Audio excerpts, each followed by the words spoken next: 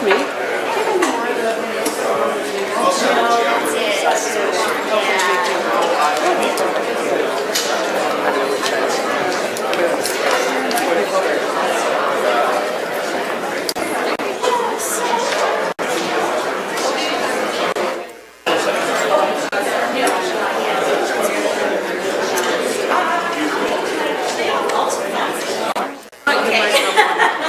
Yes, I'll bring one out. Okay. I'm old school. I still remember. Oh, yes, I Samantha, there wasn't one up there for you?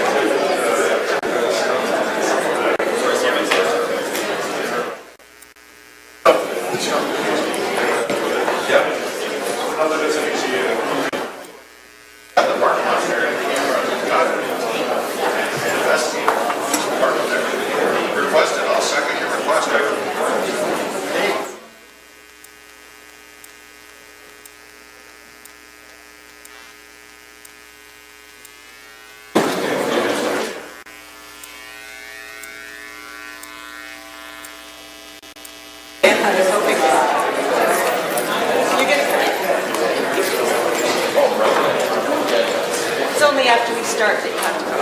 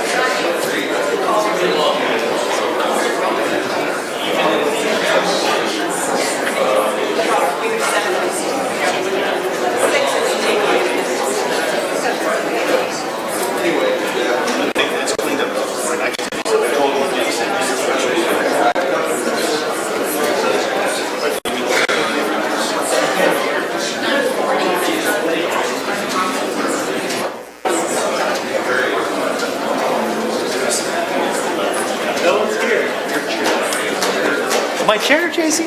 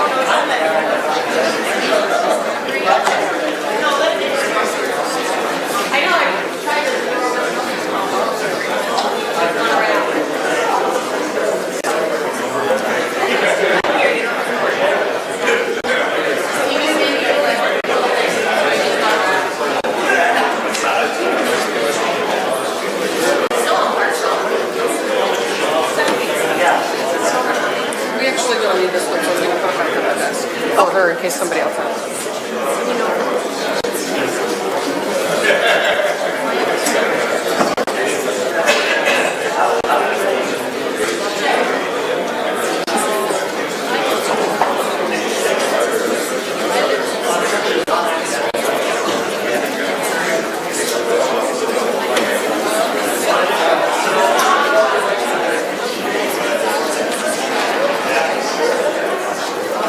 Hey, Doug.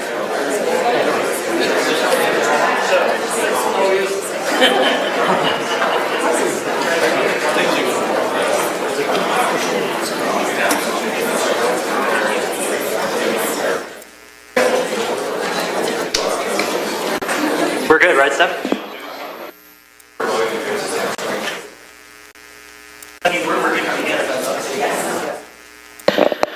Good morning. I would like to call our meeting to order. Members of the public are advised that our meetings are webcast live by City of Hamilton and temporarily archived on the city website. Other individuals and the media may also be audibly and/or visually recording this meeting. As well, a reminder that all electronic devices are to be switched to non-audible function during the committee meeting. Madam Clerk, are there any changes to our agenda? Yes, Mr. Deputy Mayor, there are quite a few. Delegation requests, we have 4.1. Steve Sellinger, Oasis Pools Limited, respecting the proposed pool enclosure bylaw to attend on June 15th. Keenan Loomis, President and CEO of Hamilton Chamber of Commerce, to provide updates regarding the Bay Area Economic Summit, Magnet Job Board Initiative, other advocacy priorities, and to present the new mission and vision statement for the Chamber to attend on May the 18th. Ken Stone of the Independent Jewish Voices, respecting the annual Negev dinner in Hamilton. That would be for today's meeting. Howard Elliott, Hamilton Roundtable for Poverty Reduction, respecting item 9.2.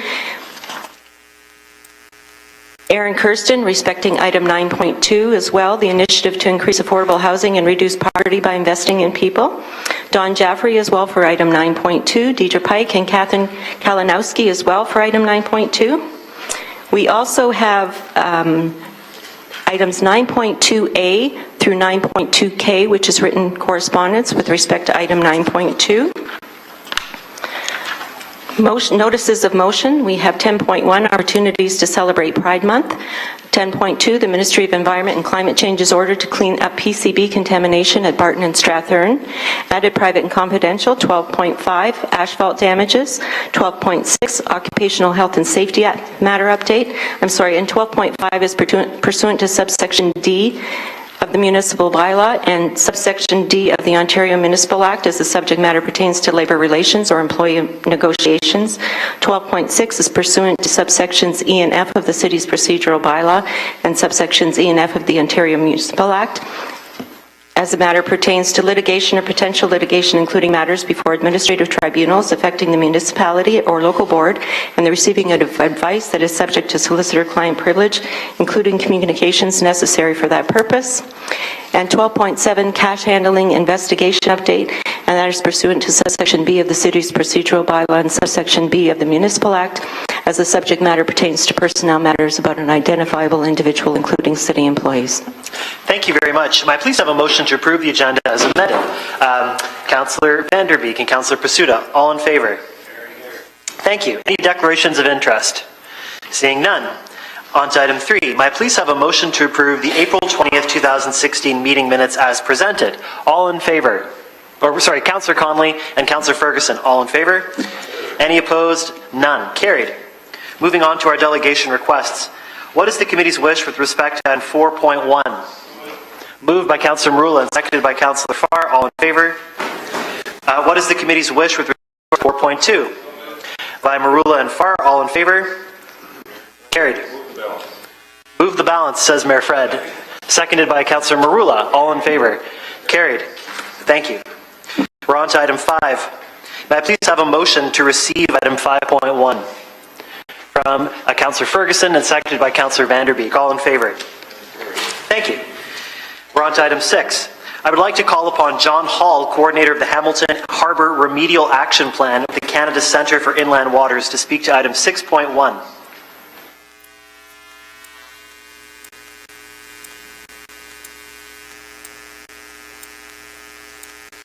Thank you very much, Mr. Chair and members of the committee.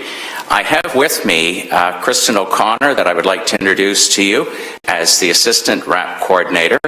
And being a man without 3 hands, Kristen is going to help advance the slides while I do my best to stay within the 5-minute allotment. Here was the condition of the harbour. The 1969 quote is actually from the Parliament of Canada. So moving on to the status, let's examine each of these topic areas in a little more detail. The photo on the right was taken in the 1970s and gives a feel for the infilling and condition of the harbour at that time. The mess in the left side is material from Randall Reef. Steel has arrived for Randall Reef remediation, and so that project is well underway now. The project will take 2 years to build, actually 3 years to dredge and 2 years to cap. The priority projects for toxic substances include Randall Reef, which has started and is fully funded. The Dofasco boat slip will be fully funded by ArcelorMittal Dofasco. The area of the Strathern slip is contaminated by PCBs. A source trackdown has led to a combined sewer overflow and contamination seeping into the sewer from industrial properties. OMOECC is presently leading the remediation of industrial sites, after which remediation portion of the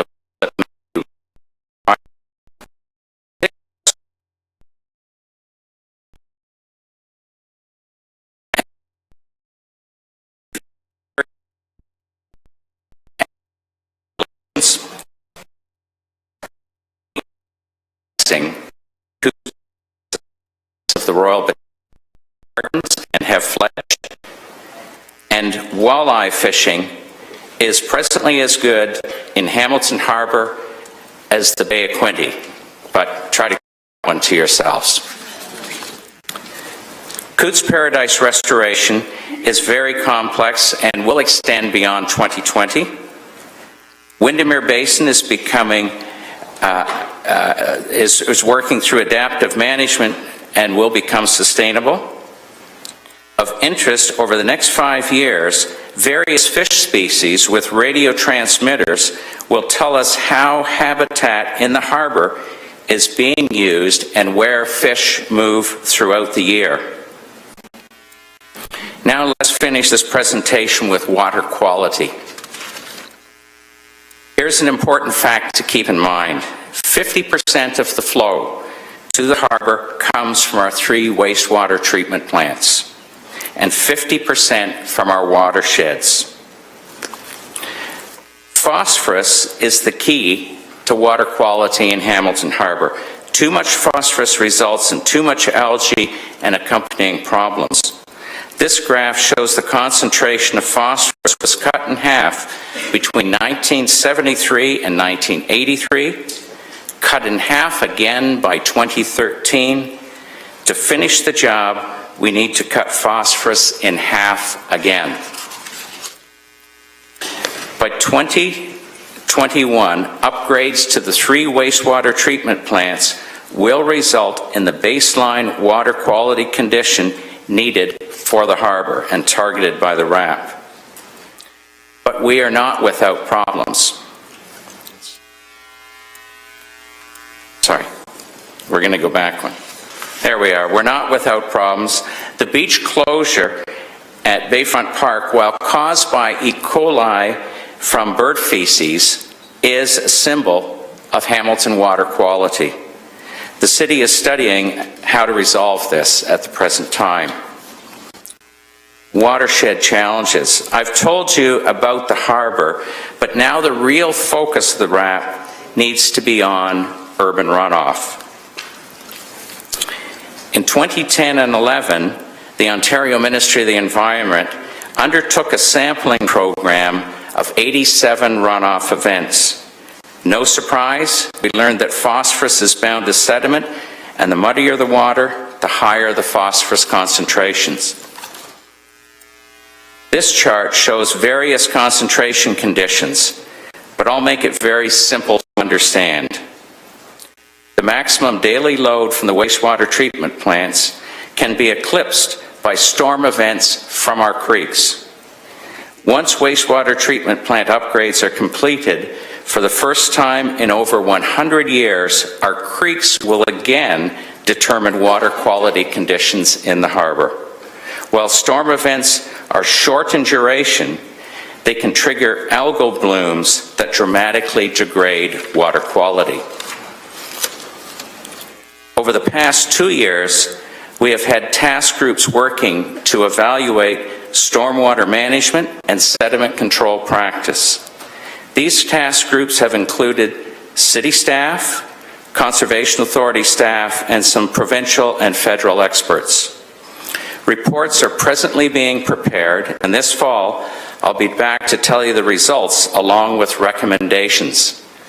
Now, just a tease of what I'll be presenting in the fall. Be prepared for some new understandings and some change. Here's the good news. The change looks to be more environmentally effective and more cost-effective. And we're not alone in this change. It's becoming common practice in many parts of North America and Ontario. As stated in the RAP vision, the harbor should be a vibrant centerpiece in the community's life. We're making this happen. Be happy to entertain any questions. Thank you very much. Are there particular questions? Councillor Ferguson. Well, I want to thank the delegation. That was a very exciting report with the progress. I know we're making significant investments into the Woodward Avenue sewage treatment plant to deal with a number of issues, of which phosphorus is one. And so thank you for the hard work you do. And so by 2025, we should be in good shape. Is that really the bottom line? Randall Reef will be done then? The sewage treatment plant will be expanded, and so we'll be able to go swimming back in the harbor again, then, will we? That's certainly our intention. The swimming back in the harbor is being addressed through work that's ongoing this year, a city study and such. And the results in 2025, we're going to have the harbor in good shape, and it'll be critical that we're making advances in the watersheds as well. And that's why I mentioned that I'll be back in the fall to speak about urban runoff. Then we just got to deal with the birds and their feces and how we can reopen that swimming hole for the community. Absolutely. It's all about right now, and it's not unique to Hamilton Harbor. Many beaches around the Great Lakes have had the same problem where they've cleaned up their own environment, so to speak, but the E. coli is coming from birds being attracted to parkland. That's because people are feeding them? Is that what attracts them to that area? That can attract the birds in if people are feeding them. Yeah, the message is don't feed the birds. But in addition to not feeding the birds, there actually have to be proactive scare techniques and such that discourage the birds from coming into the parks and the beach areas. And one last question to you, Mr. Chair. So the wires didn't work, or the owls, the fake coyotes, or wolves sitting on the beach didn't help? Any animal representations that you put around, the birds at first will recognize them and stay away, but they are clever enough to realize that they may be inanimate, and so static things just don't work. Overhead wiring actually hasn't been used yet, and so that may be a practice that can be added to the suite of things that are used. Just so you know, at Pier 4, which is the smaller of the two beaches, Pier 4 is most years on the cusp of meeting the RAP targets. It has met the RAP targets at times, which is to be open 80% of the time during the year. But there's still things we can do at Pier 4 to discourage the birds from coming around. At Bayfront Park, it's been a bigger beach, a bigger area to manage, and so that's where this study of the water quality and just what are the suite of things that we can do, and can we make it happen? In the end, that has to be determined. I can tell you right now, it's just the very nearshore area that doesn't meet the swimming standards. If you were to go 100 meters offshore, then you meet the swimming standards.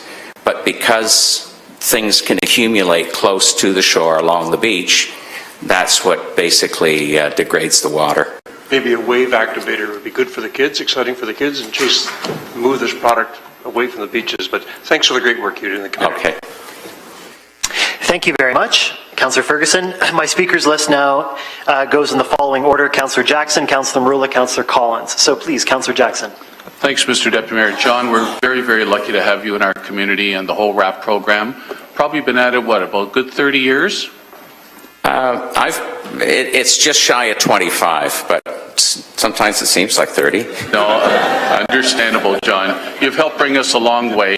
How do we measure up with the IJC in terms of the International Joint Commission and that with our water quality in terms of where we've been and where we are currently and where we'd like to be? Mr. Deputy Mayor, through to John, maybe just for a summation, please. Sure. With the IJC, Hamilton in the beginning was one of the worst sites, one of the largest to tackle. We have a number of impairments that we're working on, and we hope that over the next few years that some of those impairments we can have removed from the list. That doesn't mean we delist the whole of the area as an area of concern, but our big linchpin in all of this really is the water quality. That makes that we've put in fish habitat, we've worked on things, but once we cross that line with water quality, a lot of the other beneficial use impairments will improve.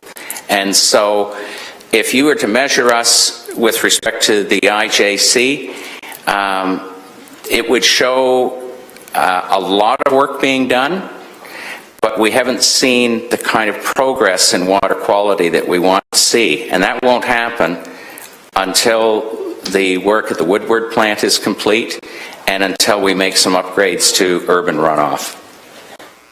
John, thank you. How about also the $100 million between all three levels of government at Randall Reef? What's your expectation there, Mr. Deputy Mayor, through you? Yeah, Randall Reef, I think we're looking at around 2021, 2022 as being the time when that work is completed. That makes a big difference with respect to our whole category of toxic sediment remediation. The other, as that is completed, then it does, along with some other work that's being done, I mentioned about PCBs and the fiasco boat slip, the cumulative effect of all those things, we hope, will improve or decrease the contaminant level in fish, and so that means that we will we'll work towards the fish community having the same edible characteristics as, say, Western Lake Ontario, which they're part of. So that's what we're moving towards.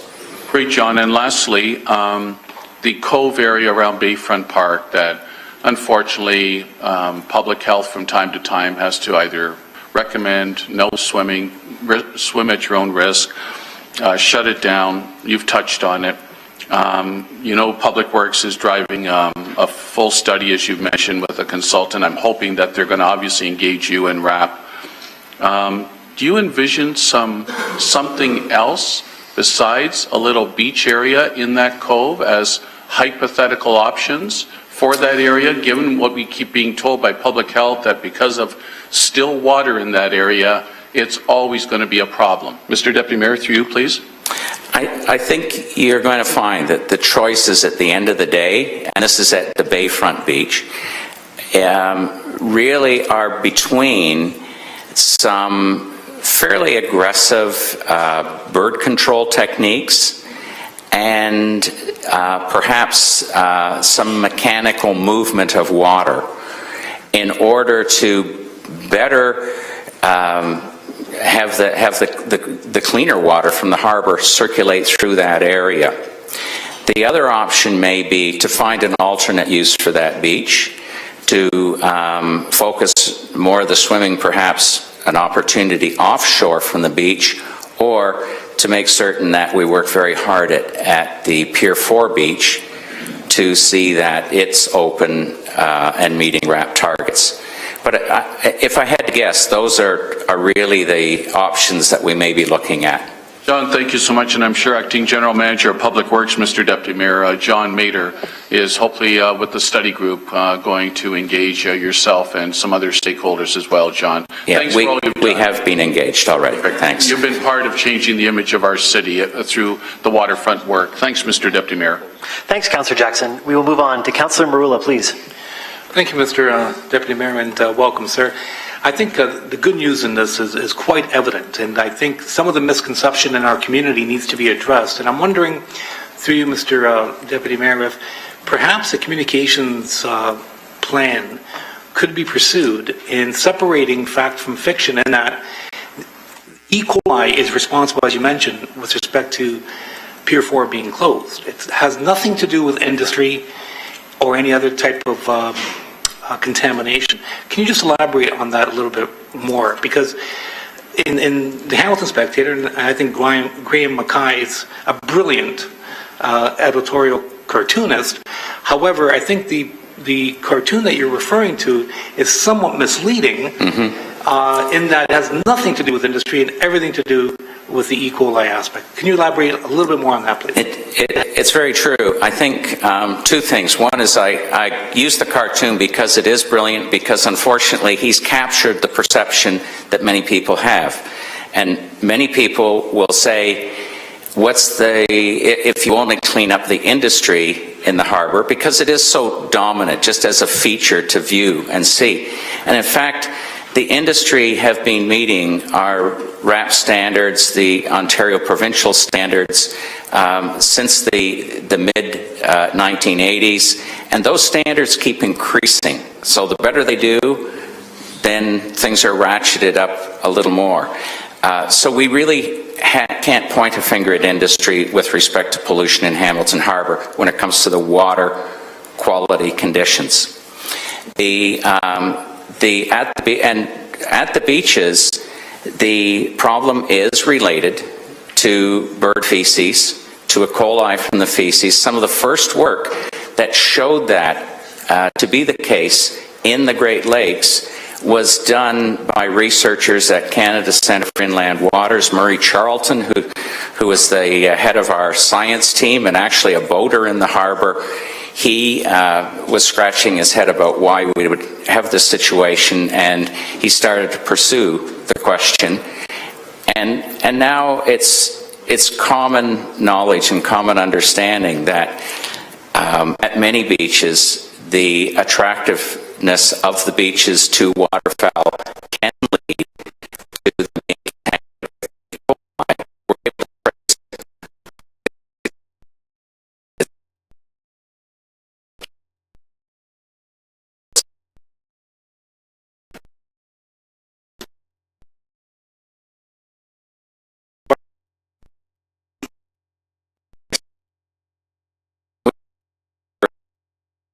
focus it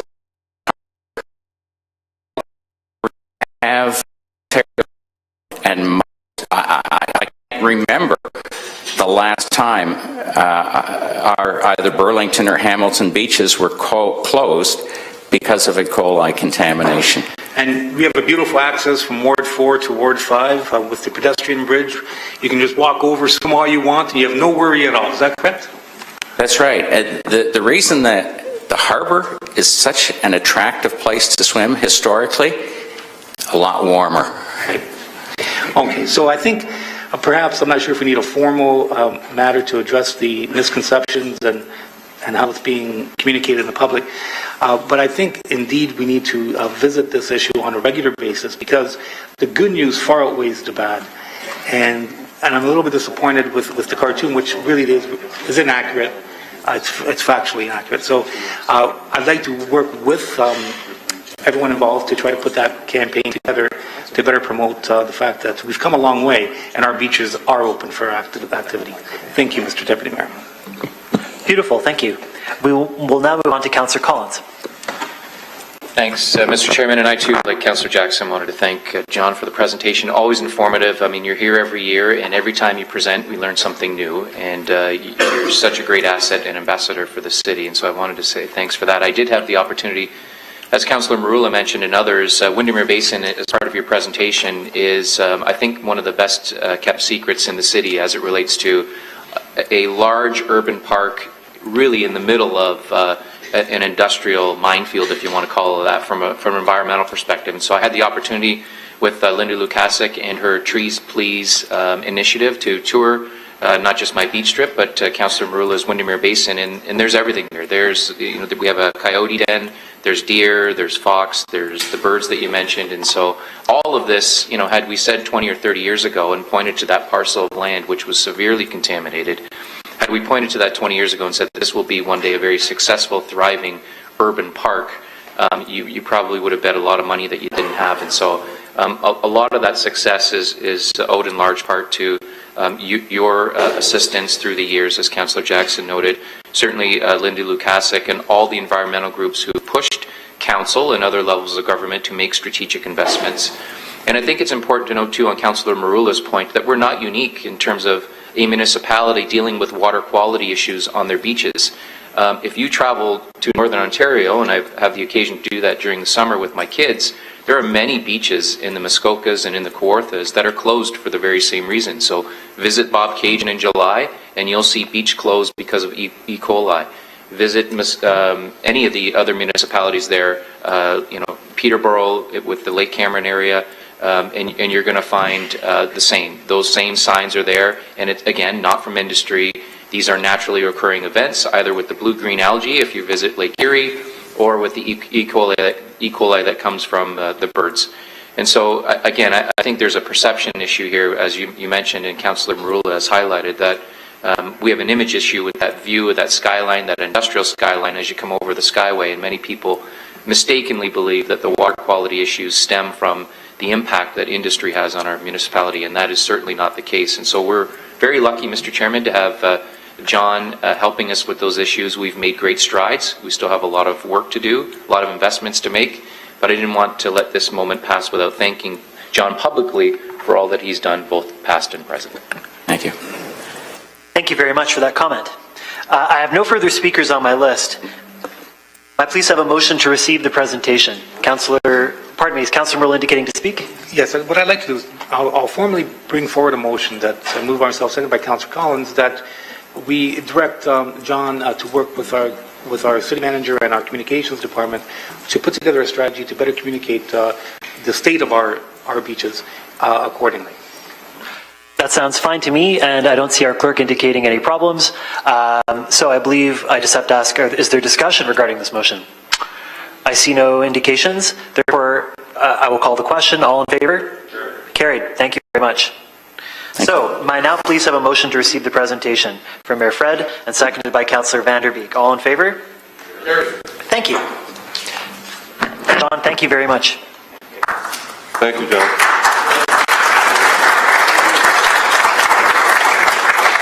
Here, if I could just interrupt for 1 second, I'm going to ask that we advance item 9.2 when we deal with the delegations a little later on. A lot of people are here for that item, and I think we need not keep them waiting, and I just want to give them some notice that this will be an item that we'll deal with shortly, hopefully. Yeah.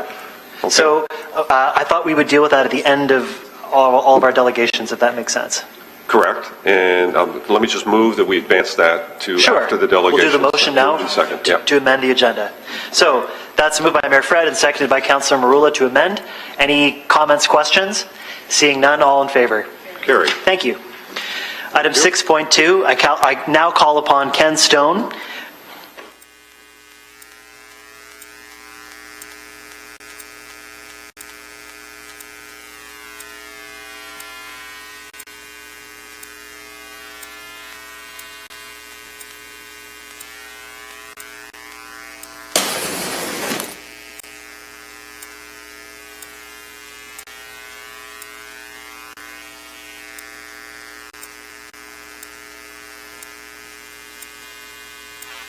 Mr. Mayor, City Councilors, I'm here today because in the past, Hamilton mayors and members of council have attended the annual Negev dinner sponsored by the Jewish National Fund of Canada.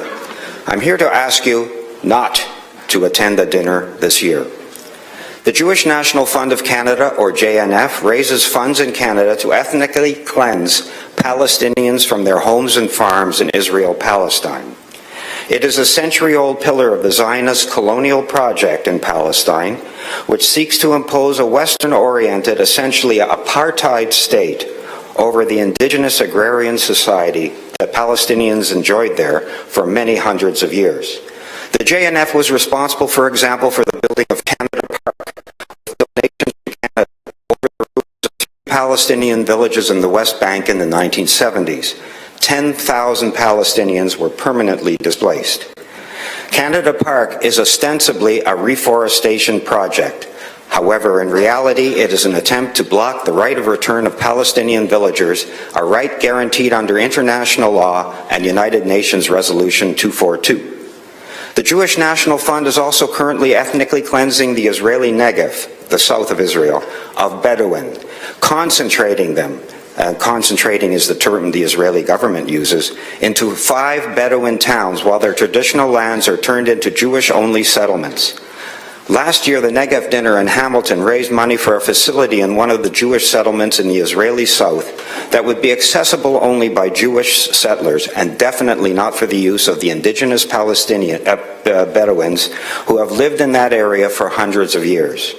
The photo on the postcard, which was just distributed to you, shows a Jewish National Fund bulldozer attacking the Bedouin village of El Araqib, which has been demolished an incredible 97 times now by the JNF only to be stubbornly rebuilt by the Bedouin inhabitants and their allies.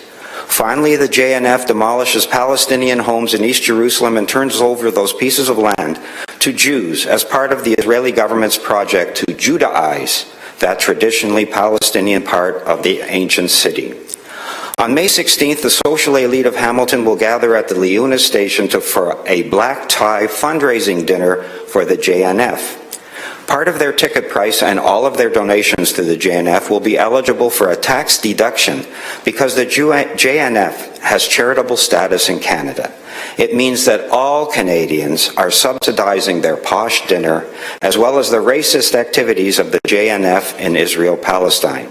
What the JNF does in Israel-Palestine would be illegal in Canada if it meant possessing an identifiable group of people such as Native Canadians. For this reason, Independent Jewish Voices has raised the demand that the Federal Minister of Revenue, Diane Leboutillier, immediately remove the charitable status of the JNF in Canada. We think it would be unbecoming for any member of this council, including the mayor, to attend that function, and we ask that you all refrain from participating in Hamilton's annual Negev dinner. Thank you. Thank you very much. Councillor Ferguson. I just move it be received. Thank you very much. Seconded by Councillor Whitehead. All in favor? Thank you very much, sir. We move on to Howard Elliott. I would like to call Howard Elliott to speak to item 9.2, or rather 6.3. No, he's addressing item 9.2, forgive me, which we've moved up.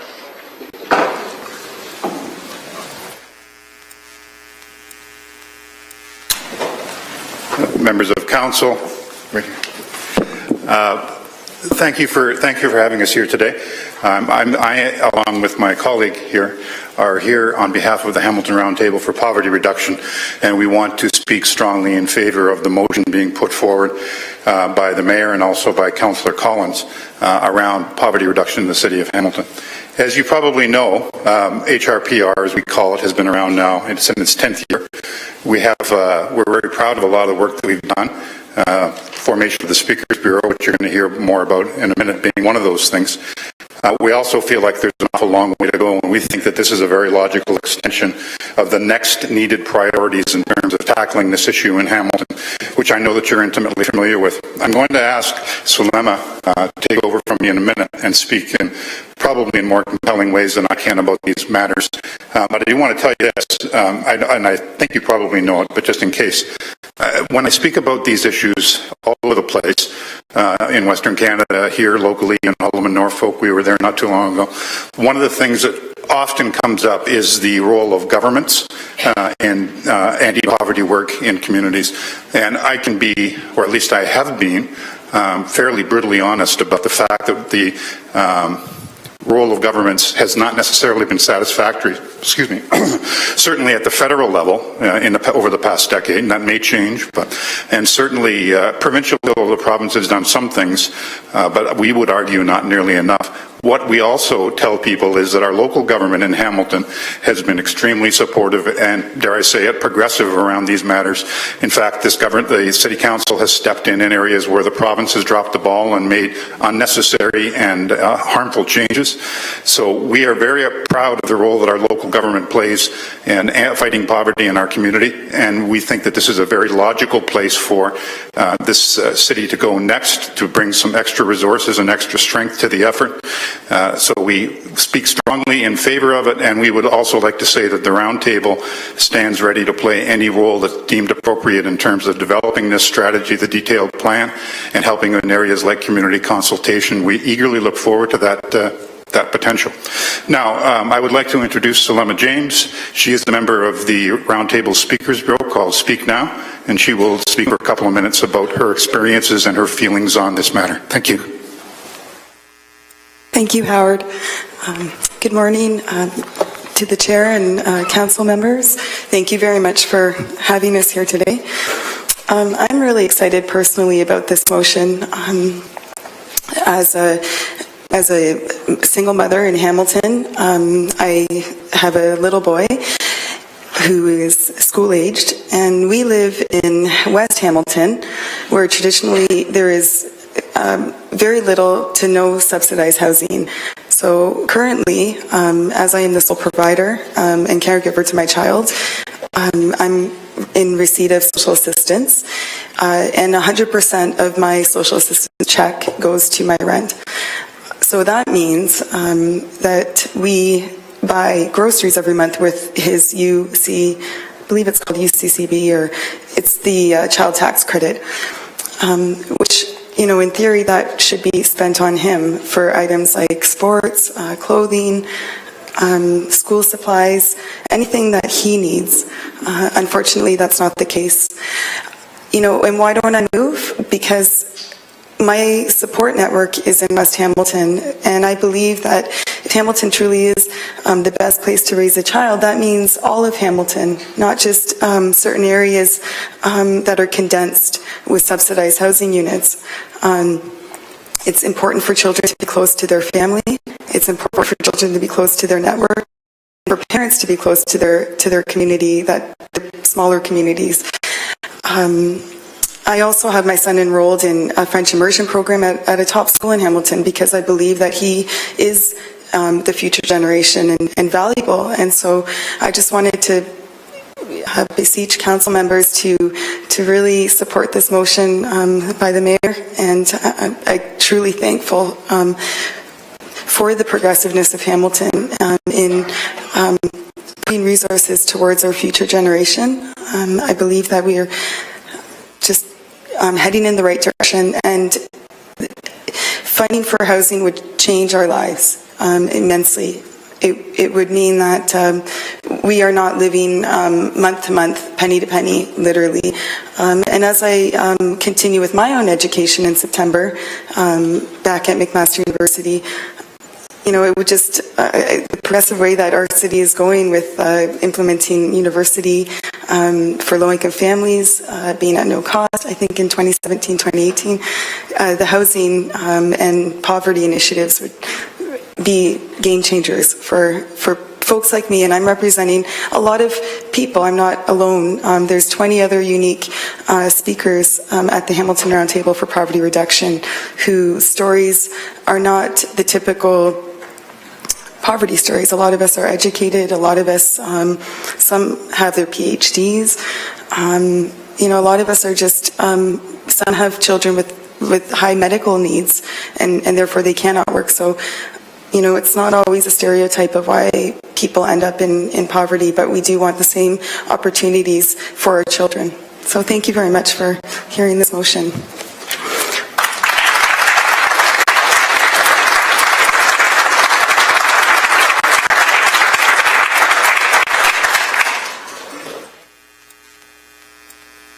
Thank you so much. Are there any questions or comments? Councillor Farr. Sorry, Howard, not for you, but congratulations on all the great work you do with Roundtable. But for the delegate whose name I... Solema, thank you. I was really pleased that you mentioned, Solema, that you like to live in Westdale, and you provided a variety of reasons. One of the things that I completely agree with is that we're all in this together, and this is a great, big, caring city. And I'm less inclined to think of poverty pockets or neighborhoods of disproportionate amounts of poverty, and they do exist in this city. Neighborhoods with disproportionate amounts of poverty, in my view, are more inclined to present more challenges. Neighborhoods of mixed income and greater variety of incomes provide greater opportunities. Would you also agree with that? You didn't mention the positives of you spoke personally, but do you agree there's positives as well with the opportunities that come in mixed income communities versus pockets of greater poverty than anything else? Yes, absolutely. For example, in the neighborhood I live in, I have a police officer who lives across the street from me, one of the daily writers of The Spectator up the street from me, and with that kind of mixed income neighborhood, it just means that it's rich and full, and the experience and the opportunities I think in the exposure to my child personally is important. I didn't want him to grow up seeing daily crime and daily generational poverty and thinking that this was okay and this was the norm and this is what he should aim for. I wanted him to strive for more and to see that, and I believe you're absolutely hit the nail right on. We should encourage neighborhoods of mixed income because we're all different. Our bank accounts don't define us, and as my good friend said, she said, you're a valuable member of this little community, and it doesn't matter that you live in a little apartment. You know, we see you every day, and when you and your son work on the garden out front and everybody talks to you, you know, we appreciate you. So thank you for touching on that. And I think that's important, an important message to have in Hamilton, that we don't need to just live in one area or kind of be relegated to one area of Hamilton, which in fact would make it very challenging to attend certain schools that might have French immersion. I know there's busing, but that also brings in challenges of childcare, of just different challenges. So, yeah. Fabulous answer. Thank you so much. Thank you. Appreciate it. Yeah. Thank you, Councillor Farr. Councillor Whitehead. To make a comment that it's interesting and you need to have a brave face to come forward and speak to these issues. And often poverty is stereotyped. And I want to thank you for helping break down that stereotype. Thank you. Thank you. Thank you so much. I have no other indications. So therefore, may I please have a motion to receive this delegation? Councillor Ferguson and Councillor Vanderbeek, all in favour? Thank you so much. Moving along, I would like to call Arend Kirsten to the podium to speak to item 9.2.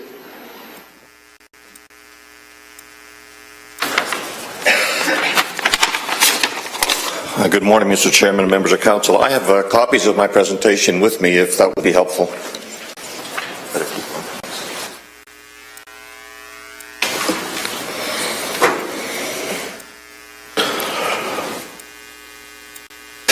I have to say before I get started that perhaps it would have been easier to just write a letter and include that in the agenda.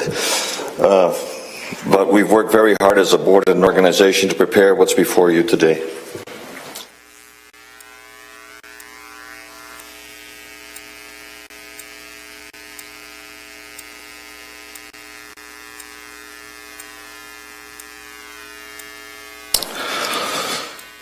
Good morning, Mr. Chairman and members of council. My name is Arend Kirsten, and I am the Executive Director of the Flamborough Chamber of Commerce.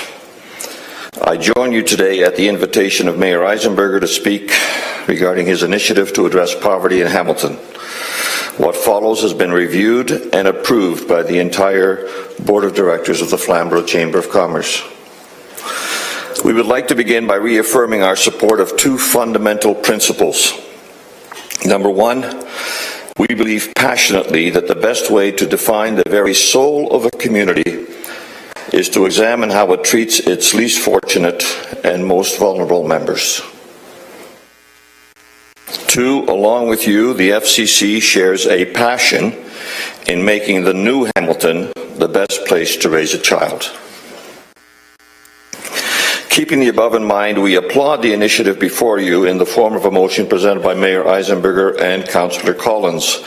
What follows are some thoughts for your consideration.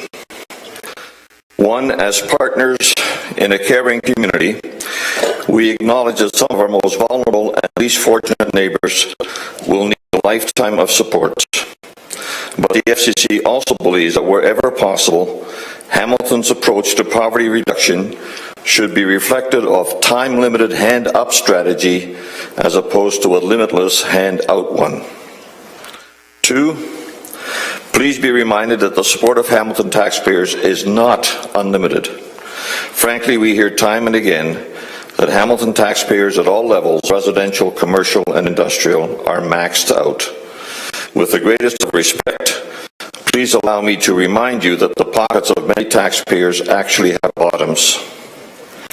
Three, we passionately believe that one of the cornerstones of poverty reduction is economic development. The the more job opportunities, the more the entire community wins. And consider the new tax revenues that come such development. Accordingly, we urge Council and staff to continue its commitment to creating greater municipal efficiencies, including especially the processing of development applications. 4, while 20 million of the 50 million has been designated for much-needed repairs to public housing repairs, we are concerned about the lack of specificity of how the remaining 30 million will be used. Frankly, we would have been much more comfortable with the detail and costed strategy before approving any expenditures. It reminds us a little of signing a blank check. 5, further to the above, we believe very strongly that any strategy that is ultimately adopted must be detailed and well-defined, complete with anticipated outcomes or goals that are measurable. In keeping with Hamilton's commitment to accountability, there must also be regular reports to the community that measures up-to-date results. Finally, number 6, and this will probably surprise some, it is our understanding that 50 million will be spent over 10 years. That works out to 5 million a year, or less than $10 annually for every man, woman, and child in Hamilton. In our opinion, that's a very modest amount, and if it results in making Hamilton a better place to raise a child, it will be money well spent. Thank you for this opportunity to share some thoughts. If there are any questions, I will attempt to answer them. Thank you. Any question from council members? I have a motion to receive by Councillor Vanderbeek and Councillor Pursuta. All in favor of receiving the report? Okay. I have to find out where I am here. The next speaker will be John Jaffrey, Social Planning and Research Council. John? There he is.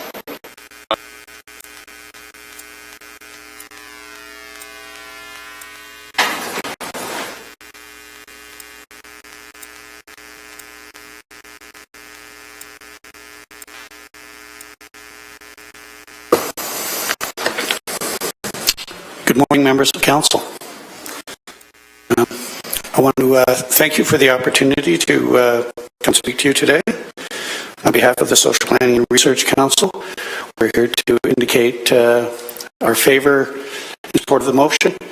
I'm accompanied today by Mr. Marvin Kaplan, who's the Vice President, in fact, Acting President of the Board of Directors of the Social Planning and Research Council. And Mr. Kaplan is here to assist in this presentation, really as a way of further demonstrating the interest and support of all of the directors of the Social Planning and Research Council, our leadership volunteer team, and our membership for the proposal that you're considering today. So with that introduction, I'll turn it over to Mr. Kaplan. Thank you, Mr. Mayor, members of council. On behalf of the Social Planning and Research Council of Hamilton, we would like to congratulate Mayor Fred Eisenberger on his initiative to increase affordable housing and reduce poverty by investing in people. We would encourage all members of council to add their support and endorsement to this proposal. Poverty remains a persistent and significant problem in Hamilton that continues to undermine the health and well-being of those individuals and families struggling under these conditions. Given that the overall poverty rate for the city of Hamilton did not improve at all between 2001 and 2013, this new investment is needed both to improve prospects for change, as well as adding some encouragement to those members of our community who are committed to this matter. Over the long term, with the appropriate strategy and accompanying investments, we know that poverty rates can, in fact, change and be significantly improved. Hamilton can formulate effective strategies, make strategic commitments, and mobilize broad community support. Together, the whole community have the capacity to bring together a broad range of community partners and formulate effective plans for change that can substantially reduce poverty. History teaches us that to be successful, these plans will call for strong commitment and investment from all levels of government working together to solve these issues. My personal addition to this is that it makes economic sense. There's often in the past a question of why should areas without as much poverty subsidize. We heard a moment ago about how important it is to have strong economic development in our community. People choose to bring businesses to a community because of the way that community operates, because of the nature and tone of that community. Reducing poverty makes economic sense since municipal taxpayers pay a significant amount when poverty rates are high. Those costs include the need for more police, a portion of the Ontario Works budget, public health costs, and the dampening of economic development. I noticed that the Barton Street BIA was in support. The wider community really supports what Council has been asked to do, and they support it for more than just the social justice reason. They also support it because it makes economic sense. I would like to end my remarks and say that if there's any tough questions, Dawn is here, and if there's any easy ones, I can handle. Thank you. Any questions from council members? Seeing none, thank you very much for your presentation. Councillor Ferguson moved it, seconded by Councillor Skelly. All in favor? Carried. Thank you.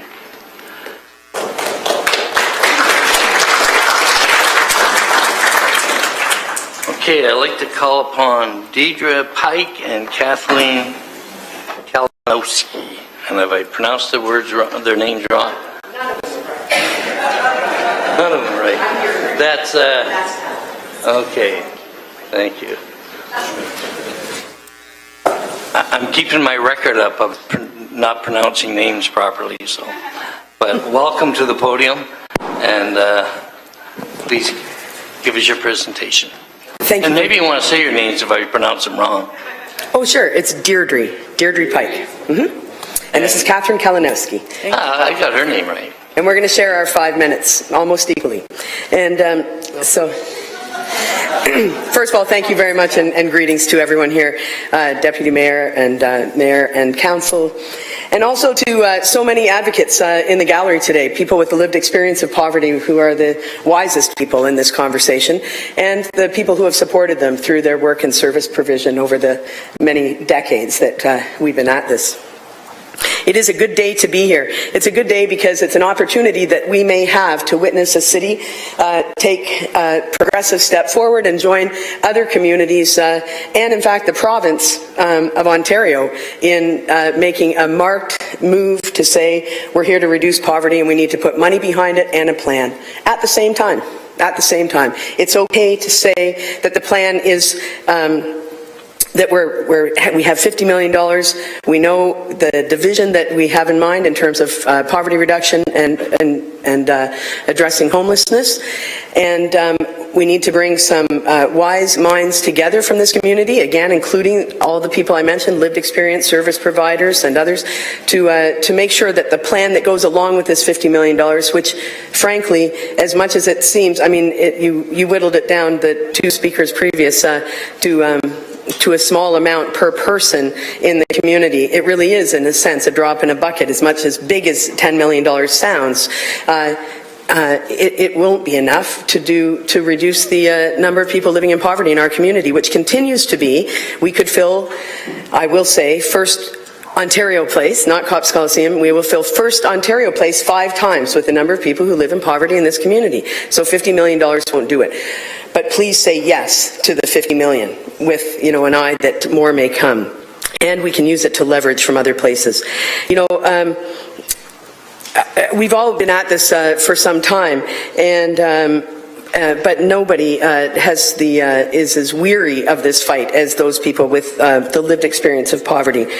And so, in the past, when we've all shown up here, you have, as has been mentioned, responded progressively before. When the community startup maintenance benefit ended, you said, that's no good for us, we're going to do something else. You've also taken a look at some issues in applying a gender lens, and that comes in the role that I'm standing here today. It's not really as, in my role as a senior social planner, I'm the coordinator of the Women's Housing Planning Collaborative. We call it WIPIC. WIPIC, good, for short, WIPIC. So the Women's Housing Planning Collaborative, and that comes with support from you through the homelessness partnering strategy that the city is the community entity for. And so you already know how important it is to apply a gender lens to the issues of poverty reduction and homelessness in our community, because you've stood for that before. And so today, that's why we thought it was important for us to come here to remind you that as you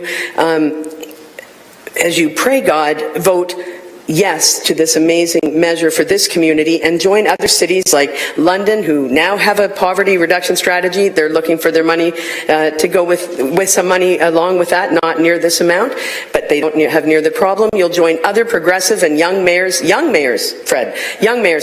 the country saying that this is how we care. But really, that gender lens is what we're really here to emphasize today, and Catherine can share more about that. With what's left of 5 minutes, Deirdre. They didn't notice that I took up only one. I tell you, I shed my usual cynical self and felt quite jubilant when I heard about the mayor's initiative and the idea of investing in people.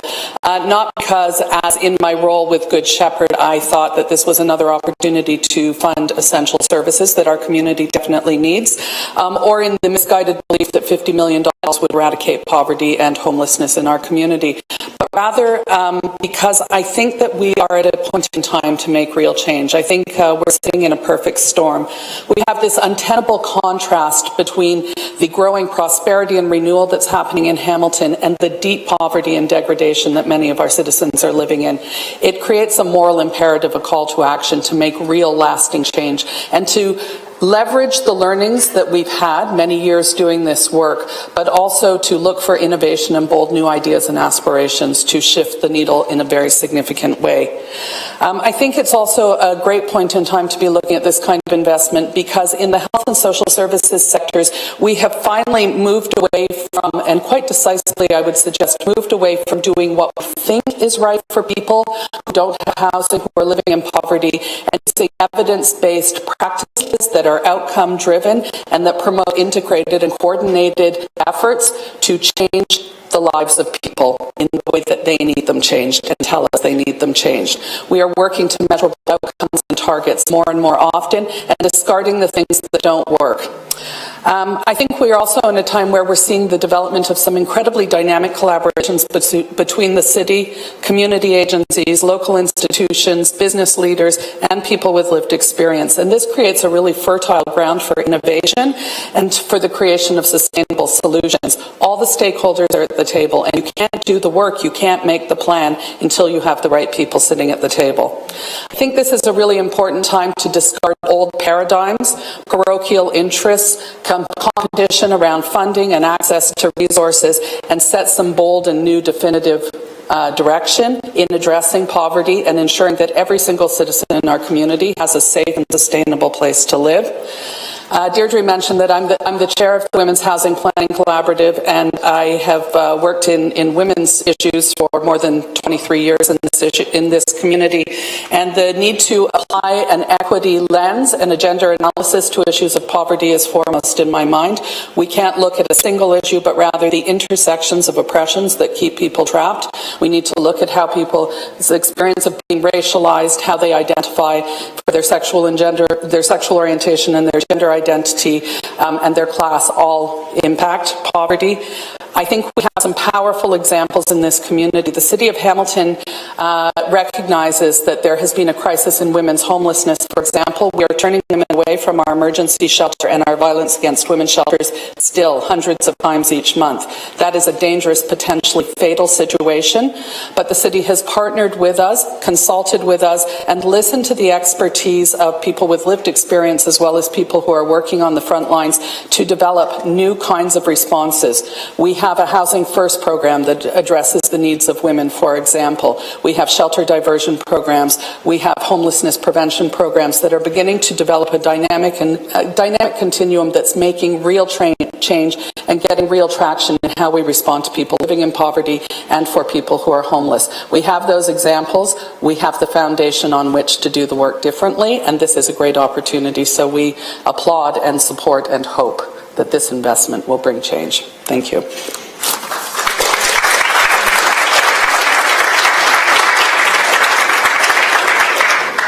Thank you very much. May I please have any questions or comments, indications?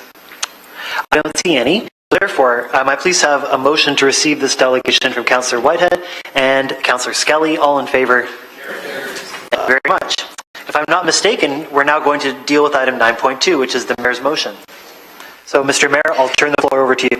Thank you very much. The motion is before. I'll just outline a couple of corrections. First of all, it does have my name on it, but it was also co-sponsored and worked on by Councillor Collins. And for those that are sharing accolades, that should be delivered to Councillor Collins as well, and hopefully to this council ultimately.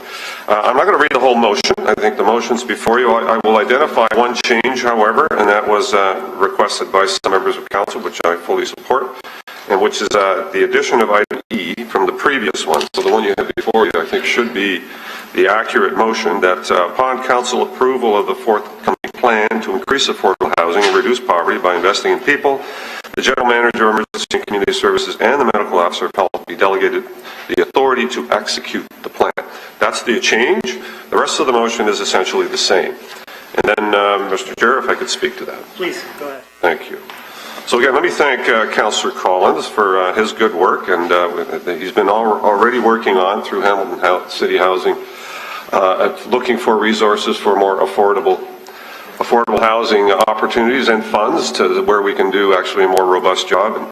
And we kind of came together on this notion that there were two opportunities, in fact, to find some resources to make a difference in poverty as it is today. And I will certainly admit to you that some of my motivation is having lived in poverty most of my youth on Lang Street in the McQueston neighborhood. That in the last 40 years since that happened, we haven't made a lot of traction on the issue of poverty. In fact, poverty has increased, and I think that's a kind of a sad statement as to where we are as a society. That's not to blame Hamilton, and Hamilton is not unique in any of that. But we have a unique opportunity right now to make a significant difference with funds that are not coming out of the tax base. And that's I think the fundamental issue here is that we set aside a legacy fund, $100 million legacy fund for legacy projects that would make a difference in our community. I think this is the right time to tap into that, not to degrade the fund. It's still going to be paid back. That $20 million will come back to that fund. It'll just take a little longer. And an opportunity to realize some dollars for direct poverty reduction strategies pursuant to the plan that's mentioned in the motion. So none of these funds are going to be expended until there is a plan, and we're asking our staff to go out and create that plan and bring that back to us, and then include in that, as the Director of Aaron Kirsten mentioned, measurables. Make sure that we can measure, because one of the downfalls that we've had in terms of our poverty reduction strategy, which has been ongoing for 10 or 11 years, is that we haven't had the measures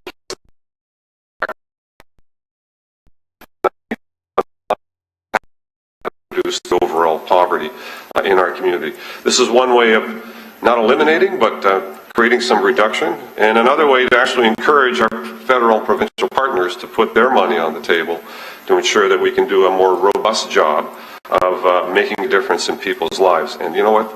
1 in 5 kids in our community living at or below the poverty line, to me, is unacceptable. We are driving hard on economic development. I mean, I've been the guy that's been pushing on that for years, funding additional staff in our economic development department so we can do more and find more job opportunities, and that drive needs to continue. But at the same time, we are still leaving too many people behind. So this is a great opportunity for us to actually make a difference with taxable funds that, yes, we could put into infrastructure. So I'm not asking for all the money out of the future or out of the dividend that will come to us, and I have no doubt that the dividend projection is anywhere from 3 to 5. They're conservative numbers. I anticipate they'll be higher.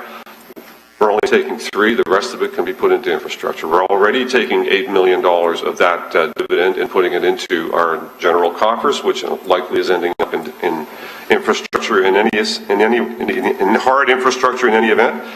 My view is let's not forget about our human infrastructure, the people in our community that don't want to be in poverty. Many of them do not have a choice. Most of them do not have a choice. They're stuck. They're trapped. They need help and assistance. And we can debate about what the right path is, but I think we bring together a lot of great people that are working in this field to come together and give us measurable, definitive, direct assistance and helps, not handouts, but help-ups, as Mr. Kirsten identified. And I appreciate from the Chamber of Commerce in Flamborough, a great news story that we see people on both sides of the equation saying, now's the time to actually act on this. The resources are there. Let's find a way of capturing those resources and then also find a way of leveraging those resources to do a more robust and fulsome job. And if we're to break it down, $50 million sounds like a lot of money. It is a lot of money. In my world, in my day-to-day world, I don't have $50 million lying around. But from our municipal world, where our budget is $1.5 billion each and every year, and we're asking for $5 million out of that budget to deal with our human infrastructure, our most important infrastructure in our community, which is the people in our community. If they do not have a path to prosperity, I think that is a huge challenge that we cannot ignore. If they have challenges in terms of housing, I think that's a challenge that we just can't ignore. Now, having said that, we haven't ignored it. We have taken steps, but they haven't really made the kind of impact that I think we all should and would like to see. So this is an opportunity for us to really take a bold step, not make it contingent upon other levels of government. We are relying on them to come to the table as well, but we need to move, and I think we can move as a community collectively. Take some dollars that are resources that aren't going to impact our budget and really move on something that I think the community at large will understand is a worthy investment. And this is clearly an investment in people. And I'll end with what I believe, and I think many people believe. Susie Braithwaite said it Rachel Braithwaite said it very clearly in her presentation, in her letter, that this is the next generation. By starting in a poverty, you are more likely to experience chronic illness and disease, living in inadequate housing, receive inadequate nutrition, and experience multiple barriers to education, attainment, and employment. And so I see this as a cost-saving measure. This is going to reduce our cost in healthcare. It's going to reduce our cost in policing. It's going to reduce our cost in housing because we're going to be able to actually provide stable environments for people, and their choices will be much better, and they will not trip into all of those poor elements. And I'll end with what Rob McIsaac said not too long ago, is if you want to reduce the cost of healthcare, reduce poverty, and you'll have gone a long way to having that happen. So I want to thank members of council for entertaining this. I think this is a worthy investment in our people. I want to thank all the people that are here that support this.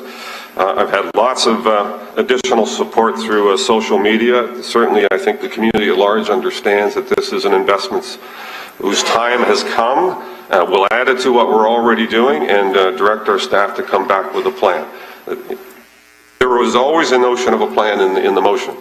No one would ever spend this kind of money without a plan, without a measurable plan. So what we're going to do is ask our staff to come consult with a broad range of folks in the community and come up with a very specific, targeted, measurable plan that identifies how these monies are going to be utilized and how they're going to be put into effect to help the lives of the very people that we so care about in our community. So thank you for your consideration on this. Thank you for all the support in the broader community. And I hope that members of council will support this and we can get on to seeing a plan in October that's going to get us to next steps and approaching both the federal and provincial governments, and I'm already doing that, to ensure that they put dollars on the table to do an even more robust job for the people of the City of Hamilton. Thank you very much.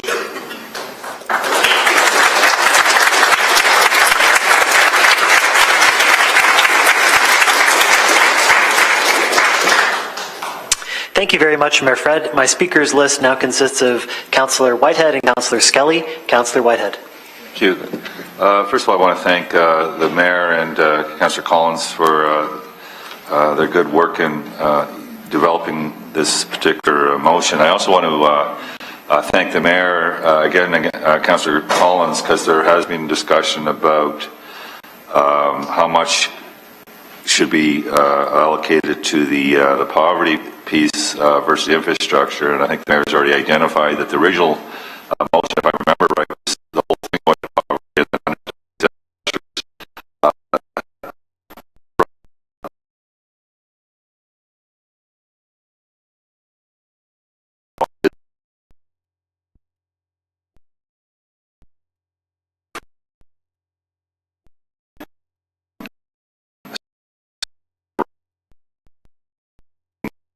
I'm hoping we'll see those. There's a correlation between the people's ability to pay and dealing with poverty. I also appreciate the fact that if you don't grow your economy and create jobs in the community, you're clearly creating a barrier and probably even creating a greater level of poverty.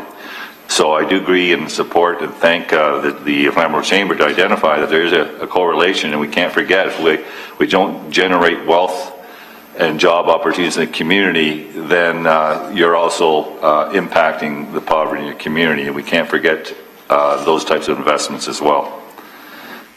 I also believe that there's a number of communities that are being treated unfairly across Ontario. I believe Hamilton is a regional centre. I think Thunder Bay is a regional centre. I think Toronto is a regional centre. Windsor. I think there's a number of communities that unfortunately take a greater level burden on the backs of the property taxpayers to deal with poverty at the exclusion of proper supports from the other levels of government.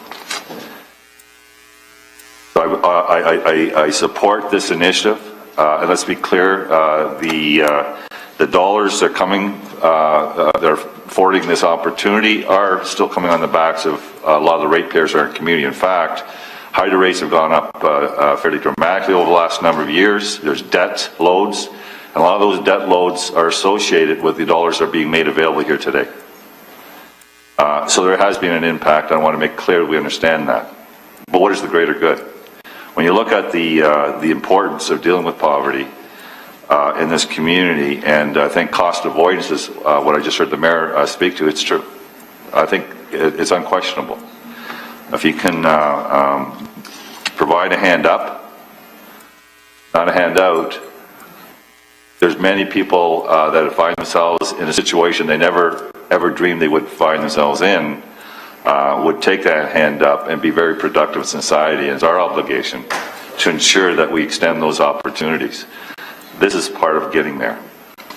I also believe, and I do have some concerns, because we've already identified, and in fact we had a really robust budget discussion and deliberations the last term of council.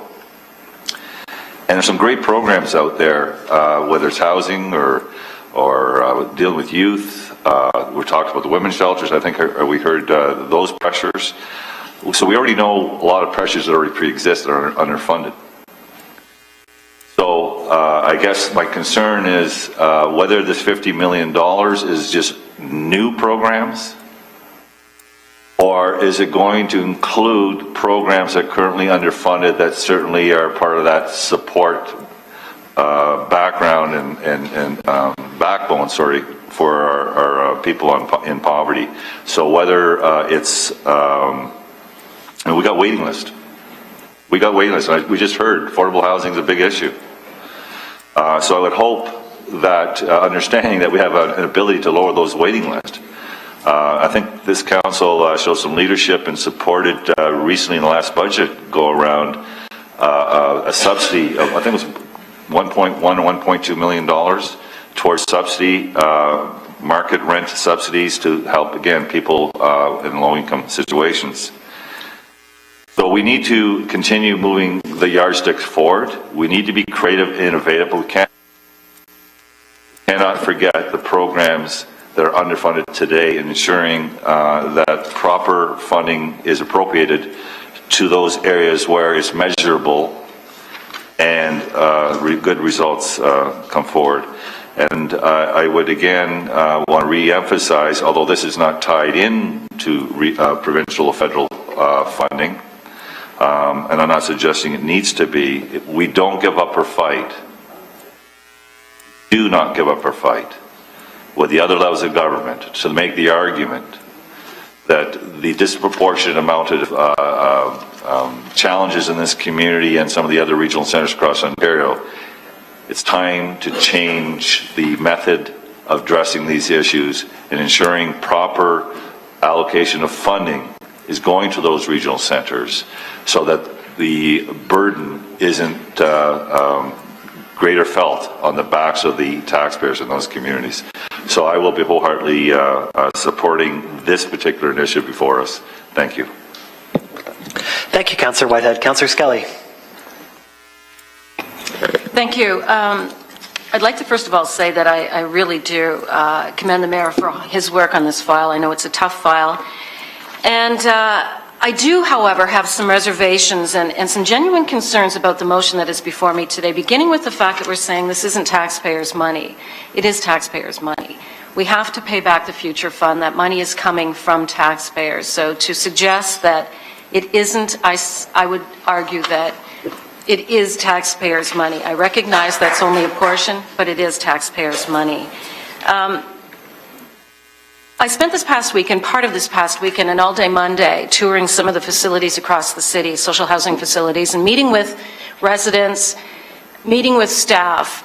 And one thing that was brought to my attention by a staff member was a solution that they were really advocating, and that was to leverage the equity in our collective real estate within social housing to pay for the costs of repairing our business, our housing units on an ongoing basis. Now, they pointed out that there is an issue with the fact that the province at this point has restrictions in terms of being able to borrow against equity. However, it was such a popular notion that a number of municipalities have lobbied for the right to borrow against the equity within their homes to repair the roofs, to repair the inside of the buildings.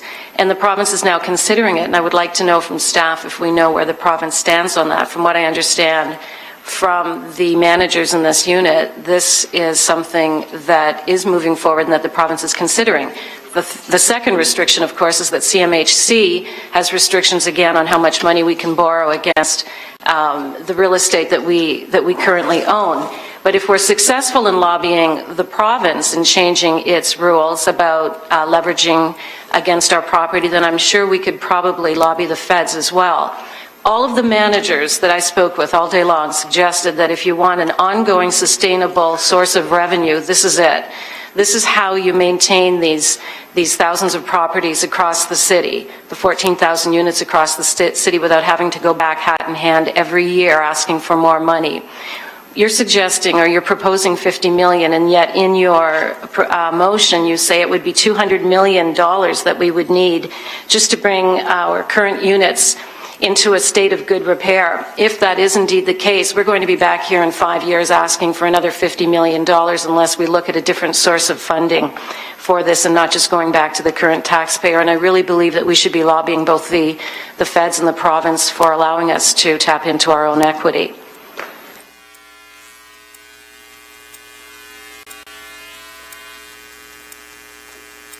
One of my big issues with the RCF, with this is our residential care facilities, and I had the opportunity to visit a few. Some are very, very scary. And I think it happens as a person who's new to council, but as somebody who's watched from the outside for years and has lived in the city for years. I see a lot of people who are struggling with mental health, and when the province deinstitutionalized a lot of the programs, and these people were brought into our communities under the premise that it would be good for them and good for society to have a more integrated approach to caring for our most vulnerable. I think that the province has really dropped the ball, and the municipalities are being forced to pick up the slack. And I think that there's an assumption that simply providing housing is addressing their needs. Having spent time in some of these places, I would challenge that their needs are actually being met. I would suggest to you that they need help, and that the support services do not exist, and that by simply saying it's a social housing issue, we are doing a disservice to many of these people who require far more help and a lot more money from the province. But this is not a municipal, under the municipal jurisdiction. This is not what we should be having to spend money on. This is a provincial matter, and I believe that we are being forced to try to meet their needs simply through housing, and I think, as I said, it's a disservice.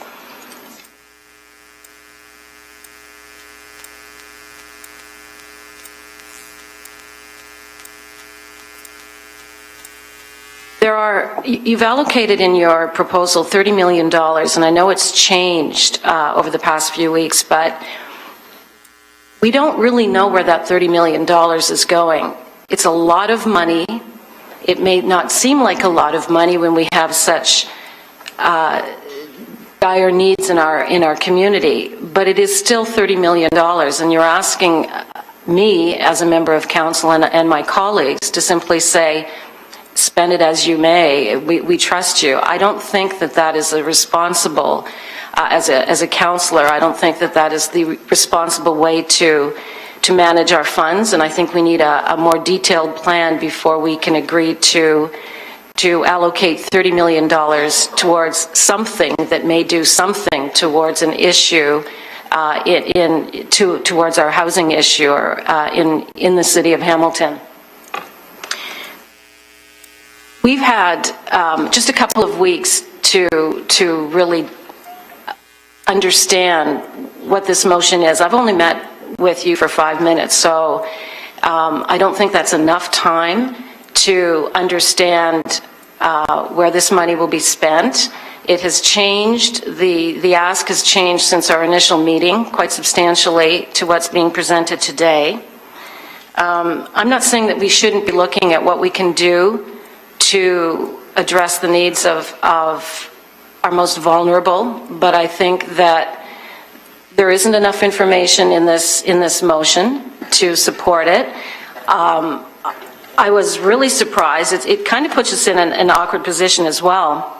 When this was first released, it was released as a fait accompli, and then to sit here, I mean, we're talking about a $50 million announcement from the city of Hamilton that was presented to the media, and yet the council hadn't even had an opportunity to discuss it. So now we're having to, sit here in light of that and all the attention that it garnered, and have to try and figure out, well, what do you mean? What are the specifics? What are the details associated with this ask? For those reasons, I'm really struggling with how I can possibly support a motion with such limited amount of information and such little time to actually discuss where the $50 million will be spent, and also with the fact that this is taxpayers' money. Thank you. Thank you very much, Councillor Skelly. My speakers list now consists of the following in order: Councillor Pearson, Councillor Ferguson, Councillor Conley, Mayor Fred. Councillor Pearson. Well, thank you, Mr. Deputy Mayor, and I know a lot has been said so far, and I first off apologize for being late. I had a couple of site plan review meetings to be at. But I certainly support this motion going forward. I appreciate the Mayor and Councillor Collins working on this. I think as has been pointed out, our part of our infrastructure issues is our housing stock, and I believe that we need to maintain that. And if we don't get our finger into it now and start doing something, it's only going to continue to get worse. And I believe that it is a measurable, and it is a savings as far as the mental health and the physical health of the citizens, and economically, that they are in safe, affordable housing. Not just affordable because it's affordable for them to maintain, but is also affordable on the side of taxpayers, because when these units are repaired, become more energy efficient, it's a win-win for all of us. And hopefully part of the process when this comes through is that we do work on or try and align a plan that puts us on a maintenance schedule that doesn't see us get down this road again so far that we end up in this hole again. So I am supportive of this, and I think it's a great initiative. I appreciate that this is money that is there that we can do that. Thank you.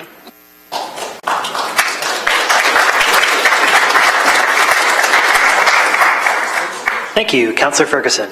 Thank you very much, Mr. Chairman, and I'm going to follow the same lines as Councillor Scully did. I've witnessed too many times around this council table where the solution to every problem is throw money at it.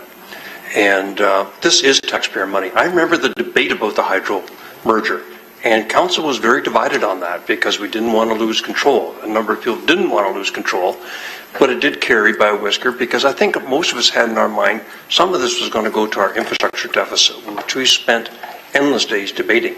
And here we are spending it all before 1 cent even comes in the front door. And so I just have some reservations. I don't believe you spend money till you have a plan. And I haven't seen the plan. I see the motion of plans coming later. And that worries me.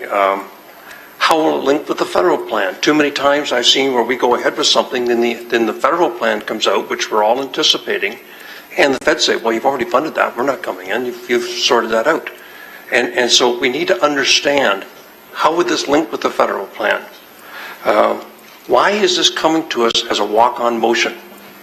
Typically you refer matter to staff for a report that would come back to us with all the information that we need to help us make the right decision. Here we're doing the opposite. We're telling staff, here's $50 million now, go and do a plan. I think this should be referred to staff, have them do a detailed report, answer a lot of our questions, and tell us what the plan is, and then approve the dollars, if in fact we all, at the end of the day, feel it's the right thing to do, and we're connected with staff on that. But this is walking straight onto us, which I'm uncomfortable with. Why is this being done outside the budget? Surely the expenditure of $15 million should come at budget time along with everything else, so we can see all the city priorities and then make the right decision. As I say, there's no better legacy, no better thing to do than help the impoverished to obliterate poverty. But I just want to refresh everyone's memory. I have the operating budget in front of me here. I know the mayor was a little concerned about why I carried this in this morning, but I have the operating budget. Right now, on housing alone, according to Mrs. Preel's budget, we're spending $105 million annually on housing. $55 million of that is on the levy, so over half. Through the great advocacy, which I supported from Councillor Collins, between the operating budget, the capital budget, and the special enhancements, we added $9 million to housing for the 2016 budget. This is another $50 million now that's going to be added to that. I hear from my community regularly.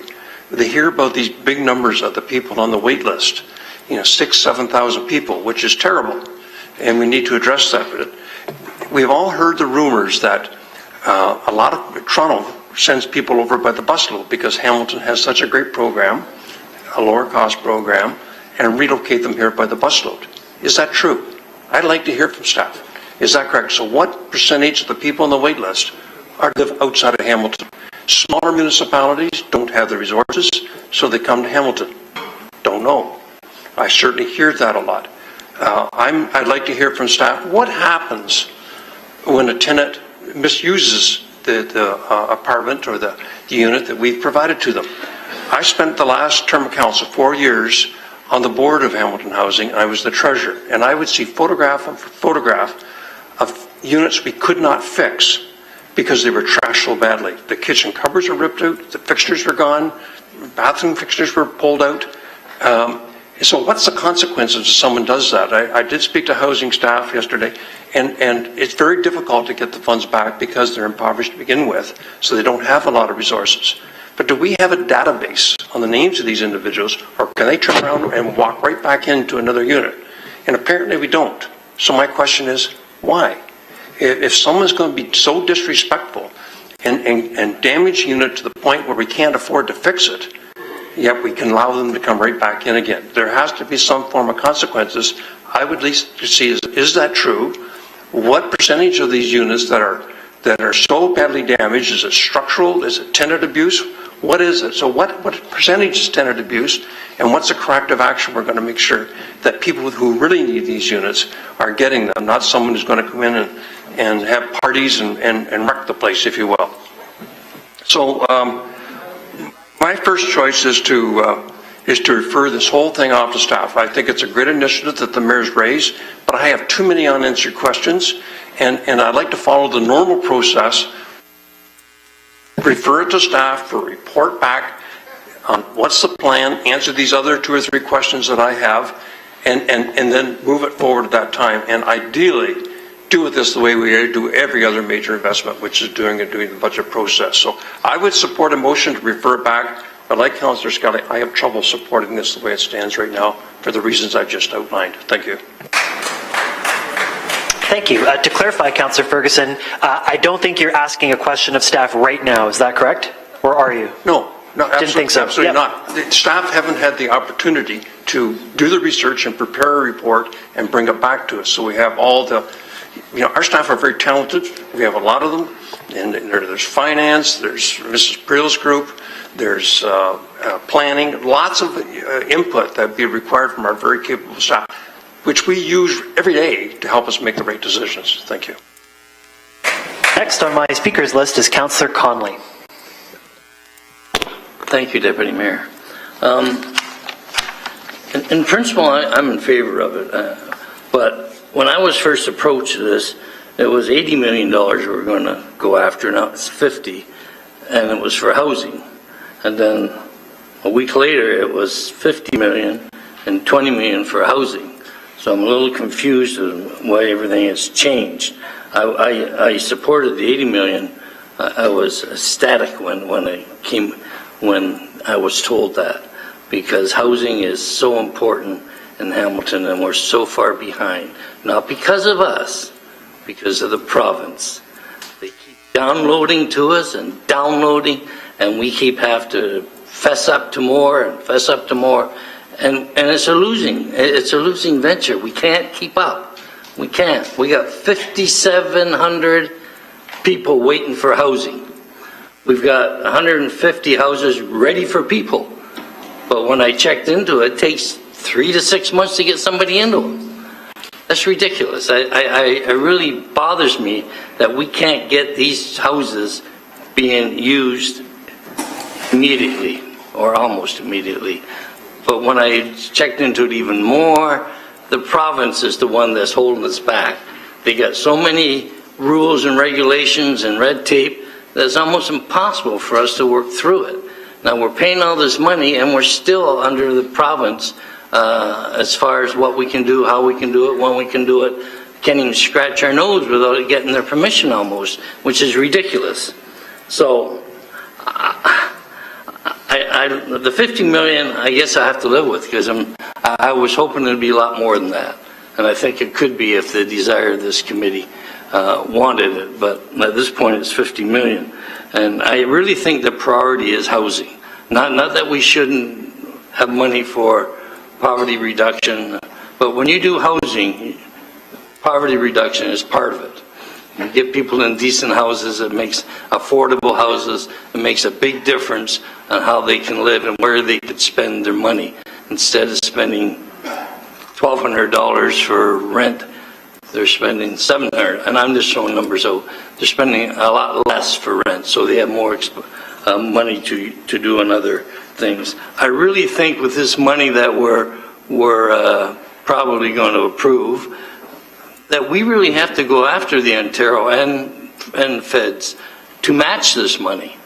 What could we do with 150 million? That's what we should be looking at. It should not be all on our shoulders. You know, there's a point that our shoulders won't be big enough. You know, and so I hope as part of this, and it's not in the motion, but I hope part of it is that we go after the feds and the Ontario government to match these funds. And I don't think it's unreasonable for them to do it. They don't have to give it to us all at once. This is over several years, so they should be able to do it. And we're showing good faith, and they should be showing good faith too. And maybe it's an example to other communities that they're willing to put money in, the government's willing to match it. Let's see what else I got here.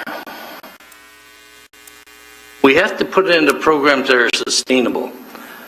Because when this is finished, are we still going to need $3 million a year or $2 million a year every year, which we won't have or probably won't have? So how do you make it sustainable? I'd really like to see when staff does their project and comes back to us, that the 20 and the 30 aren't cut in stone. Give them leeway to say, maybe we need 30 million for housing and 20 million for poverty reduction. Maybe we need 25 and 25. Maybe we need some other ratio. But I hate to put it down just to those two hard facts and no leeway for them to adjust their figures, because they're the ones that have to come back to us. They're the ones that have to prove to us that what's done. I don't want to look at 20 million and just go, oh yeah, we'll do this, this, and this. There's 20 million. Is it the right thing to do? Is it not? So I know it's not in the motion, but hopefully this 50 million is not cut in stone as far as where it goes. I don't know how those numbers even came up. You know, I think we picked them under the hat. Let's take 20 million for housing. Let's 30 million for poverty reduction. How did they come up with those figures? I think Councillor Scully and Councillor Ferguson asked the same questions. How did those numbers come up? So I'll probably vote for it, but hopefully at the next meeting when the report comes in, and I think it was October, they're suggesting that we see some real numbers for real problems. And the other thing I want to just mention is in the motion, if I can find it now, it says go back to emergency and community services with a plan. I think the proper place to come back to GIC. Emergency services isn't a function of all the councillors. There's only some of us on. I'm not on for sure, but there's only some of us that are on it. And I'd like to see it come back to a committee that we all have an equal say and an equal vote.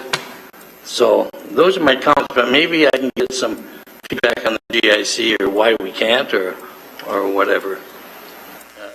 Stephanie has something she wants to add. Through Mr. Deputy Mayor, the mayor had originally put GIC, but because the matter does fall under the Emergency and Community Services mandate, he did agree to change it. However, it is up to the mayor if he chooses to amend his motion to have it come back. It's only the fair committee to go back to. Rather than 9 of us looking at it, we should have all 16 involved in it and putting our comments and voting on it. Because if it goes back to emergency services, we're going to have this huge debate at council, because there's going to be at least 6 of us out of the loop at that time. So I would ask the mayor, would he adjust his motion to say GIC? And at this point, through you, can I go to the mayor and ask him to change it? Well, actually, Mayor Fred conveniently is next on the speaker's list. So let's just go to Mayor Fred and hear what he has to say. Well, wait, I didn't say I was finished. I just want. Oh, pardon me. My mistake. The floor is still yours. Please continue. I don't get the floor too often, you know, so. No, I'd like to have his comment on that first. please, through the chair. So we'll go to Mayor Fred simply for a response on that point, and then back to you, Councillor Conley. So back to what Stephanie just said, I originally had GIC in here. I was advised by the clerk that the appropriate process is to send it to Emergency and Community Services. And I said, fine, I'll do with whatever the appropriate process is. But I'm good with GIC. I'm fine. So we can't do friendly amendments, can we, Stephanie? Thank you. And I'll second it if you need one. I'd appreciate that. I would also want to look at the 50 million to see, can we go higher? You got the same funds, same sources, but can we improve that $50 million to 60 or 70 or whatever? And I would surely support something like that. And I don't know what has to be in the motion, but if we can agree that the staff has the ability to go over the 50 million to give a really good idea of what we can afford and how we can do it, I'd appreciate that too. So that's my questions, and I didn't put any motions forward, but I'm really hoping you take the suggestion that we go after the feds and the province to match these funds. And if we can improve the amount of dollars going into this project, I would surely hope that you could support that too. Thank you, Councillor Conley. Mayor Fred. Thank you. And just on that last point, in fact, it's already in the motion. So item 4I or 6 says that we leverage existing funds from senior levels of government and school boards and foundations, as well as any other potential contributors from the private sector. It's in the motion, and it's also in the motion that we come back with a plan. So it's all pretty clear that the direction is that we maximize our opportunity to leverage these dollars with other levels of government and other partners. That's very important. In fact, that's really kind of fundamentally part of the process. As we make our commitment, that encourages them to make an additional commitment on top of that. So that's clearly there, and I think that needs to be. I just want to kind of correct a couple of kind of misnomers. I mean, I never said it wasn't taxpayers' money. Of course, it's taxpayers' money. Everything we do here is taxpayers' money. But it's not coming. We don't have to tax for these dollars directly to the taxpayers. That's not what we have to do in this particular case. That's the distinction I made. Never for once said it was not taxpayers' money. Of course it is. All projects that we manage to operate and decide on in this how do we apportion them? How do we make them useful? How do we apportion the funds coming out of the future fund? How do we apportion the funds coming out of the dividend? All of that is ultimately taxpayers' money, and clearly that needs to be dealt with sensitively as well as efficiently and effectively. And that is exactly why I put in the motion that our staff are to come back with a report. It didn't just land there because this morning. It's been in the motion all the way along. It's part of the process. Clearly, we need to have a plan before us before we expend any money. That's the usual, normal process that we evolve. So that's in there. That needs to be there. That's part of the process. It's always been there. It should not be removed. It should stay. And I anticipate that our staff will come back with a very robust plan that council, at the end of the day, ends up approving. That is the right process. That's exactly what we do in normal practice, and we're heading in the same direction. So I appreciate all the comments. Yes, this started off as a bigger plan, and after a discussion with members of council, all of you, at one point or another, many of you a number of times, and it was always two-pronged. It was always part out of the future fund and part out of the dividend. Nothing's changed. Everything remains the same. The numbers, in fact, have gone down. So I'm up for increasing the numbers. I'm not sure that's the wise thing to do, but if you want to go there, I'm open to that. I'm not sure that is going to help us at this point because, it is an endless process. We need to leverage dollars. That's the bigger issue. How do we get our federal and provincial partners? How do we get our community foundation? How do we get others that are working in this space to partner up with us and do a more robust and effective job on a coordinated plan? That's the right way to deal with this issue. That's the right way to move forward. So I appreciate the comments. I also appreciate the support. And you know what? Yeah, it's not an easy issue. expending this kind of money, on anything that we do is never an easy decision, but we're expending it on our human capital, our human infrastructure, the people in our community that need our help, have needed our help, haven't been getting enough of it. This is a way of advancing that cause and moving it forward. So I'll thank everyone for their support and the comments that we've heard so far. And yes, the plan back will be the defining moment as to how we move forward on this. That will happen in October. Thank you. Thank you very much. Councillor Whitehead is on my list as a second-time speaker, but before we go to you, Councillor Whitehead, Councillor Vanderbeek is a first-time speaker.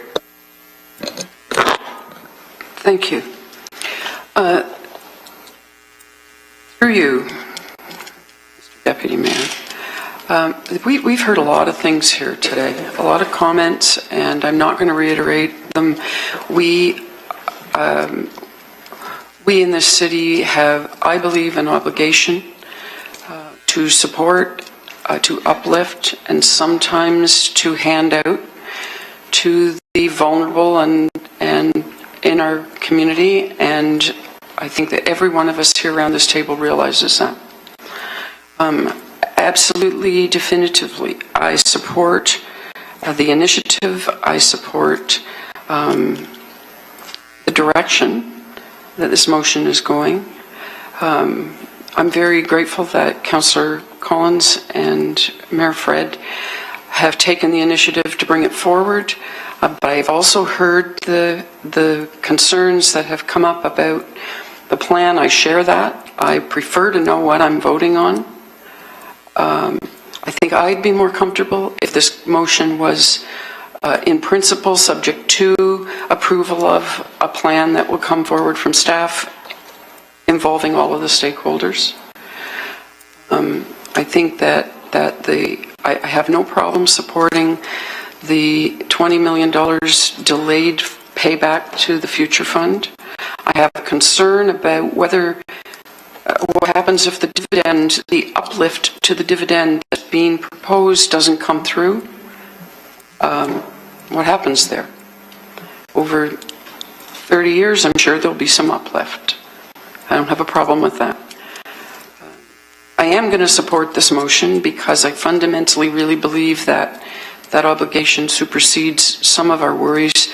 There will be a staff report. We will have an opportunity to have feedback into it. But I am concerned about the fact that the motion has come forward without a clear understanding of the reasons why we're allocating 20 million and 30 million and how it's being allocated and how it's going to work. Aside from that, because I really feel we have a fundamental obligation in this community to be thoughtful, kind, and good stewards of our money, but look after the people who are less fortunate in some ways than we are and are in some ways stuck in a way of life that we do have the ability to make a difference for. I'm going to be supporting this motion. Thank you. Thank you very much, Councillor Vanderbeek. Councillor Whitehead. Thank you, Mr. Mayor. I raised some things in my first comments, but I probably should have got clarity. As the past chair of emergency services and watching so many delegations coming forward with programs that are either being cut or not funded, waiting lists, etc., there's a litany of poverty issues that are currently underfunded, as I said in my comments. I was trying to get clarification because, poverty has been an issue not this year, last year. This is almost a century-old issue, and all kinds of discussions and programs and funding has been identified. I don't know how more creative will be, but we do know what does work, and we know what is underfunded. So it's not clear in the motion. Is this only new programming or pre-existing program would be part of that consideration in the plan? So could I get an answer to that question? Mr. Mayor Fred? Well, the author of the motion, just for clarity. Mayor Fred? My view is, as we've discussed a number of times, that we let the experts come together and devise the plan, that it's not prescriptive for specific reasons. I have my own thoughts and ideas about where we should apportion this money. Other people have early years in mind, other folks have education in mind. So I think, and others believe that it ought to be current programs that we boost and elevate. So I think we let our staff come back with a plan that is effective, and then we can measure it at that time. Okay, I appreciate the clarification. I think the issue for me was, what was the direction we're giving staff in regards to bringing the report? Is it just looking at new funding, or this is the whole gamut dealing with poverty? You decide where the measurables are, the most benefit we would get from that spending, and I wasn't clear if they had that latitude. So I really appreciate that clarity, because I think we need to do a lot of stuff that we know is measurable and is providing a service. We just we've underfunded it. And if there's opportunities on new spending, I'm certainly looking forward for that report to go forward. So it could be a mix. That's great. The other question, I was just talking to Mike Zegaric, and my staff, we've been trying to dig this up for a while, and we've had on different elements per capita spending on specific issues to poverty. Hamilton is one of the higher per capita spending already. What I'm trying to do is to take all social services and poverty issues within Hamilton, and what is the per capita spending Hamilton spends now relative to other communities. ONB doesn't measure it in that way, so it makes it very difficult. But for us to be able to make the argument that this community is committed based on the per capita spending, and the challenge is, with a brand new state-of-the-art mental health hospital, we know, and I already know this, that a lot of people are coming in and staying in this community or utilizing the services and the supports of that program are staying here in the Hamilton. I know that we got people, domestic violence, are coming in from Oakville because they don't have enough beds, and they're coming in using our shelters, our interval house. I know that 25 and 30% of our youth in our youth shelters are not from the city of Hamilton. So I have no problem, by the way, to help these individuals. What I do have a problem with is ensuring that the provincial government and the federal government understands that we're taking on that load and help offset the tax implications to our taxpayers, because that burden shouldn't be loaded up on the backs of the property taxpayers in this community. It should be a partnership, a true partnership and recognition of taking on that burden. So I will be working with Mike Zegaric and Joanne Priel on a per capita spending in poverty in the city of Hamilton, and then see if we can start taking a look at some of those other centers to see if in fact the thesis is correct that we are one of the higher spendings on poverty per capita than many other communities. And then the question is why? And I would suggest it's because we have a significant amount of poverty. And if we've got a significant amount of poverty, the question is, should the province be stepping in and recognize that and funding it appropriately? Thank you. Thank you. I have Councillor Pasuta, first-time speaker. Thank you, Deputy Mayor Aidan Johnson. I'm not going to say a whole lot. I've heard a lot. But first of all, I'd like to thank Councillor Collins and the Mayor for the work on this and bringing this forward. I think it's really important. I know it's really important. I should have said something when Aaron was up here from the Flamborough Chamber, but the Flamborough Chamber represents a large portion of the landmass of the City of Hamilton, both East and West Flamborough. The fact that the Board of Directors actually went over this and approved it is good. They're small business. They're known as the little chamber that could, the voice of small business out there. And it's important they understand the issues. Even through all the amalgamation issues, which is now 16th year, it's still out there somewhat, but we're coming together and they realize, as we say, this is the best place to raise a child. In fact, I can say my kids, most of them are staying here now to 7. We have 5 of them that are staying here, and we got 2 more new ones coming who chose to live in Hamilton, and 2 more this summer. So, you know what? My parents, my dad, he went through poverty in his time and had nothing. They had nothing when they came to Hamilton, and they grew forward. I have many residents in my ward who are in poverty, but they don't come forward. They try to make do. They work with their neighbors. Not everybody in the inner part of Hamilton, the urban part, has that opportunity. Some people don't have a neighborhood to reach out to or friends, and they have to work hard to find a place. And some people are fortunate. They get through poverty. Some people just have bad happenings through their whole life, and they just can't get it together for other reasons. You know, we never know what they are. But I like what I see, and it does say in here in the motion that it's going to be, staff are going to be to report back community emergency services by October. I think everything we need is in here at this point in time. Support the motion, staff will do their work, we'll have it all figured out. I think we're getting too deep into it right now. It's all coming forward. The time will come. But showing this commitment, and possibly we can send a message to the provincial and the federal government of what we're doing down here to move this city forward and take care of our poor and the housing issue. Mr. Mayor, we'll be supporting this, and thank you.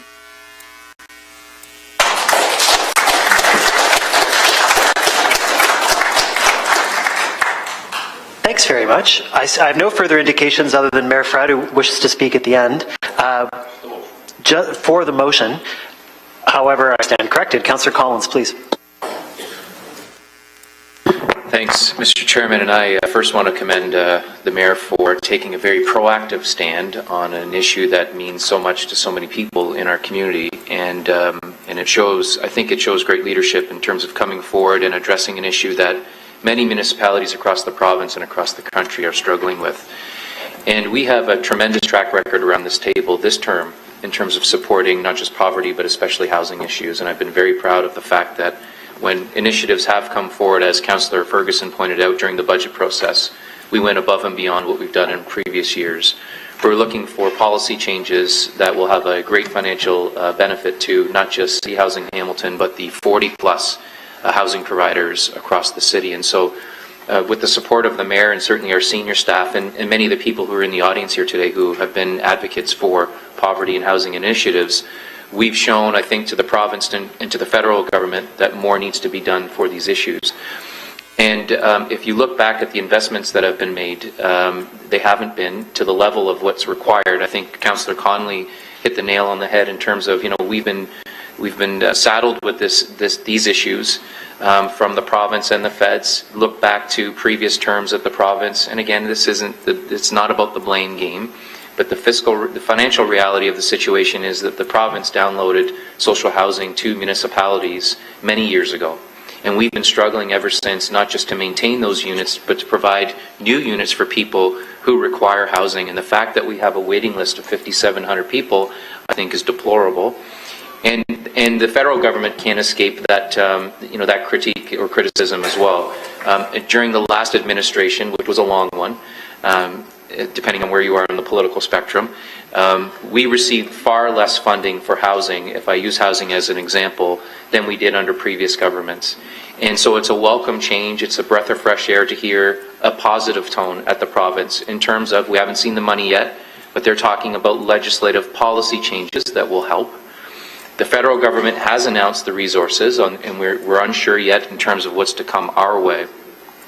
So those are welcome changes and welcome investments, and they come at the appropriate time because we're doing the same here. And the fact that we're publicly announcing to the community that we're not waiting for those investments, that we certainly don't want to do it alone, and we need their help.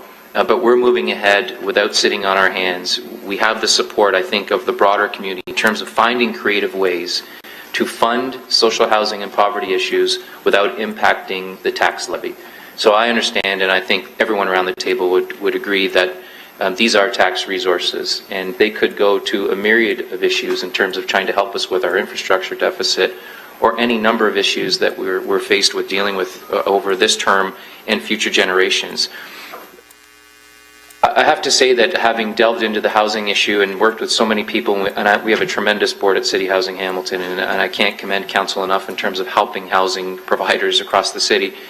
When we look at housing situation here locally, many providers are in a crisis situation. And many of us have shared our own personal stories in terms of, how we've been involved, how we've had a friend or a family member who's lived in social housing, and some of the struggles that they face as tenants. And I can share from my own experience as someone who was raised in a social housing unit, Oriole Crescent, in wonderful Ward 4, in the 1970s with my single mother and my sister. That same unit that I lived in the 1970s is now 50 years old. And many of the major components in that unit are failing. So the windows need replaced, the roof is probably leaking, the furnace needs to be replaced, and so on and so on. And so we have thousands of units across the municipality, even those that are managed by other housing providers that are in the same situation. And unless we find creative ways and means, as the Mayor and others are proposing today, that situation will get worse. those units, again, thousands of them, will continue to deteriorate over time, and we will have people living in conditions that probably couldn't pass a city's property standards test. So what we're doing here today, I think, is goes a long way to addressing those issues. It's not going to solve those problems, I think, as many have stated. Hopefully, we have others beside us at the province and at the federal level who see this issue as a priority as well. Time will tell. But I think what we're doing today is taking a very proactive approach and a very responsible and reasonable approach from a financial perspective and from a policy perspective in terms of addressing something that has long plagued not just our municipality, but many good people who live in social housing units across the city. So I can't stop commending the mayor enough for coming up with the idea of bringing something forward along these lines, and will proudly support not just him today, but my other colleagues who see fit that this is a wonderful investment and will go a long way to help us try to solve and tackle the housing and poverty problems that have existed for so long in our city. Thank you, Councillor Collins.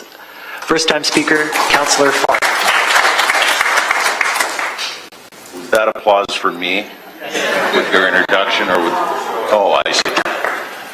The previous speaker is full of humility. This is such a no-brainer for me. I wasn't even going to speak to it, and I see the support around the table, and I'm not surprised by the support around the table. But I will take this opportunity, because the previous speaker is such a humble person, to recognize what has already been alluded to. We're closing in on a $10 million advantage based solely on his efforts thus far, and they have not waned as president of City Housing Hamilton, but in other areas of the issues that are before us today.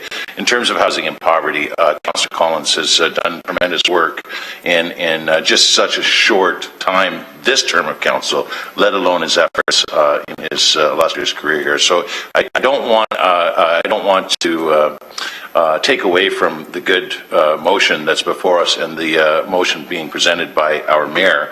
It's fabulous, but the seconder as well deserves a lot of the credit, and we're past the 9 million mark, and I know we're working on another motion to come that relates to our Pier 7-8 development and what we may be able to do as a council with the proceeds there. All great efforts by Councillor Collins, and we'll look forward to that debate when it comes. But many around this table, Mr. Deputy Mayor, have alluded to different areas of concern for them personally. We can look in this chamber, both sides, fill to the rafters, and look at the different advocates for things like a fair wage, our poverty roundtable, housing, and can see that there is a wide variety. There's a massive criteria that staff will be reporting back on in October as per this motion. I'll just leave you with a little story on one. Almost a year ago, Paul Johnson, fronting our community conversations at 294 James Street on the urban design on Pier 7 and 8, once a month, every Thursday, opens with a comment to a group of probably about 40, 50 folks that grew by the month to closing in on 200 at our last meeting just this week, with the comment that when we're through with the development of the setting sail secondary plan area, we are going to have a net gain of affordable housing of 100 to 200 units. My initial reaction was, how the hell are we going to do that? We have so many challenges as it is, and it's been alluded to. Just the upkeep, as rightfully pointed out. You could have pointed out, you could have had a 30-page motion here with the whereases, but just the $8 million a year deficit for City Housing Hamilton. It's such a huge challenge for us. And we have had that discussion since around the community conversation. In fact, much of the community conversation in the latter months focused almost solely on housing. So it's no secret. You don't have to just watch CHCH or read The Spectator or listen to Howard Elliott's presentations to know that this city has a massive amount of challenges in this area, and we've had for some time. And this is a concerted effort. It's symbolic of the work we've done thus far. Undoubtedly, it's still not enough, but it's a real concerted effort by a whole lot of people to tackle what we can to the tune of $50 million, to share the burden, to share the word to higher levels of government that we are really a community that goes above and beyond, and you ought to at least keep up with us. And I really look forward to October. I think that we have a tremendous amount of very dedicated staff that are going to come back at us and put those minds that may be a little uneasy here today around this table at ease, because what we'll have, I'm sure, in October is something very, very palatable for all of us and ultimately for all of this community. Thank you. Thanks very much. Before we go to Mayor Fred, I just want to ask a question. So, Councillor Conley, would you please take the chair for a moment? Thanks kindly. Quickly, I want to echo, colleagues, your thanks to Mayor Fred and Councillor Collins for their excellent work on this motion. Before my own election to City Council, I served as a staff lawyer for Legal Aid Ontario at our Hamilton Courthouse, and the problems of poverty were in front of me every single day. And when I came to City Council, one of my aspirations was to help the fight on poverty however I could, and I'm very grateful to Mayor Fred and to Councillor Collins for giving me an opportunity to do something that matters as a councillor in voting for this. So thanks very much. I had some good conversations with Mayor Fred about the thinking that went into this motion and the plan that we know is going to flow from this motion. And I deeply appreciate that part of the motion contains a list of key stakeholder organizations that the motion commits us to dialoguing with and crafting the plan. One of those stakeholder groups is the Aboriginal Network. That is the sum total of the various diverse First Nations, Métis community organizations that we have in our Hamilton region to address the very particular needs of our growing urban Aboriginal population. And in conversations leading up to this meeting, I asked Mayor Fred, could we not perhaps amend this motion to explicitly state that our obligation to Aboriginal homelessness and Aboriginal poverty is more than just a consultation obligation, but is rather something more substantive? Can we not commit to spending X amount of dollars, X percentage of the designated funds specifically on Aboriginal homelessness, specifically on Aboriginal poverty, simply because we know that these areas, through our point-in-time surveys, through other sources of information, are dire. We know that the problem of Aboriginal poverty is growing as much as prosperity and flourishing and success in our First Nations communities are also growing. We know that as a branch of the Crown, our municipality has a very special and unique obligation to Aboriginal people that we don't have to other groups. So my question flowed from that fact and that concern. And basically where it all filtered out was, I'm comfortable not asking for an amendment today to designate X amount of funds specifically for First Nations. However, through you, Mr. Chair, I'd like to direct a question to our hardworking and totally irreplaceable Manager of Social Services and Emergency Services, Joanne Pryal, about the following.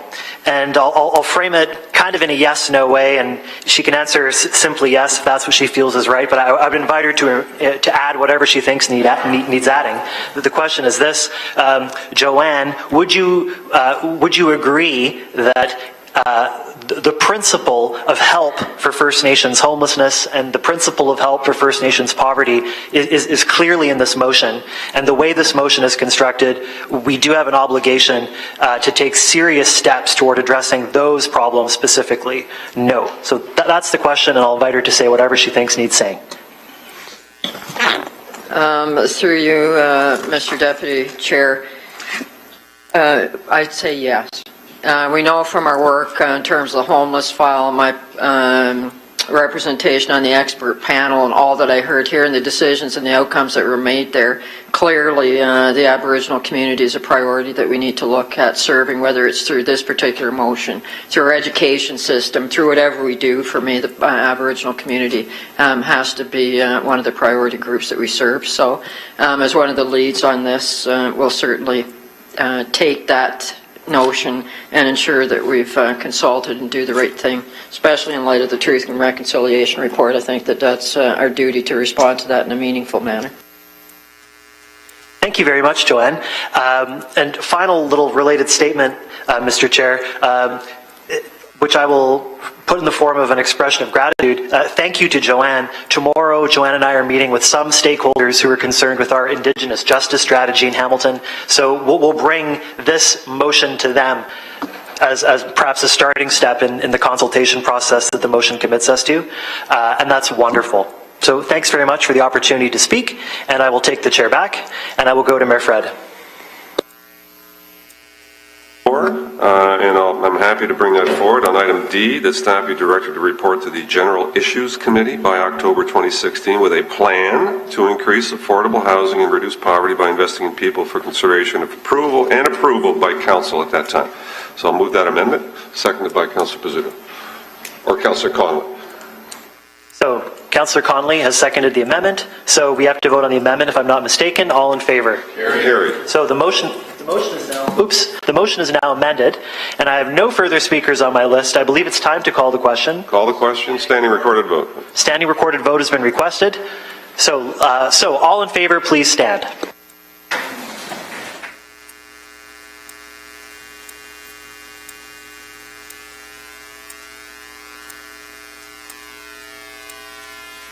Okay, pardon me, that's my job. I see the following people standing: Councillor Farr, Councillor Marula, Councillor Collins, Councillor Jackson, Councillor Whitehead, myself, Mayor Fred, Councillor Pasuda, Councillor Vanderbeek, Councillor Pearson, and Councillor Conley.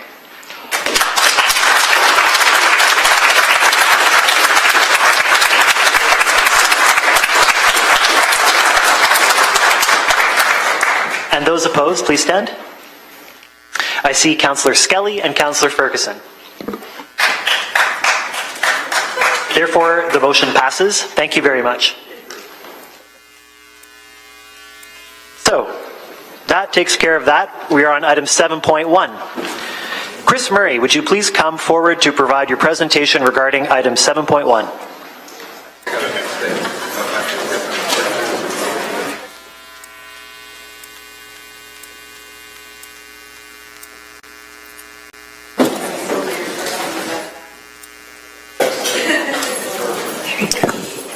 All right, thanks very much. So, Chairman, I'll just wait for a second. I thought everyone was here for me, but apparently not. Oh, well.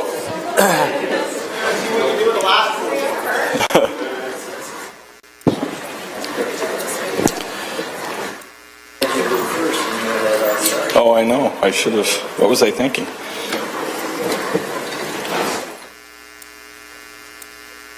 God, even the media is leaving. Anytime you're ready, Mr. Murray. Okay. Through you, Chairman, and first of all, members of committee, thank you very much. I mean, I'm actually quite honored by the fact that I'd be able to present my PA on a day where we're talking about cleaning up Hamilton Harbour, we're talking about reducing poverty, and so it's exciting. So, Mr. Murray, I apologize. I asked you to start, but these doors are open and no one can hear you. So, sorry. It's not a bad celebration. So, I mean, I don't mind waiting a second and letting the door close. So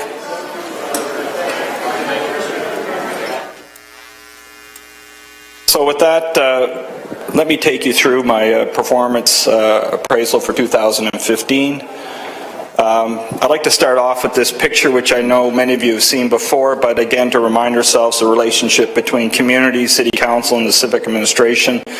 And this is very top of mind right now, of course, because we have been to the community on our visioning work in the 2015, where the aspirations of our community have been focused on 6 basic themes, and the relationship to city council is obviously to hear those aspirations, provide leadership, and by doing that, you create a vision for this community. Then, of course, between City Council and the civic administration, you take that vision that you want to see happen in this community and you provide us direction. And, of course, we are here to manage, to ensure that that direction is achieved, and that is usually articulated through a strategy, which I'm going to talk about that in a moment. And then, of course, the last relationship, and of course it involves the City Council, but between the community and the civic administration. Community gives us money, we provide services, and the understanding is that for that money and those services that there is demonstrated value. So that in a very simplistic way explains the relationship of the three parties that are central to this community.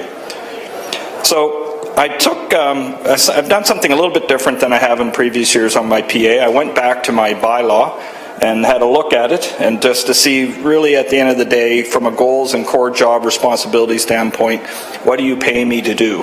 And it really boils down to the three things that I have pointed out here. So certainly to support the Mayor and Council's strategic initiatives, ensure that we have efficient, effective delivery of services, and then in terms of oversight of the administration, ensure we have an efficient, effective administration of all the departments that are part of this organization. So that, in kind of a global sense, is really what you hire me to do, which is typical of any CAO that works in the province of Ontario. So I'm going to start, though, with the support of the Mayor and Council's strategic initiatives. In 2015, clearly the visioning work that's been undertaken by staff, I think, has been quite successful to date. The fact is we've engaged over 50,000 people using a variety of techniques of doing that and making sure that that engagement covered every corner of our community. So that work has been done.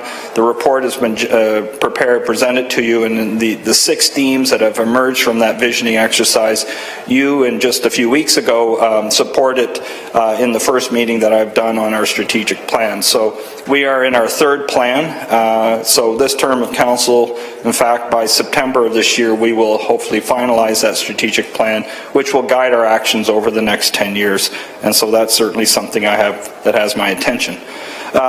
Clearly, light rail and the 10-year transit strategy, 2 important game changers for this community. And I put the 2 together because I think as much as everyone is focused on light rail, all of you have said very clearly the importance of making sure that we have a more than adequate transit plan for this community, because at the end of the day, it's not just about meeting the needs of mobility, our mobility needs today. It's really about keeping in mind that we have an aging population that is going to need a very adequate transit system in order to move around the community and tackle things that can happen when they don't have that mobility, such as social isolation. And we just got done talking about, poverty and all the challenges that come with it.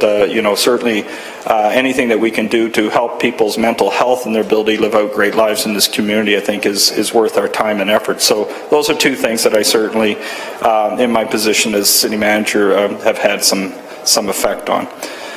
West Harbour redevelopment, you said very clearly in the last strategic plan you wanted to see something happen. Last Wednesday you saw our great front page in The Spectator very clearly. You have said to me that you want to, I think in this term of council, and I'll get to that at the end of this presentation, make sure that we are moving forward with complete plans for that area of Hamilton, and to the point where you want to see those lands taken to the market and proposals come back that mirror what it is that we've been talking about over the last decade or so, and what you saw visually certainly in last Wednesday's paper. Government relations strategy, we brought to the subcommittee a strategy for moving forward with the federal and provincial government. It focuses on 4 areas, and we talked about some of that today. Infrastructure, no question about it, we have a deficit. In fact, we could be spending significant more money on infrastructure. We are an older city with aging infrastructure. The good news for Hamilton is that we know just how much of a challenge we're facing, and we know what it would cost to get it into some reasonable state of condition. And so clearly that's an important conversation to have with the federal and provincial government. I know Quab circulated the other day a letter that came from Minister Sohi, the federal government Minister of Infrastructure, to Minister Duguid, Provincial Minister of Infrastructure, starting to outline where the federal government is going in terms of the billions of dollars it's looking to spend on infrastructure.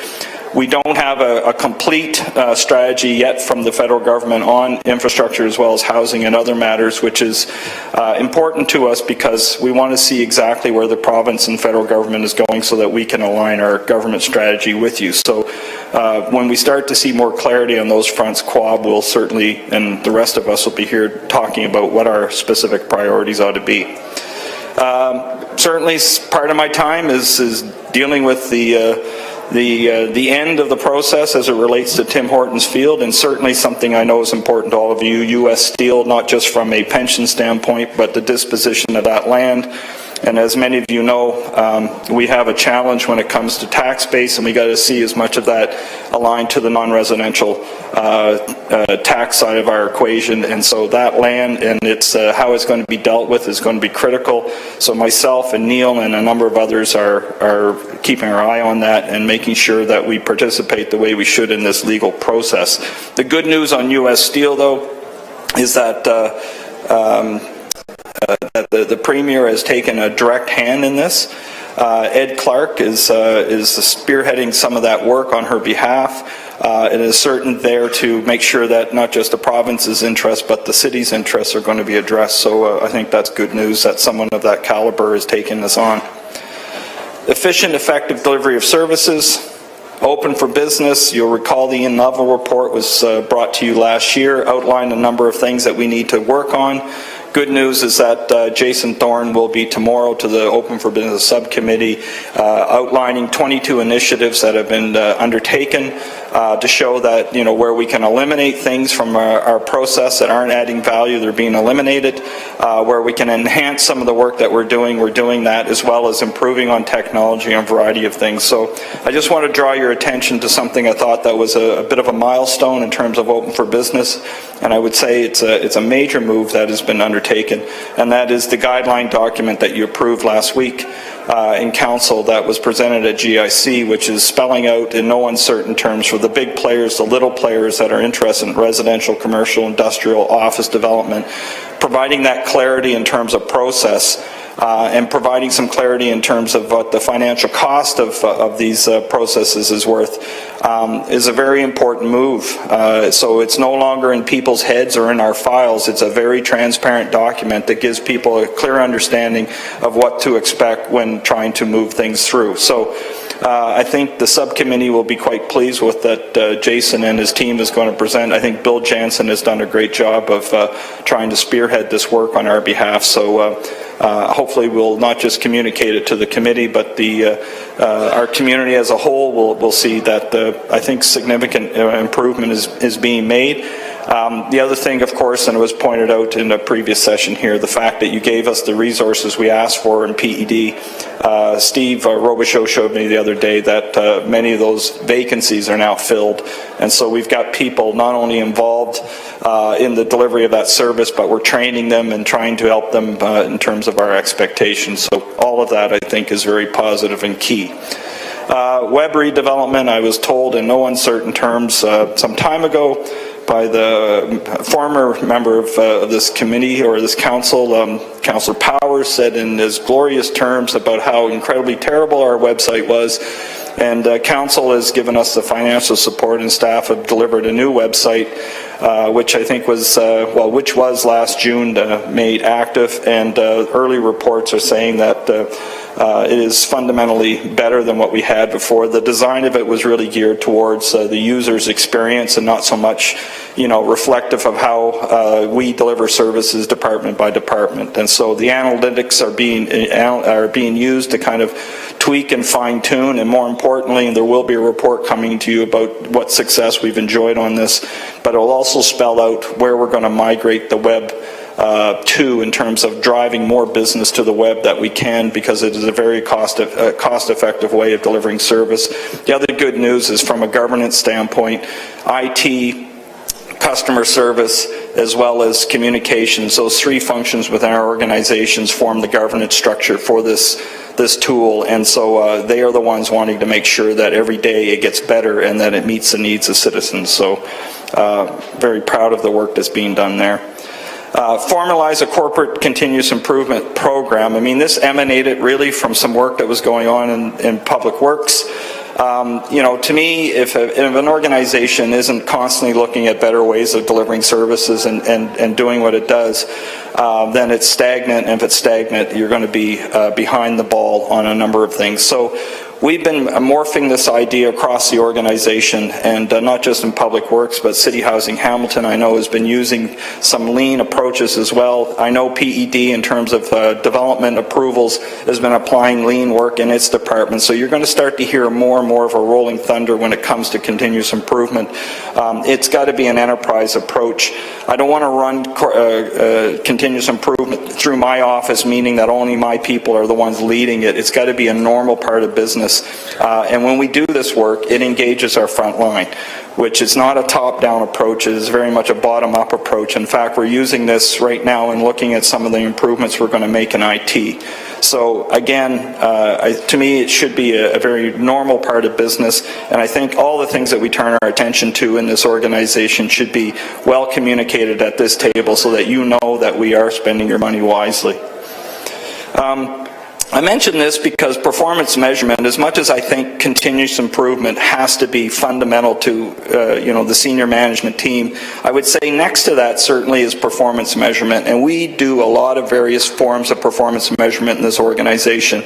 I'm the chair of the Ontario Municipal Benchmarking Initiative that has transformed into now a national organization involving Montreal, Calgary, possibly Vancouver soon, Winnipeg and Halifax. And basically the city managers across this country are realizing that we have to be able to demonstrate to our decision makers in our community how well we do our job. On OMBI right now, as it stands, we, along with our competitors within the province, look at about 35 different services. I provide you with a report every year that is developed. And of those 35 services that we benchmark ourselves against each other, we are as good, if not better, to our competitors in about 85% of those services. And the 15% where we are lagging behind, we have strategies around that to do something about it. So right now, I think as part of our strategic plan, we're looking at performance measurement. How are we going to make sure that, as we finalize that strategic plan and start then building the multi-year budgeting process, how is it that we're going to be able to say to people, for the money you spend, here is the performance we're attaining, and more importantly, that we can demonstrate we get better every year, and that where we are the best, we can tell you where we're the best. I want to talk about this. There's a report coming to the next GIC that is going to give a bit of the history of what's happening, but in terms of institutional alignment, I've always said in this community, we have we can all argue one way or another, I guess, about amalgamation, but one thing about one government for the City of Hamilton means that, we can sit at a table. We're big enough and small enough at the same time that we can sit at a table with our institutional partners and maybe start to focus our energies in a more effective, powerful way. And so this group called the Hamilton Anchor Institution Leadership Group has been meeting 4 times a year over the last couple of years, trying to see whether or not there are some things that we might have common in interest. And so this group is made up of, just to start with, the head of the LINS, Hamilton Health Sciences, St. Joe's, McMaster University, Mohawk College, the 2 school boards, the Community Foundation, the Poverty Roundtable, the Chamber of Commerce, ArcelorMittal is also there, and of course the City of Hamilton, and Chamber of Commerce, I should add. So very influential. If you add up the total amount of money that all of us spend every year, it is well into the billions. And so we all agreed that if we're going to meet, then we're not going to just meet to exchange pleasantries, that we were going to see if there wasn't some common business that we could start to engage in. And so what we've agreed to, and you're going to see more of it as we start moving forward with these partners, we're going to start to talk more and more about something I think you will think is important: housing, as well as hubs. We know when you look at each one of our institutions, getting to the point on housing, how it is that housing, whether we're talking about social housing or we're talking about all forms of housing that are important to people who struggle in poverty, is something that is of interest to Rob McIsaac, is of interest to Donna Cripps, is interested to every single person that heads up these organizations. And what I find encouraging about this is that no one is sending their second in commands. Everyone is sending their top people. And there is I would say, a very kind of somewhat optimistic, maybe conservative hope that these institutions will be able to start to tackle the issues that are near and dear to everyone's heart. So with you approving what you just approved, you have a vehicle there, of course, that I think is willing and able to assist in whatever our staff and this council supports in terms of dealing with poverty and housing. So there will be a report coming at the next GIC spelling this out. I guess lastly, in terms of efficient, effective delivery of services, support regional economic development. So when I say that, all of us know we've had the Niagara to GTA corridor road project that's been talked about for well over a decade. Similar projects have been talked about in Halton through Peel through Halton, and is called the West GTA road project. And then there's some road refinement that is being contemplated in Waterloo. All of it seemed very piecemealed. And when I say roads, I'm really talking about goods movement. And what was concerning to the CAOs of Peel, Halton, Niagara, Hamilton, and Waterloo was that this piecemealed approach by the province was not the way to approach it. In fact, what we liked about the big move was that there was a comprehensive strategy to move people. We just felt in order to kind of support the economy of Southern Ontario, you better make clear how it is that you see moving goods. And when I say moving goods, it's not just about roads. It is about rail, it's about sea, it's about air, it's about all the means in which that you can move goods throughout this economic region. And I call it supporting regional economic development because the road itself is just one facet of what it is that it will take in order to have an economy that is going to be successful. And I've said before, and I'll say again, when I look 10, 20 years out and I start thinking about an aging population, we better have a regional economy that is working. Because if it's not, I don't know how we're going to pay for everything. So I see this as, I was chair of the Alliance, and what has happened as a result of us working together, and you had given us direction to do this, we had an announcement a few months ago that the province of Ontario, in particular Ministry of Transportation, is now in the early phases of a comprehensive strategy for goods movement in Southern Ontario. So the piecemealing, I think, is over, and that we're going to see a comprehensive plan, which I think is really good because they're also asking us to look at our regional official plans, to accommodate growth to 2041, which if you don't know what the transportation system looks like, how can you allocate growth? So that's another thing we're working on. Efficient, effective administration of all departments, supporting our employees through implementation of a human services strategy, or human resource strategy. I mean, we've been doing this now for a while, so, when I talk about the cultural pillars, when I talk about,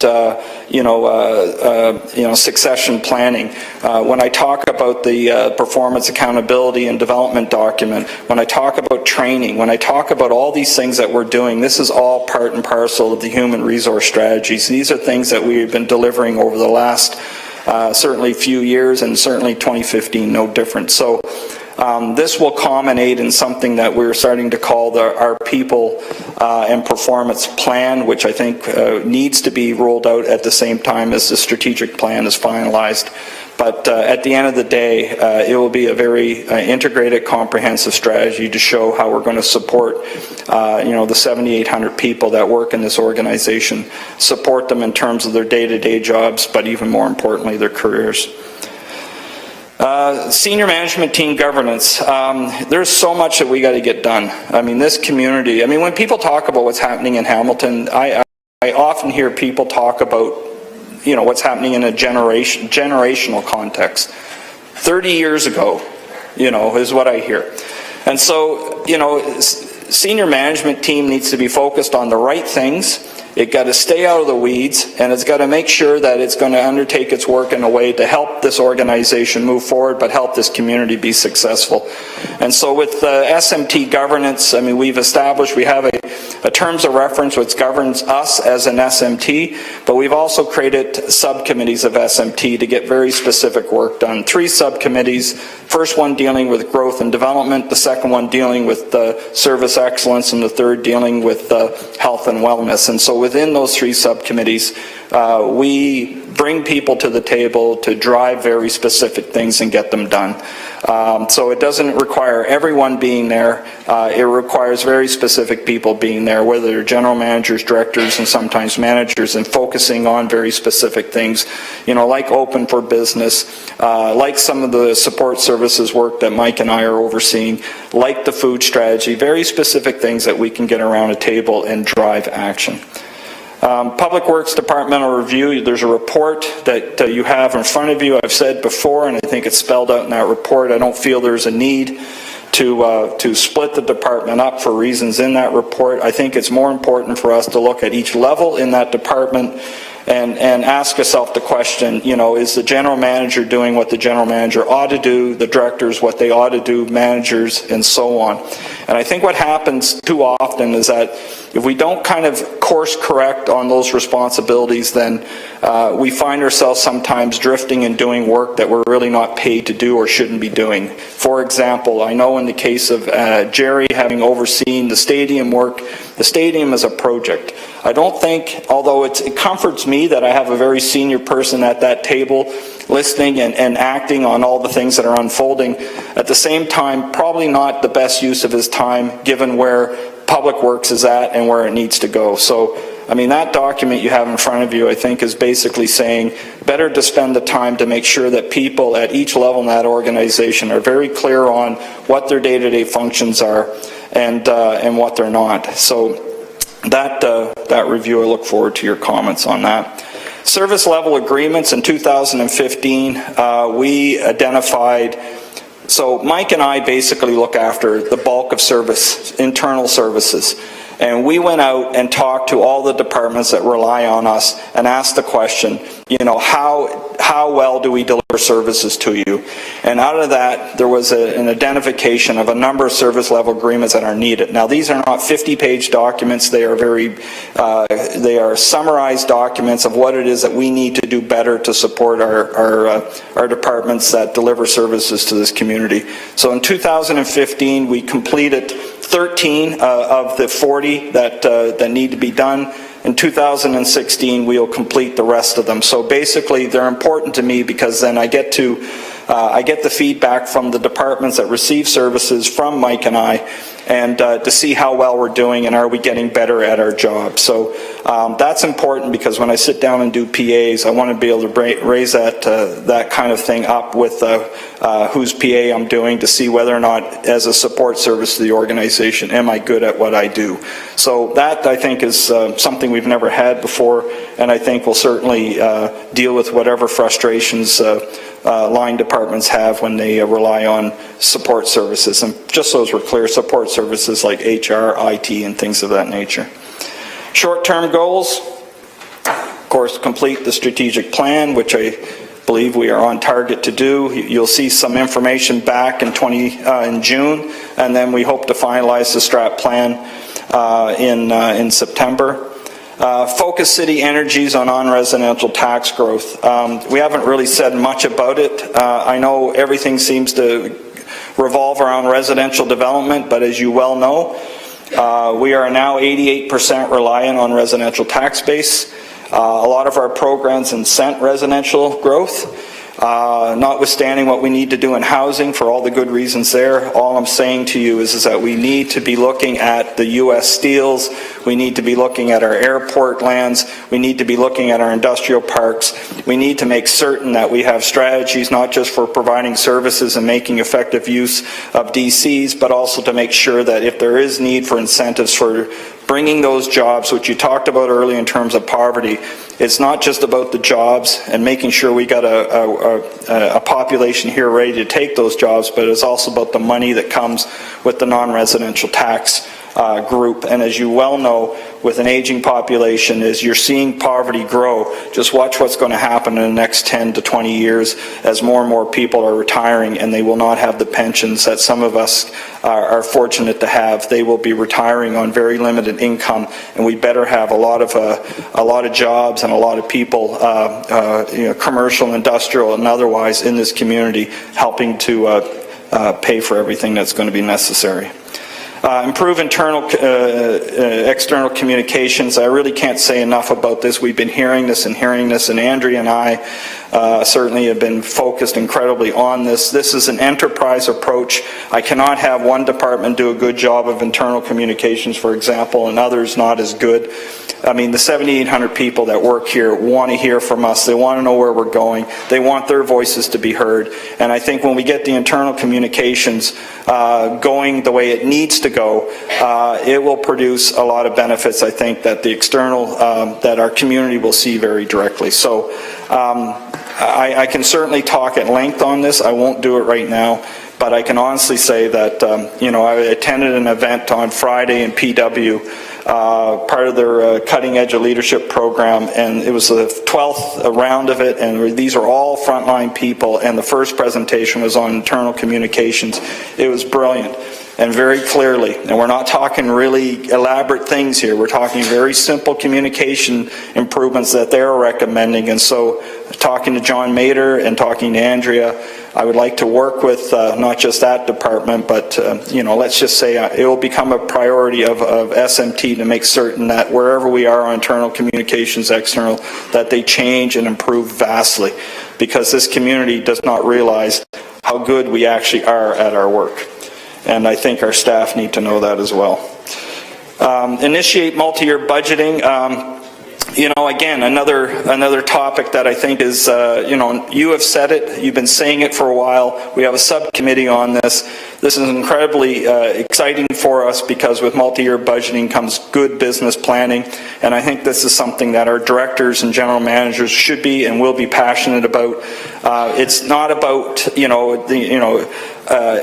running an organization that has a live another day mentality. It's about running an organization that is looking forward, whether that be a 10-year horizon, but in this case, multi-year budgets. I've been looking at other municipalities, and what they do is usually based on a 2, 3, 4-year horizon. So having business plans that are very specific about what we hope to accomplish, I think, is quite exciting.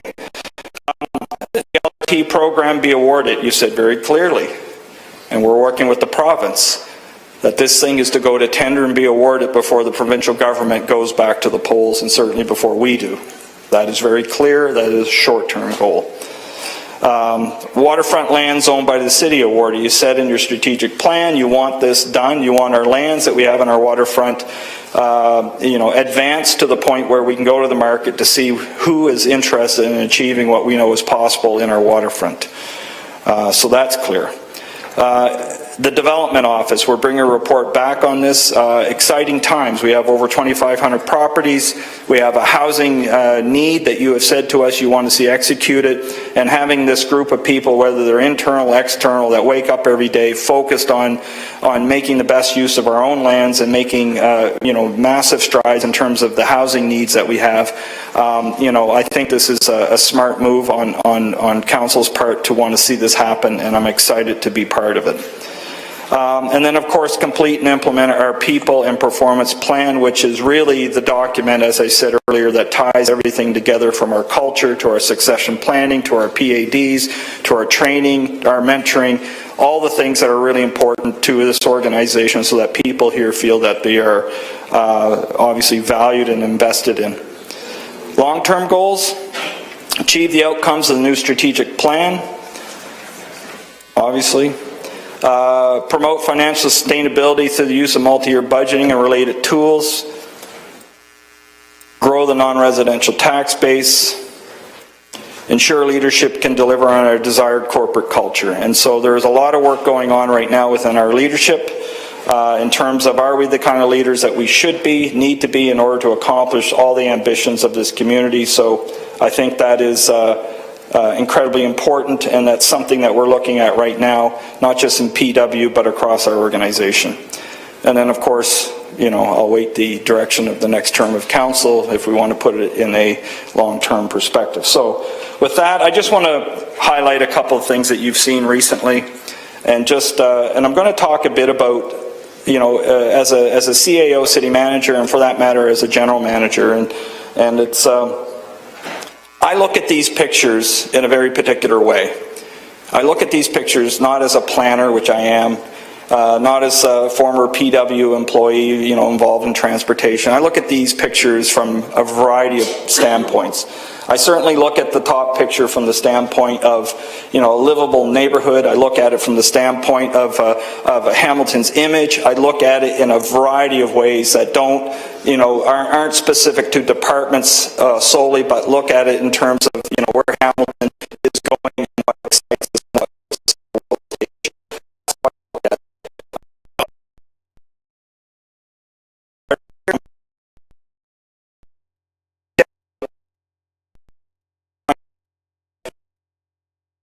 Or being one of us looks at it a different way, and that's an important point, because one of the challenges I think that we face as staff is making sure we have the time to take care of the long-term interests of this organization, this community, as well as the day-to-day. And I'll just give you one quick example of something I think we just need to think about. A couple of years ago, actually the past term of council, I remember watching, it was Councillor Powers and Councillor Ferguson. It's too bad he's not here. It was during budget, and maybe he'll come back in. But he's listening, okay. So it was during budgets, and I noticed the two were talking to each other and smiling, and so it was confirmed, but they opened up the budget book to a random page, pointed to something, hit the glass, and asked my general manager of corporate service and finance a question about that particular line item, which I think was on page 200 and something. And to your pleasure and thrill, and of course I knew, Mike would answer that question. He knew what was on that page and on that line. And as much as we celebrate that, that worries me. Because I worry about how much time does Mike have to spend thinking about the other parts of his job, which I pressure him to look at in terms of multi-year budgeting, in terms of financial sustainability. Like, how much do I count on Mike in terms of, being able to answer all those questions? I count on him. It's no different than I think Jason, when he comes onto the second floor and someone will approach him and say, file X on such and such a road, and start asking him questions about, well, why this, why that? And all of us want to be able to answer your questions. We really do.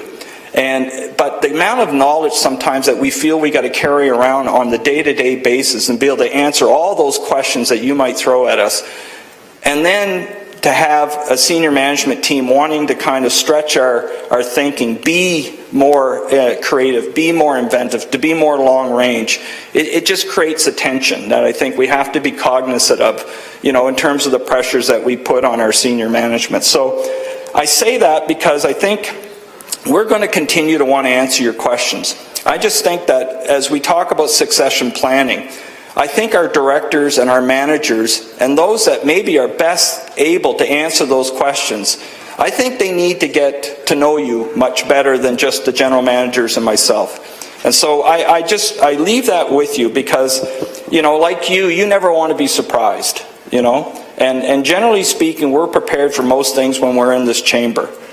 But we don't like being surprised either. We love it when members of this council come up to us, and some of you certainly do it on a regular basis and kind of go, oh, Chris, I'm going to ask the following question. I never want to be embarrassed, and I'm going to do my level best to always answer your question, but when you give me that little heads up, or one of our staff, then I can bring, if I need to, the right person in. And I'll give you an example. When I ran Red Hill, I, over time, learned the answers to a lot of questions, whether it be civil engineering questions or terrestrial ecology questions or, questions related to aquatic biology or whatever. You learn enough over time that you could probably answer those questions. I was real careful not to answer certain questions, because for me it's respect.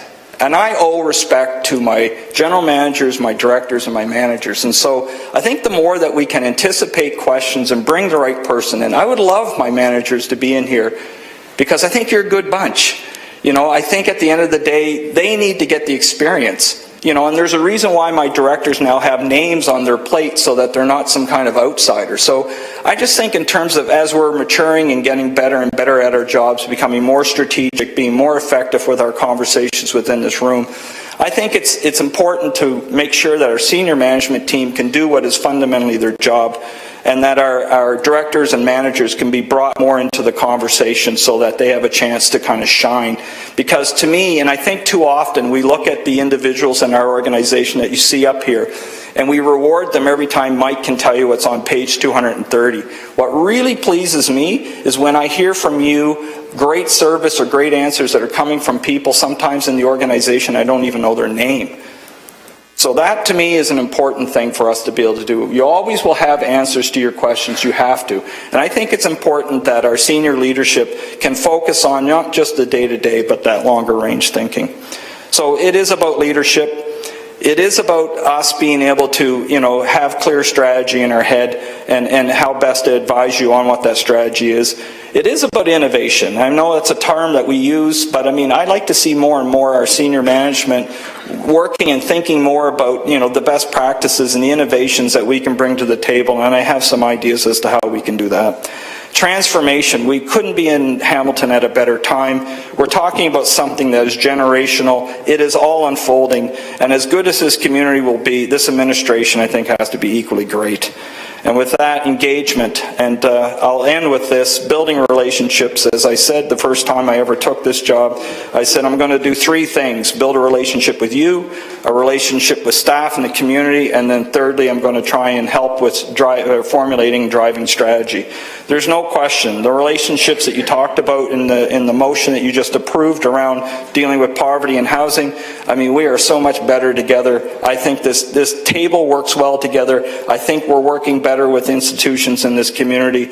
And honestly, as long as we continue to kind of, really value those relationships, good things will happen. So with that, thank you. Fabulous. So, questions, comments? Oh, pardon me. Councillor Jackson had indicated some time ago. Councillor Jackson. Thanks, Mr. Deputy Mayor and City Manager. I was one of a few here who hung in there through your whole presentation, so I just want you to remember that if you could down the road. Thank you. The City Manager, Mr. Deputy Mayor, in my opinion, the success of a top bureaucrat has these qualities: leadership, skill, talent, experience, respect shown, respect received, pulse on the community and City Council, compassion, celebrating successes and being part of them, such as Red Hill Housing and in his current portfolio as City Manager, knowing challenges, thanking the senior management team, and maybe more importantly, respecting and commending the front line for all the work and services they provide, lives in our community, not a legal obligation, but I feel always an ethical one, understanding the programs, services, facilities, and projects, while keeping a fiscally conscious mind in terms of what's best for the community, and always recognizing taxpayers are supreme. Mr. Deputy Mayor, I give all those are check marks for me for Chris Murray and our City Manager, and I'll say it as I have every year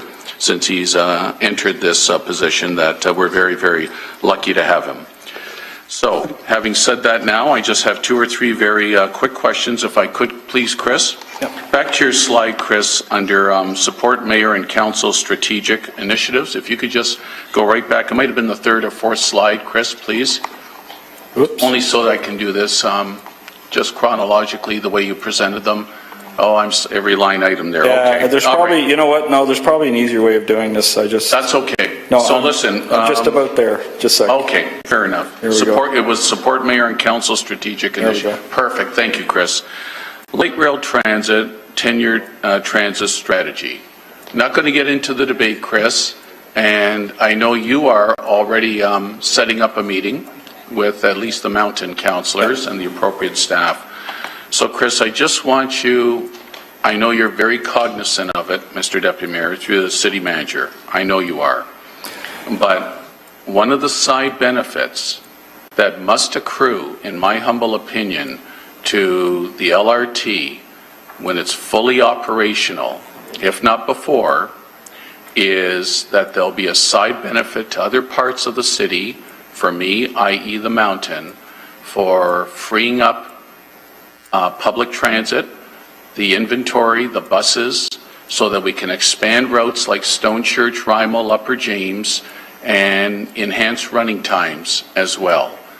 And I'm just I'm hearing mixed messages on that front. So it's not a debate today on your city manager's performance. Everything I said in my opening, I stand behind 150%. But this particular bullet point here, based on staff and community mixed messaging I'm receiving, is just starting to cause me a little bit of worry, and hoping you're keeping that under advisement. Mr. Deputy Mayor, maybe through you to Chris, just for a comment, please. Sure. Through you, the Deputy Mayor, that meeting with yourself and Councillor Scully and Councillor Whitehead, I mean, I've been watching the back and forth over email about concerns from your constituents, and so I think the best thing for us to do is absolutely make certain that your concerns and the direction that we've been given as staff and how we're filling that direction is understood. I find that when we can sit down and kind of have that kind of open, straight from the head and heart kind of discussion, we have a much better understanding. I mean, and I've been watching some of the play on, some of the matter around bike lanes and all of this. I mean, you know as well as I do. I mean, when direction is given to us to execute plans or policies, whatever they are, our staff, whether you're a frontline person or myself, we take that seriously and we do our best to deliver that. We also like to keep you informed, and so I don't think that's discombobulated, but I think it's I think it's pretty simple. And so I think it's a good move on our part to make sure that we have a very solid understanding of what each other is trying to accomplish here, and that we continue to move forward in a really respectful manner. So I just want to make sure all of us understand where you're coming from and you understand where we're coming from. And I'm like everything else we've ever done, I'm pretty certain we'll land on a good spot. In terms of the LRT and what kind of surplus bus service there may be, let's not forget, and I think Dave Dixon has said it a number of times, we definitely have to feed that LRT corridor. So there will be a reorientation of those buses that are currently in the lower city to make sure it feeds that corridor. If that creates a surplus, then so be it. But again, you would never build an east-west line like that and not make sure that all the means by which to feed it with people is thought through and done well. So. But at the same time, the 10-year transit strategy very clearly is looking to make sure that we enhance transit throughout the city, because there cannot be winners and losers in this.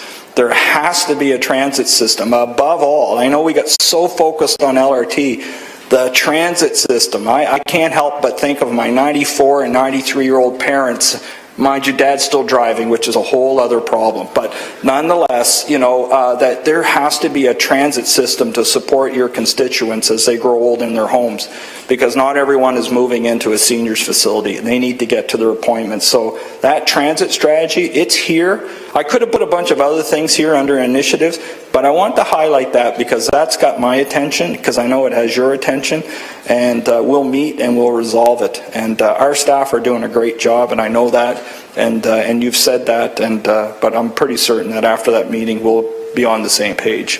Thank you, Chris. Thank you for the thoroughness of that response and the sincerity of it too. And again, often, Mr. Deputy Mayor, when there's expectations in the community, real, perceived, justified or not, and they're not being met, that's when we can tend to stumble and fumble and bumble, and then we're all then it's a mishmash of we've lost the focus of the messaging moving forward. So thank you. Next slide, Chris, please. Supporting regional economic development, Western Golden Horseshoe Goods Movement Alliance. I think that was your last bullet point, i.e. possibly working with that Gateway Council. I see basically this last bullet point, it seems to be in a stalled position, Chris. In a nutshell, this is about possibly creating that extra goods movement corridor across the southern part of our city region to the airport, to Niagara, a little more contentious from the airport over through the Halton region and Flamborough. Any status update you can give us? Are we running into some roadblocks from the provincial end of things, other priorities? Because I see a tremendous benefit, and I see a quality of life benefit when you can take heavy trucks, goods movement off of the main arteries, the residentials, and put them where they properly belong. So I know you could probably talk for a couple hours on that, Chris, but maybe just a cursory response, Mr. Deputy Mayor, through you, please, to Chris. To you, Mr. Deputy Mayor. The short answer to that is that MTO, because they're regrouping on its good movement strategy, they are meeting internally right now and will be meeting with stakeholders very soon. I fully expect in the next couple of months that will be a presentation. Either we'll do it or we'll bring MTO here to kind of give an overview of where this plan is going so that you have a very clear understanding as to how it will affect Hamilton, how it will affect Hamilton relative to the Southern Ontario economy. So I think what you will see is you'll be impressed with the thoroughness of the approach, making sure that not trying to implement things in a piecemeal way. So you'll get a very clear sense of the scope of the need in the way of capacity in that system. So, which as a planner, how do you do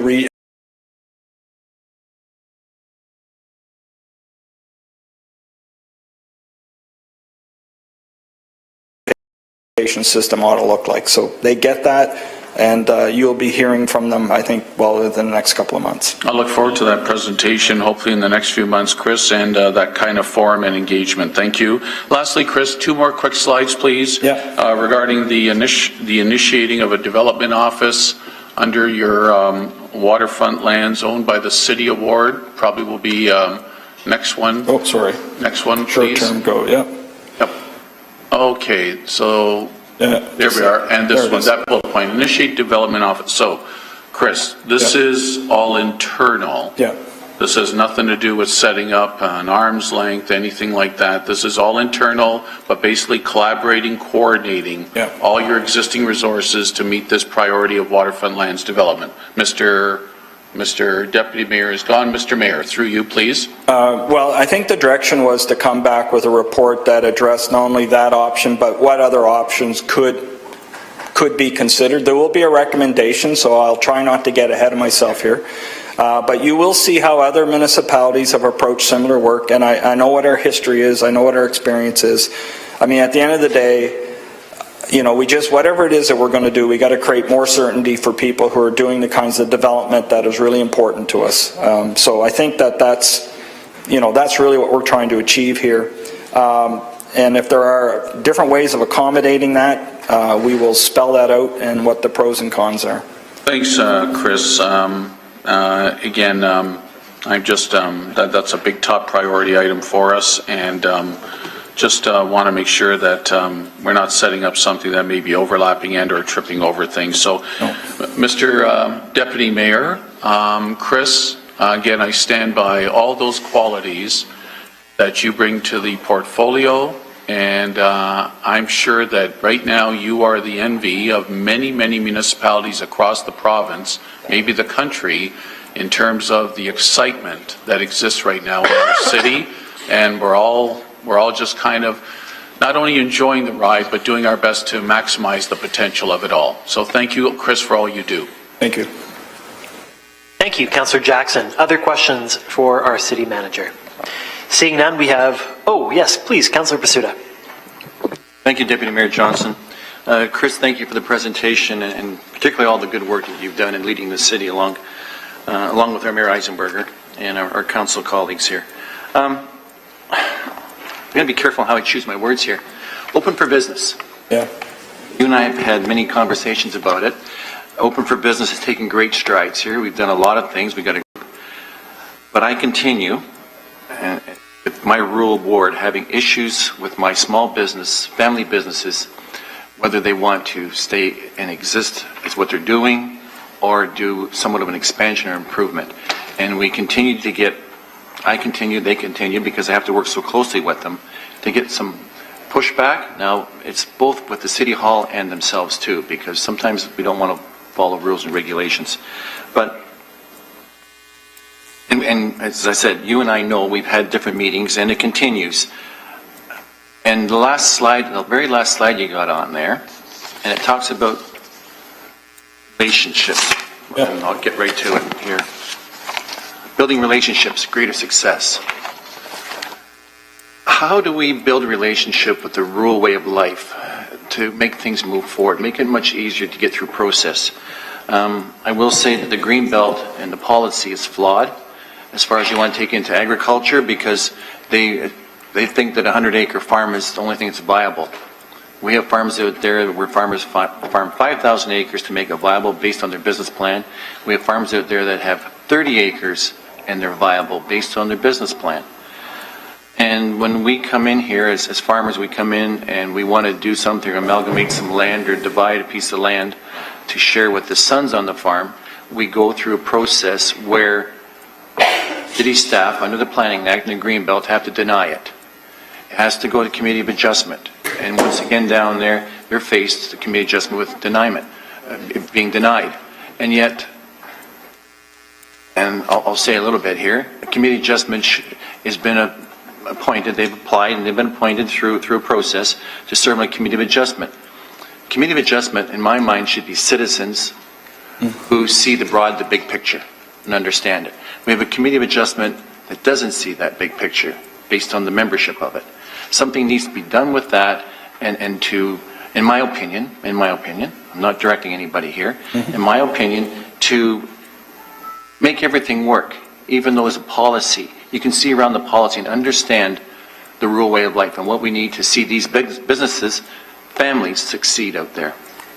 And it's all part and parcel, and Hamilton was built upon an agriculture background. That's what it was built upon, if we look back in the history of it.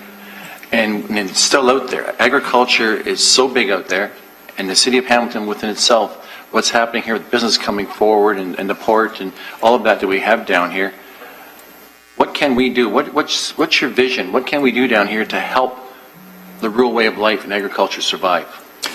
So to you, Deputy Mayor, there's been a couple of things that have been done, I know, within PED to make sure that our planners, I know within Steve Robichaud's shop, in fact, the way that they've kind of segregated out rural, suburban, urban is now being looked at by other municipalities. In fact, there are people calling us about that. So this notion that we're not, best in class or doing things well, I think needs to be dispelled a bit. So there's some real interest in that.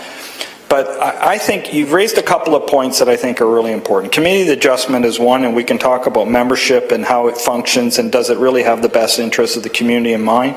I mean, you got a number of people there that are well-experienced planners. You got people experienced doing that role for a number of years. And I know there's been some concerns raised about them, but I'll just park that for a second. Your citizens, all of your citizens, when they work or deal with us, they deal with the City of Hamilton. They don't think in terms of departments or anything like that. And one of the areas in which my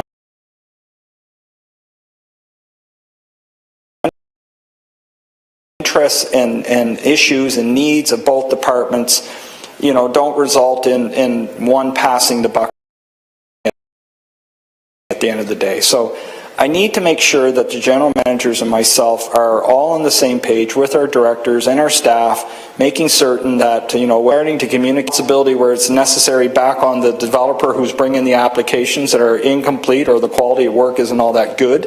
We need to be clear about those situations. But, to your point, how do we make sure that development in the rural area and business in the rural area isn't as frustrating as I know you see it and experience it, and that's something that Jason and the current General of Public Works and the future General Manager of Public Works and myself have got to get to the root of, because I just take source water protection as that area. Now, saying that, we all applaud Dan McKinnon and his people. There's no resource that is more regulated and above the regulation more critical than water. We love Dan and his people for being as conservative as they are to protect our water quality. And after Walkerton and everything else, we know you better have a group of people who've got their eyes on that water and not compromising it. And we saw the auditor's report on water, wastewater. It was the thinnest one you've ever seen. So on one hand, we applaud Dan for being conservative and his team. And then on the other hand, we're kind of looking at him going in terms of source water protection. Dan, let's be reasonable.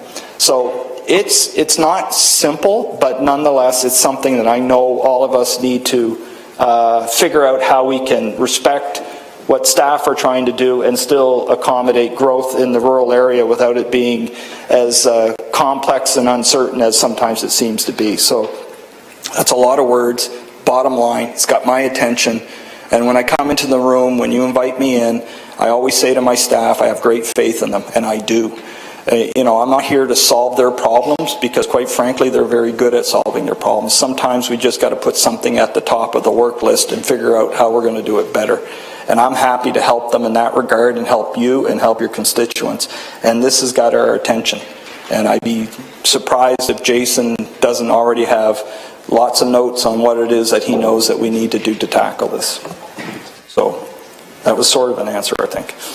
Okay, thank you. Yes, thank you for that. And on a positive note, real positive, I was in the community last night in the far north and to do two different meetings, and they commented on the West Harbour development, and they think that's terrific for the city of Hamilton, and they're looking forward to see it moving forward. So, good. Positive. Thank you, Mr. Chairman. Thanks very much. Next speaker is Mayor Fred. Thank you for the great presentation, Chris, and the good work that you're doing. Clearly, the building relationships equals greater success. I mean, I think you've demonstrated, I think, that relationship building and the good work that you do there is actually having great success in our community. And I commend you for all the work you're doing in that area. I think that is the big difference, I think, in terms of how we're marshaling forward, is that we are building positive relationships with all the major institutions, with our federal and provincial partners. I think it's really vital that we continue to build on that, and you're doing that very masterfully, and I thank you for that. And you're hitting all the right notes in terms. So to follow on Councillor Jackson's sense of excitement and enthusiasm, and you say this often, what a great time to be in Hamilton. I mean, stuff is happening here, and it, you know, not only on the poverty front today, which is one element of our community, but on the economic development front, on our transportation front. I mean, things are really crackling along, and we should be, you know, very happy as to how we're collectively, through good relationships, kind of making all of this come together, and you're certainly a significant part of that. And you know, it's not like we always agree. I think the good news is that, and we might all be in this boat, that there's always a way forward. And that's really, I think, the telling issue in terms of how do we keep moving the yardstick. So disagreement is fine. That's not a bad thing. That's healthy. Then what comes out of that and how we actually bring some positive measures into play is really the hallmark of, I think, successful leadership on your part and successful management. Having said that, so I take your point on the issue of delegating authority to, you know, folks that need to know information. I mean, I always worry about, are we spending enough time on strategic direction going forward? I think we're in the same boat on that one. So it really does mean that you have to rely more on your middle management and supervisory side rather than our senior management. They like to have all the answers, but maybe they ought to be spending a little bit more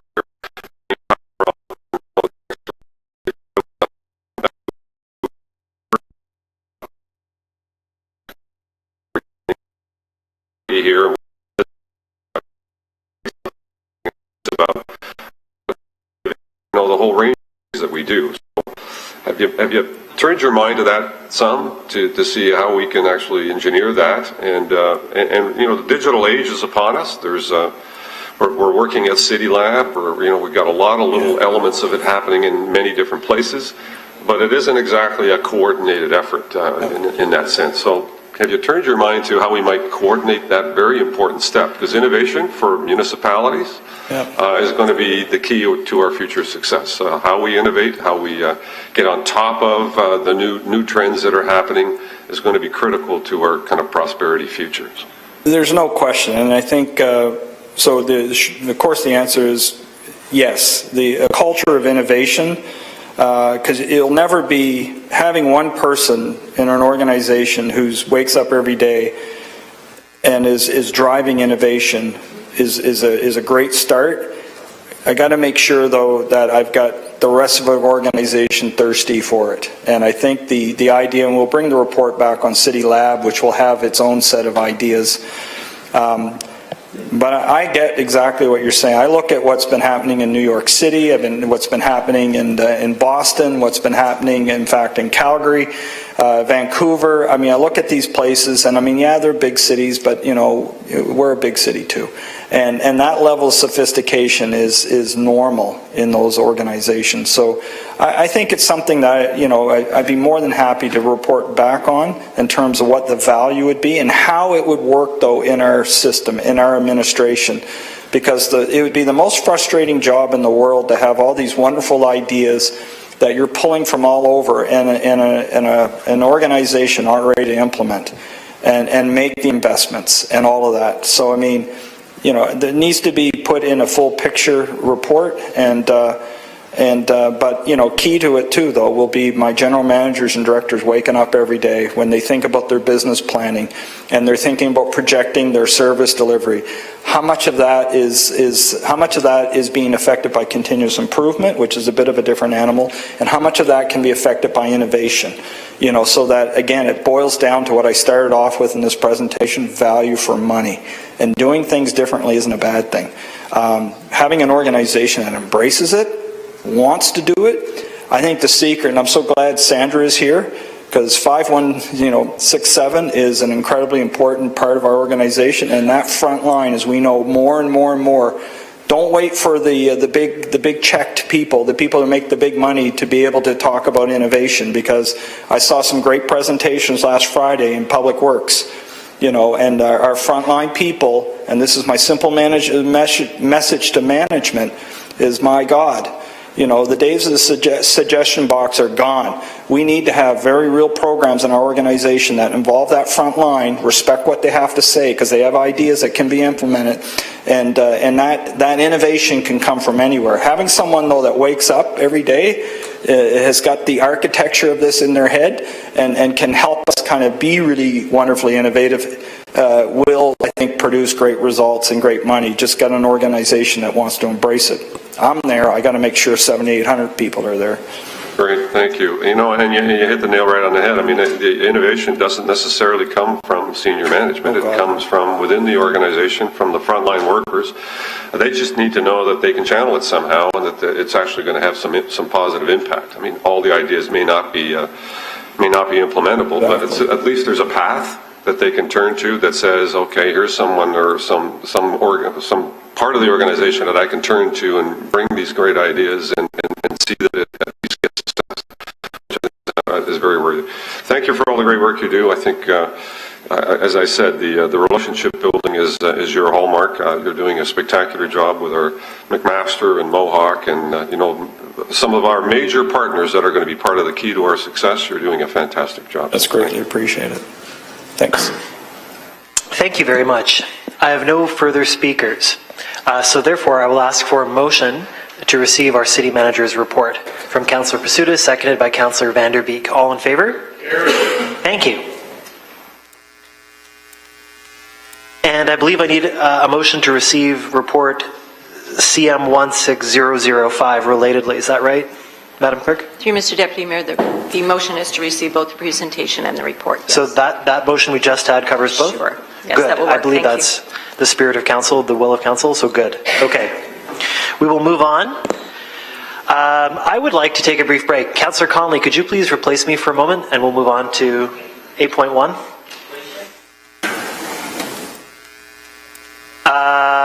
Sure. I will be brief in my break, so that's fine if you want to do it from there. Sure. Okay. So please take it away. Item 8.1. I'll bring you the script. Okay, we're on 8.1.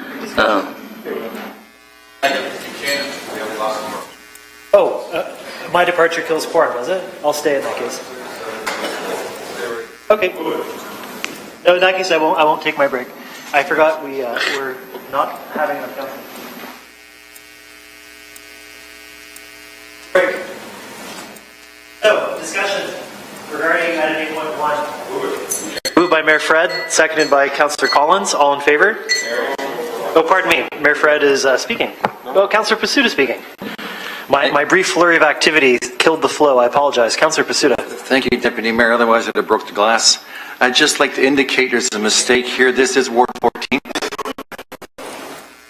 it. Thank you. Great. All in favor? Good. 8.2, discussion. Councillor Jackson, I heard. So, Mr. Deputy Mayor, first of all, I'm glad that staff have brought this forward because I'm fully supportive of trying to get the Canadian Country Music Awards back in Hamilton for 2018. I think the last time was here was 2011, and successfully hosted Junos and other great events of the past. So I'm supportive of the I'm supportive of the $250,000 in the B part, Mr. Deputy Mayor, because number one, it helps to put our proposal, our bid forward. Secondly, I believe it generates another $500,000. I'm in the chair. Mr. Johnson needs to get some food, so he's off to do that, and we have quorum in the room. Carry on. Terrific. Mr. Mayor, thank you so much. I believe our $250,000 potentially generates another $500,000 in securing partnerships for the Canadian Country Music Awards to be here, so I'm okay with that.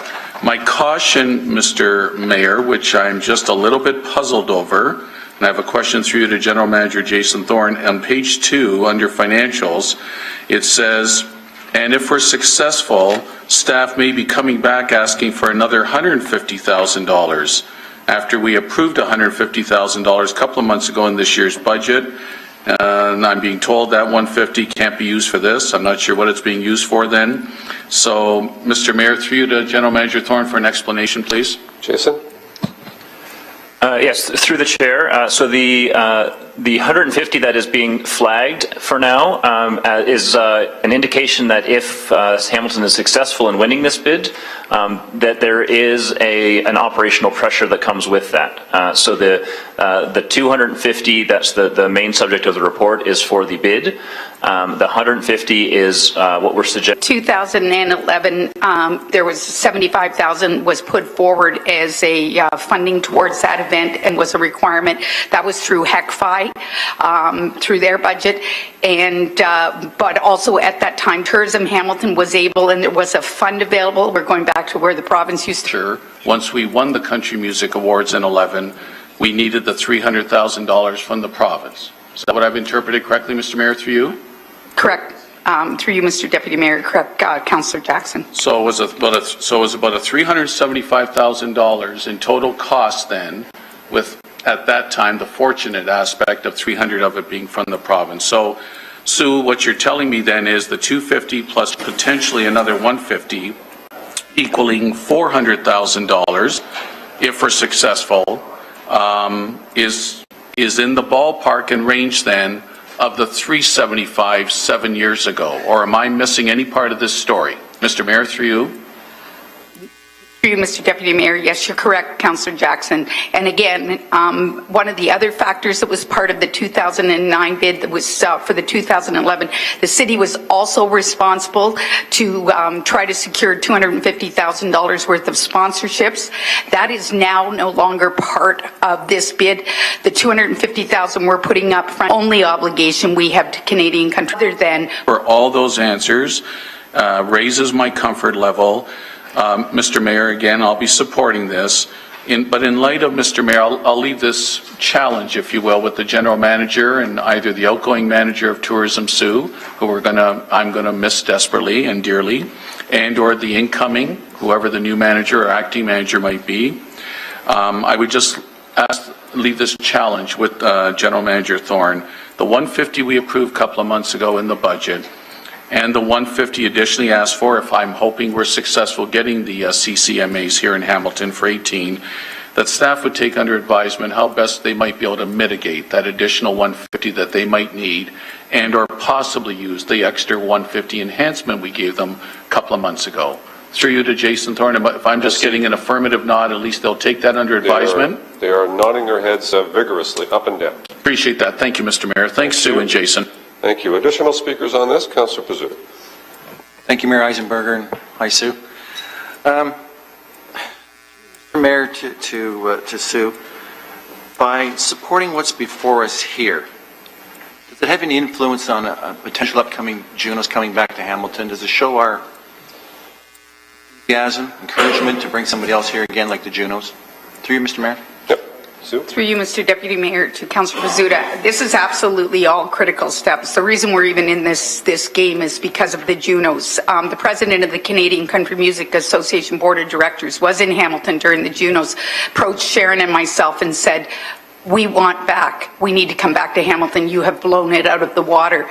So I can assure you our bid is an 85-page document. We have letters of support from Karis, the president and CEO. We have letters of support from the Minister Couteau, from the ministry, all of our MPPs, our MPs.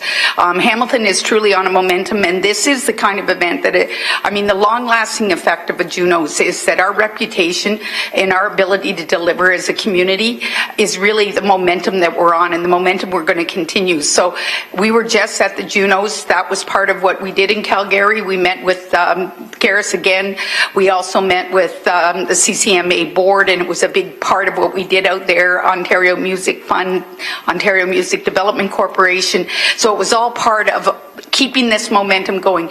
I feel like I'll stake my job on this. Isn't that a safe state? I will stake my job that the Junos will be back in Hamilton. I can assure you. The bid for the Olympics, did we have to come forward with anything that proves that we have the infrastructure, the hotel rooms, etc., or is it just all on paper? Through you, Mr. Deputy Mayor, what the bid is a comprehensive document that outlines basically what we do is we plot the whole event in Hamilton. So it starts with letters of introduction, and then it goes into every facility. So they give us a whole schedule of what they do, and then we have to, as part of our bid, break it completely down. The hotels, the venues, First Ontario, the convention center, because there's a big conference component to this as well. Fanfare, Lime Ridge. So in this bid document are all of the proposals from all of our partners. And this is where we work very comprehensively to say to them, we discuss dollars, what we think will make it work. So in the end, when they get the document, it is a document that they clearly understand the dollars and cents of what's going to happen in Hamilton, not only from a public, what we're doing, but from each and every venue have laid out what their hotel room rates will be. So it's very comprehensive in that our whole game plan is laid out. Through the mayor, and perhaps Jason can address this. Since the Junos, we've seen so much development, so many cranes, so many changes in the downtown core. What has changed? When outside investors are coming is, I hear there's something happening in Hamilton. I hear there's a buzz happening in Hamilton. Show me around. We do a lot of walking tours and looking at where some of the opportunity sites are. The Junos contributed a lot to that. The buzz that Hamilton got, the profile that Hamilton got, certainly got a few more people looking our way, and we hear that just sort of casually when we're talking about to potential investors that that was something that they saw, that they heard about, and that has made them turn their eye towards Hamilton. Perhaps I could clarify my question. If I recall, we were still building a hotel in the downtown core in the Junos. No, it was built at that point? So we haven't changed the number of hotel rooms or anything else since the Junos. We still have the same capacity?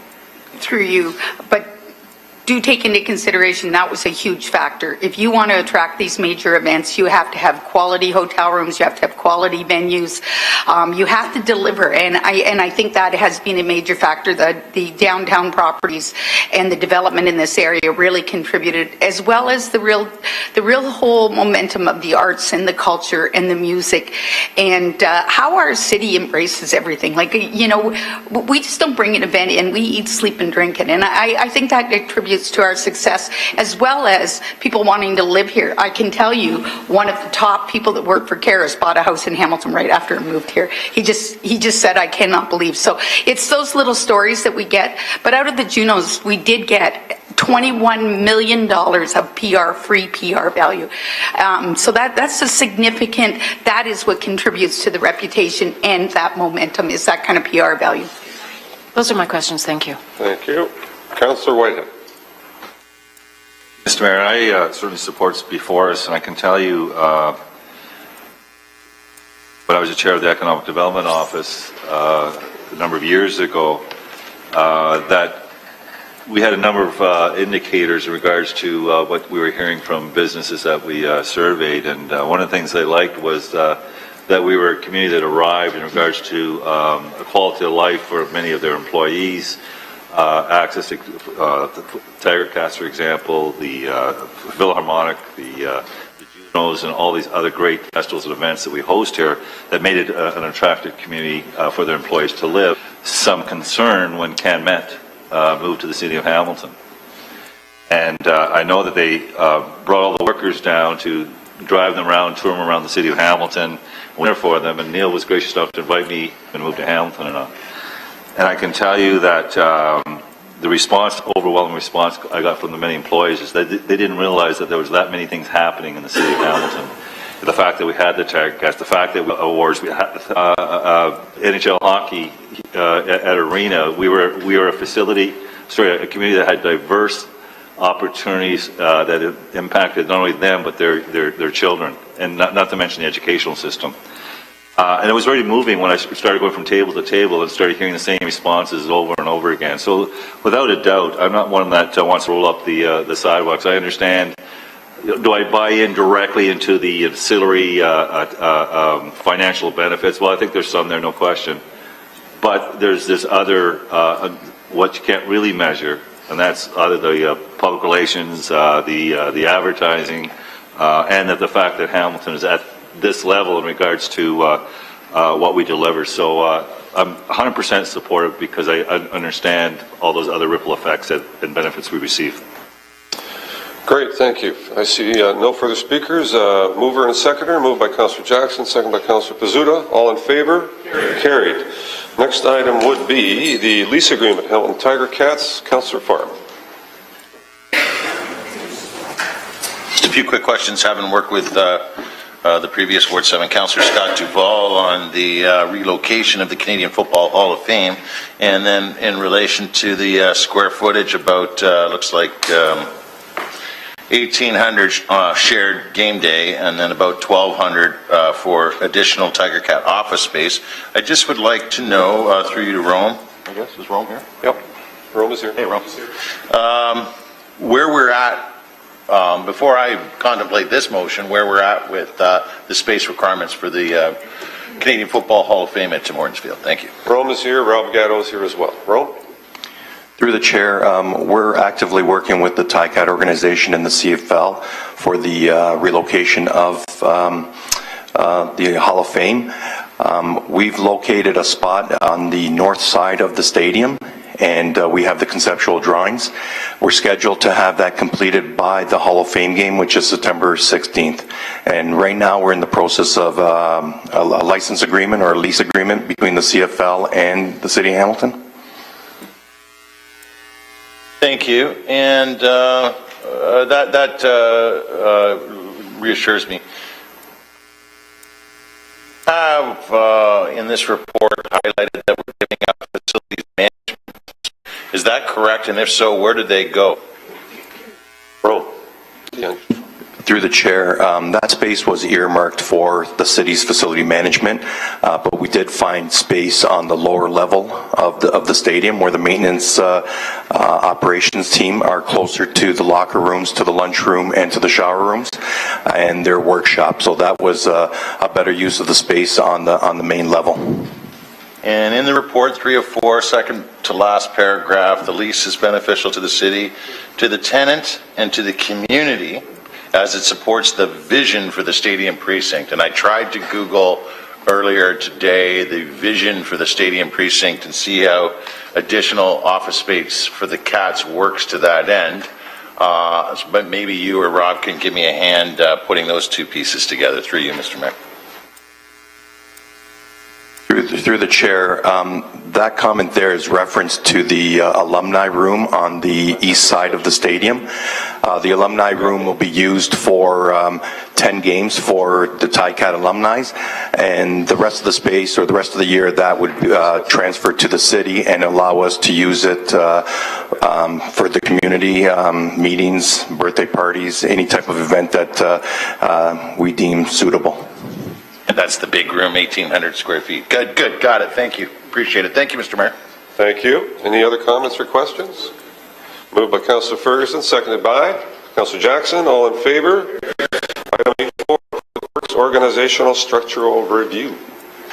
Are we having a presentation on this or not? Okay, just a quick word. Sure. Through you, Mr. Mayor, I think in part I covered some of what's in the report in my my PA presentation, but the bottom line is that we don't feel it's necessary to split the department up along the lines that are talked about on page 5.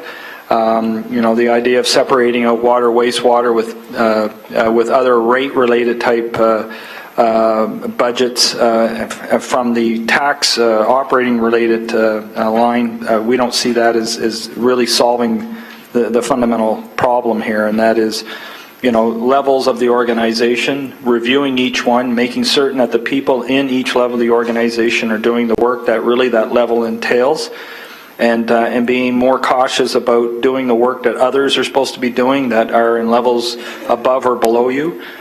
We feel that just from initial drill down within Public Works, the results coming back seem to indicate that that it's not a question of the department being too large, notwithstanding the fact it's 800 employees, 2,100 employees and $800 million, and recognizing that that is larger than some companies that come to mind.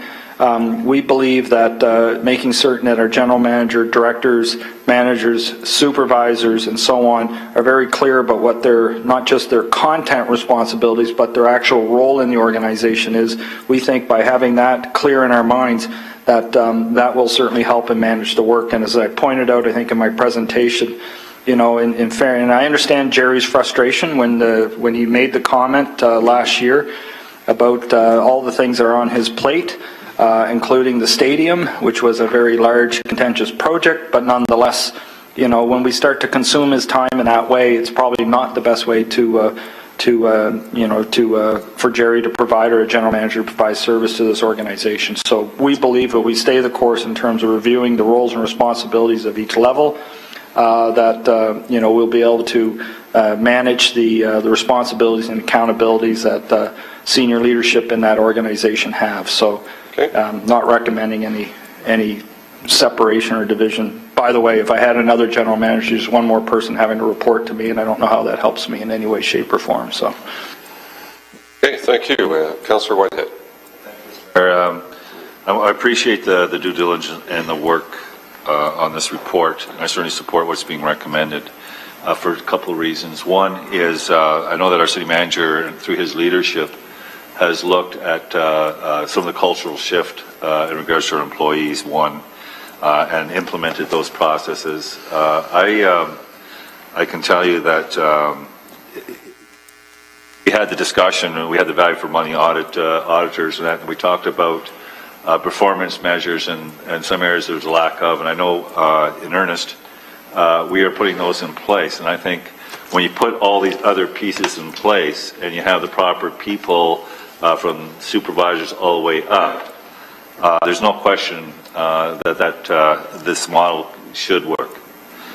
Secondly, Mr. Mayor, as the chair of the Public Works, from a governance point of view, can tell you that I sat on planning, which could last all day and go into the next day. I've sat on almost every committee here, and I can tell you that the Public Works Committee is never overworked with the amount of reports coming forward. So from a governance point of view, it'll be less effective if you have to yet set another committee up to address yet another division. So I think this is more streamlined and more practical and more efficient for those reasons. And then just a last comment is, as the chair of Public Works, I want to thank staff. I made it clear that I want to get out to all the operations throughout the city under the Public Works realm. I started my tour, so I guess I'm doing every Tuesday for the next 10 Tuesdays, and maybe beyond, to take a look and not only do two things: to get a better understanding of the extent of the services and the assets we have, and the operations and some of the challenges, but also give me an opportunity on behalf of my councillor colleagues to pass a very positive message to many of those frontline workers that are are the ones delivering the services on behalf of the ratepayers, or the taxpayers of this community, and how they are appreciated. Because I think that's a message that could be easily passed down from management and the city manager's job, but far too often the political element, the decision makers here at this table, that message isn't clear how we appreciate the work they do, and the faith and the trust, the commitment and the dedication. I also want to compliment the whole program. I think it's Kazan, is that the word? It's part of the continuous improvement, the overall lean, Six Sigma and Kaizens are specific techniques that are used to kind of drill down on process improvements that need to be made. So I can tell you that I yesterday was at the Woodward water plant. I had Dan McKinnon and others toured myself and my staff. We took some great pictures. I did talk to some of those employers directly. I got to take a look at some changes they were empowered to do to create a better work environment, a safer work environment, a work environment they could be proud of. And I think that goes a long way back to that cultural issue where there's a sense of pride. So I just wanted to highlight some of those issues that are already taking place. It gives me all kinds of comfort and confidence that what is being proposed here today will be delivered efficiently and effectively. Thank you. Thank you very much. Councillor Ferguson. Thank you, Mr. Chairman. I too support the recommendation. First of all, I want to say I think Jerry Davis did an amazing job as our general manager, and I've spent, I guess, 11 years now on the Public Works Committee, former chair, and it was a pleasure to work with Jerry. I also know from personal experience, when you're in these operational roles, there's going to be problems, and it'd be naive of us at council to ever suggest that we expect there to be no problems. Once in a while, and I know from personal experience, we say things that we may regret, and so you know, that happens, and sometimes you step on your tongue once in a while, and you have to move on. But from a practical standpoint of view, you know, we have one director that does sanitary sewer, another director that does roads and storm sewers, and to take that bureaucracy through the general manager position, if we did split up water, wastewater, and the balance of the department, it would slow things down. And so I think we get quick resolution having that at the general manager position and leave that relationship at the director spot. So at the appropriate time, I'd move this report be received. Thank you. That's the appropriate time. Moved by yourself, seconded by Councillor Whitehead. All in favor? Carried. Carried. Thank you. We have motions. Review and renegotiation of John C. Munro International Airport. Councillor Collins, I believe. Holding it on? Okay, thank you. An initiative, we've done that one. We need a motion to approve all the communications items related to item 9.2. Moved by Councillor Whitehead, seconded by Councillor Pizzuta. All in favor? Carried. Thank you. On the governance of darts, item 9.3. Councillor Maruli, you have a motion. On item 9.3? Yep. Yes, it's moved by myself, seconded by Councillor Collins. The staff be directed to report to the Public Works Committee respecting the governance of darts. And as you know, I'm speaking with a number of council colleagues and staff. They're just going to review the structure, the governance structure. At present, we don't have anyone on council that actually has voting privileges. And as you know, we've had some issues surrounding that issue. So we're going to review all options and have it report back to Public Works. Very good. Pretty clear. Councillor Whitehead? Yeah, I think that any governance structure should be reviewed periodically. So I have no issue what is before us here today. It says respecting governance. I'm just wondering, the staff be directed report respecting governance. Could we add, could we say the governance model? Okay, that's a friendly amendment. So you were looking at the governance model, period. Okay, all in favor? Carried. Thank you very much. I don't see Councillor Johnson here. He has a notice of motion, so we'll go to him when he gets here. If he hears my voice, he'll hopefully come running in. And as well, we have a motion on the environmental climate change order to clean up PCB contamination. Councillor Marula. Thank you, Mr. Mayor. And that's moved by myself to waive the rules, I think, with respect to the issue, and seconded by Councillor Collins. Thank you. All in favor? Carried. And it's moved by myself, seconded by Councillor Collins, the staff be directed to review the matter of the Ministry of Environment and Climate Change's order to clean up PCB contamination at Barton and Strathern and report to the General Issues Committee. And this is related to, I'm sure you can recall, an order that that was put on the property for Union Gas, Coca-Cola, as well as Strathern Barton Mall. And at that time, we put forward a motion in defense of the current owners having to be held accountable for the pollution that, or the contamination of the site that dates back to the 50s from an American company who is basically off the hook as a result of relocating to the U.S. Since then, the order has indeed been levied against them, and as a direct result, some of the comments on the public board referred to potential contamination on city property. Although there's no merit to the statement, and following up with the Ministry of Environment and having comments being made by them that there could be potential assessments down the road. Frustration over some of us hanging in here and losing form. I apologize. So in essence, this is really just going to clear up the air with respect to any type of misunderstanding that might exist that city property is in any way involved. And we'll have staff report back in conjunction with public health accordingly with a thorough report indicating chronologically where we were, where we are presently, and where we're heading in the future on this particular matter. Well, did you have a question? You have a comment, so go ahead. Yeah.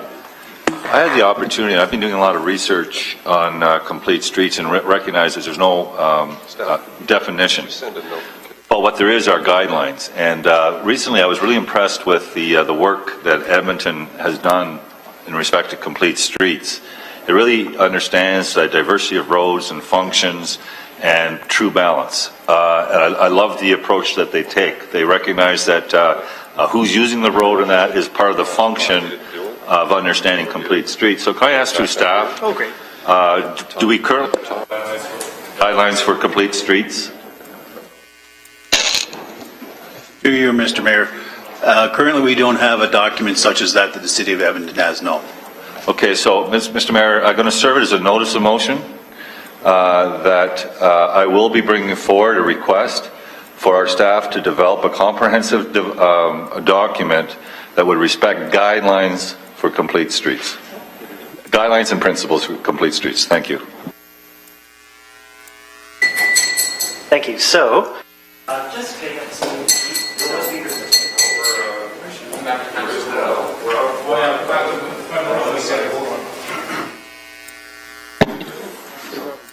No, but Councillor Marula's motion. Councillor Marula's motion, speaking to it, and there's no speakers list other than Councillor Marula. You already put your motion. So yes, but we haven't voted on it. So it's moved by myself, seconded by Councillor Collins. We didn't have quorum to vote on it. So all in favor? Understood, but we have a speaker now? Was that No, I think he's speaking on another matter. All in favor then? Carried. Thank you.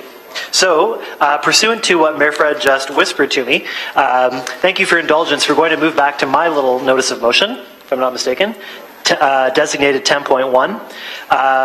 And very generously, the clerks have prepared rules of order for me for a waiver of rules, and I am going to use that and ask for waiver of rules. And I'll pass the chair. Mayor Fred, ironically, I'm going to ask you to take the chair back so that I can present this and speak to it. Where is it? Oh. It's in my package. Should be in yours, I think. I can leave this as notice of motion if the councillors don't have a copy. 10.1 was put on everybody's blotter this morning by myself. It is on yellow paper. Brilliant yellow? Or this colored yellow. Or, sorry, no, not that colored yellow.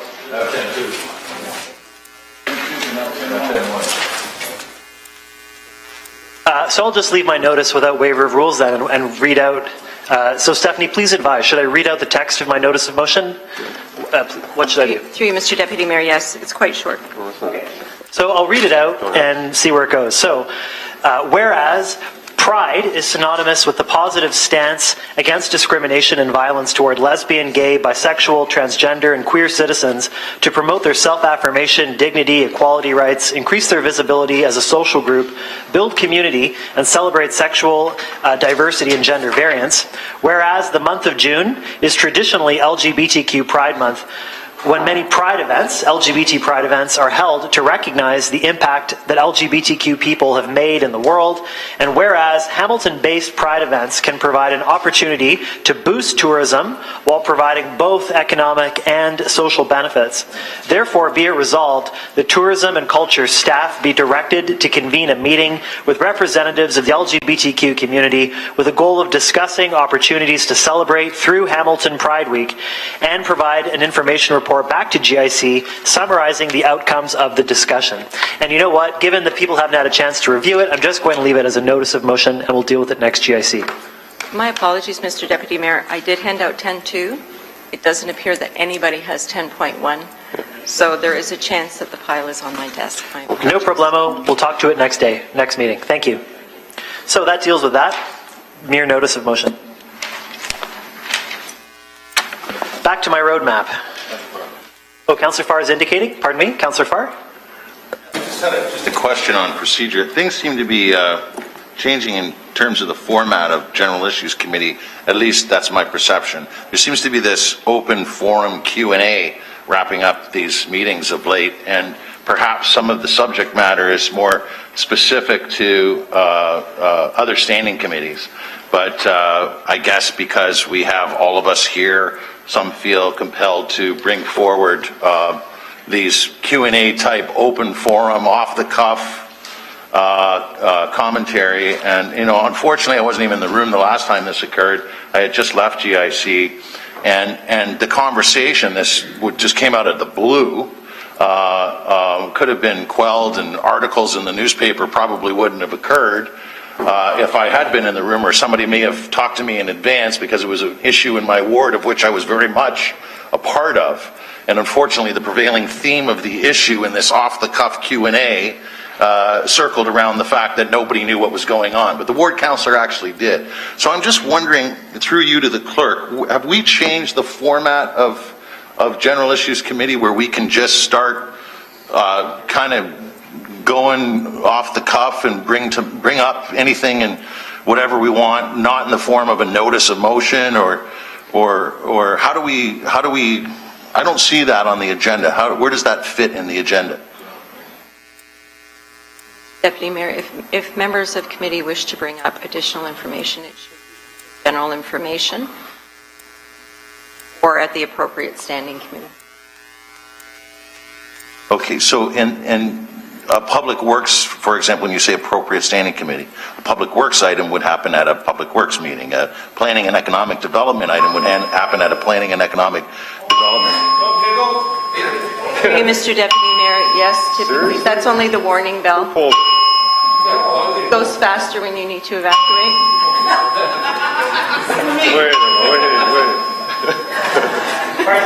Through you, Mr. Deputy Mayor, typically, yes, it should be at the appropriate standing committee. However, it is up to the chair to determine whether the conversation continues or not. And what about specific to the issue where we're having a debate and it's suggested and then ends up on the public record that all of council or nobody knew what was happening, when in reality a member who may not have been present did? How do we police something like that? How does that get on the record? And how can we not, for future on the record, at least include in the record a comment that not all council was present? Councillor Farr and clerk, I apologize to both of you. You're not audible. So not audible. I was going to. Never heard that before. I was going to suggest that we break anyway. Several councillors have indicated a desire to break before going in camera. So please let us break for, what, 20 minutes? 20 minutes exactly. See you in 20. And then we'll go in camera, and Councillor Farr can have the floor before we go in camera. Thank you very much.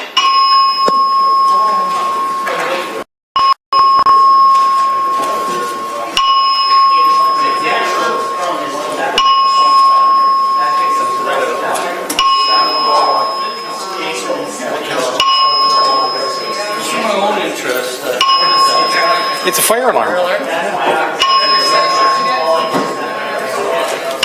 should be brought up on public works.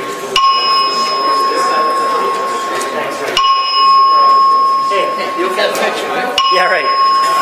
How do I turn this off? I just want to turn this guy. You have to turn it off.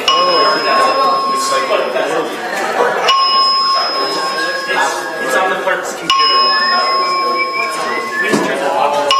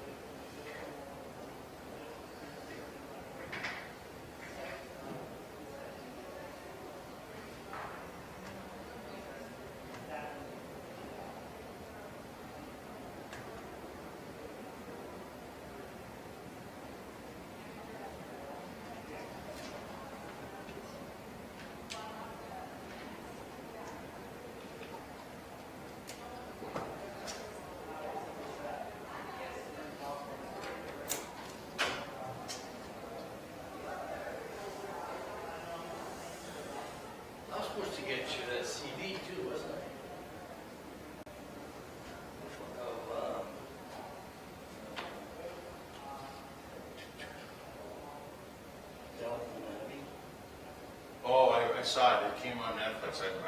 He was phenomenal. I think I saw 5. I hope I didn't miss the whole season. I got 6. No, I saw the end. Yeah. Oh, I don't know if you did. If you did, just let me know. I got them all. Or am I wait for this?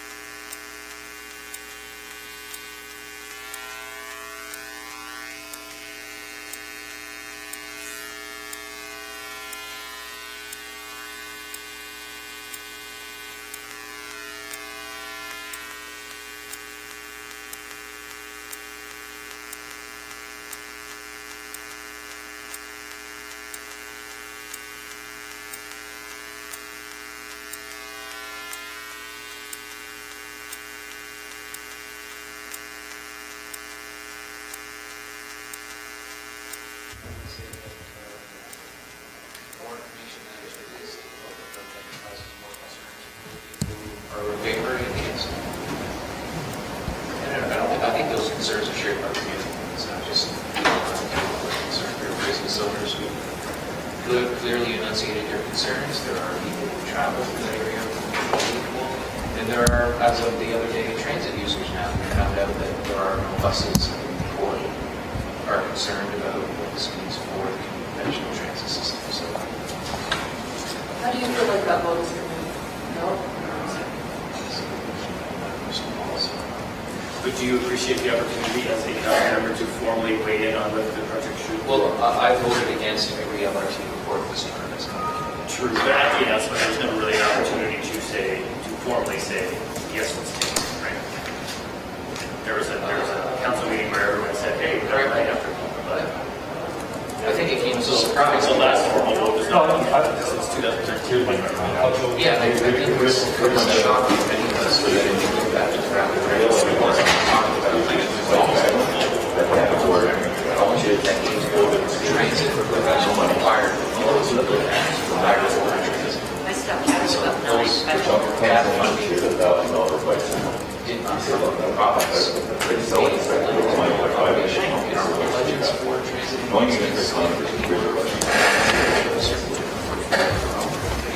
I hope you see that. Also, that's the beginning of the term. That's what surprised me. We were part of what we see to build up the transit. 6, 7, 8, 9, correct?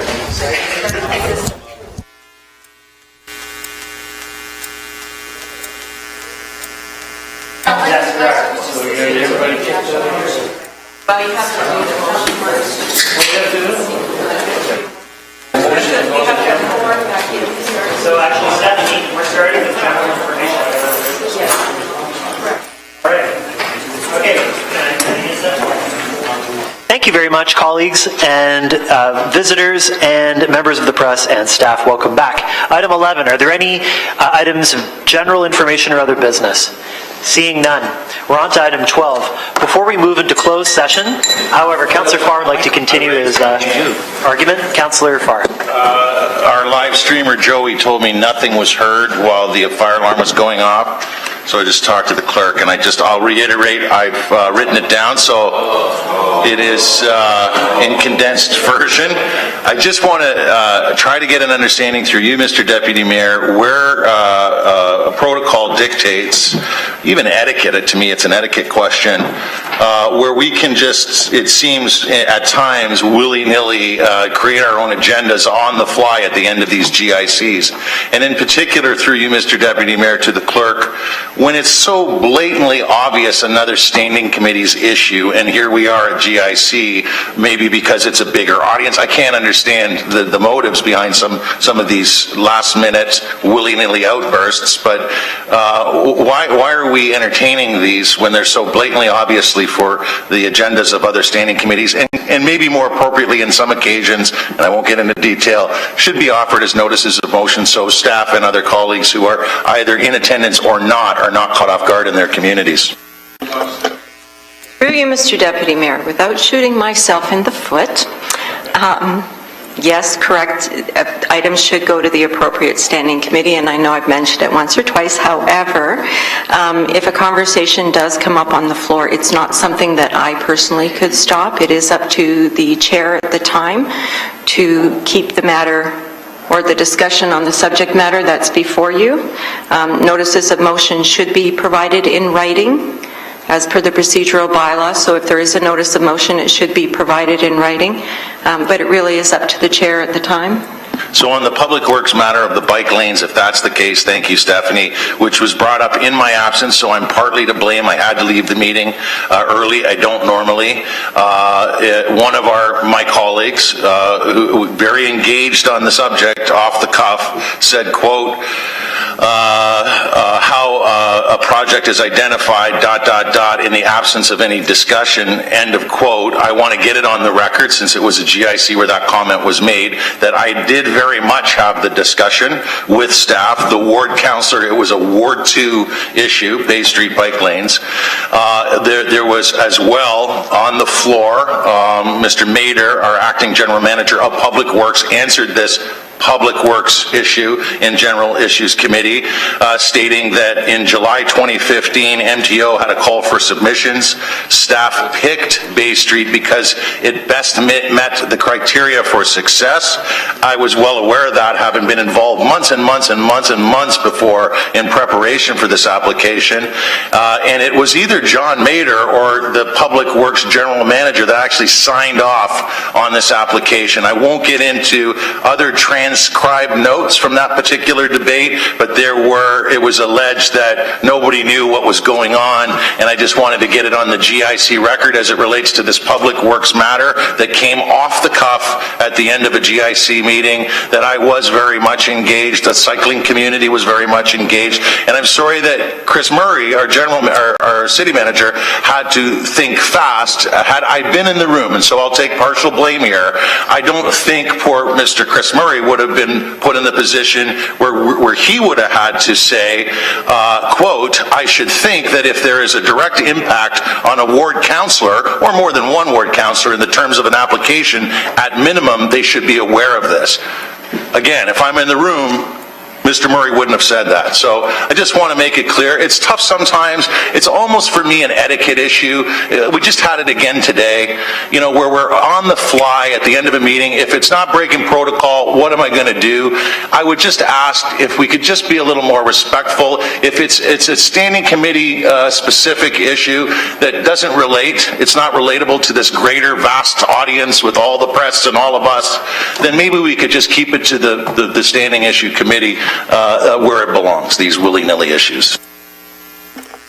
Thank you. Thank you kindly. Councillor Whitehead.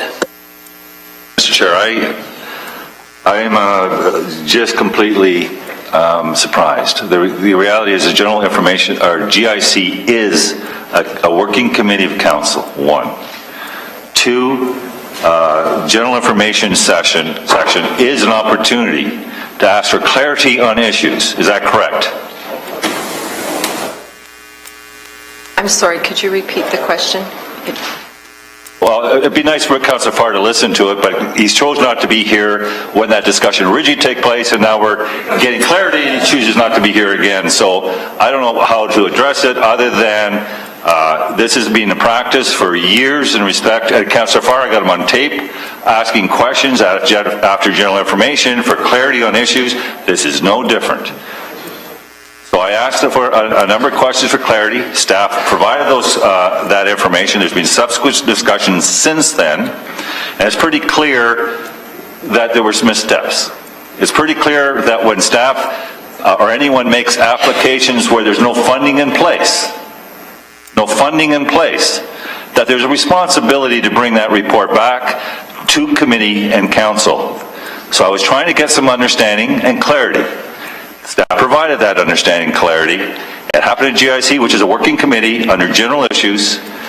So I don't want to leave Joey or anyone else that may be watching astray that anything was done wrong. So, Madam Clerk. Through you, Mr. Deputy Mayor, at that meeting, if the discussion was taking place on the matter, it can be raised under general issues at the end of the committee. If a motion comes out of that, or notice of motion comes out of that, general issues is the appropriate place to do so, as I stated before. And I understand that both Councillor Farr and Whitehead now have their comments on the record for clarification. Beyond that, no, at the actual meeting, we do try to keep everything at the appropriate standing committee, but general information is the appropriate place to bring it if it is outside of that. Yeah, and for clarification, there was an announcement made by the provincial government in my ward. I'm the chair of Public Works. I was not informed in any way, and I was trying to dig up the information. and there was no information in minutes or anywhere in any reports on what this could be possibly about. This was the very next meeting, an opportunity at GIC to get clarity at what transpired and how it came to be. So that's the explanation. Thank you. Much. I believe that was simply general information or other business. I believe that we are at item 12. Before we move into closed session, the closed session minutes of April 20th, 2016 may be approved in open session if it is the wish of committee. May I please have a motion to approve the closed session minutes of April 20th as presented? A motion from Councillor Ferguson, seconded by Mayor Fred. All in favor? Excellent. May I please have a motion to move into closed session respecting item 12.2, City Manager's Performance Report, item 12.3, City Manager's Remuneration, item 12.4, CUPE Lodge's Bargaining Ratification, item 12.5, Asphalt Damages, item 12.6, Occupational Health and Safety Act Matter Update, item 12.7, Cash Handling Investigation Update. Pursuant to section 8.1 subs B, C, D, E, F of the city's procedural bylaw 14-300 and section 239 sub 2, subsections B, C, D, E, F of Ontario Municipal Act as amended, as the subject matters pertain to personal matters about an identifiable individual, including city employees, a proposed or pending acquisition or disposition of land for city purposes, labor relations or employee negotiations, litigation or potential litigation, including matters before administrative tribunals, affecting the city, and the receiving of advice that is subject to solicitor-client privilege, including communications necessary for that purpose. Could I now ask that the public and any staff who are not required to be in this closed session meeting please exit the chambers, taking all of your personal belongings with you. Members of the public will be invited to return to hear any further deliberations upon committee reconvening in open session, which will be indicated by the removal of the frosting on the windows and the elimination of the white noise. The committee will, in the event that they are in closed session for more than 30 minutes, wait up to 5 minutes upon reconvening in open session before proceeding with the meeting, in order to provide members of the public and the media time to return to the meeting room. Thank you.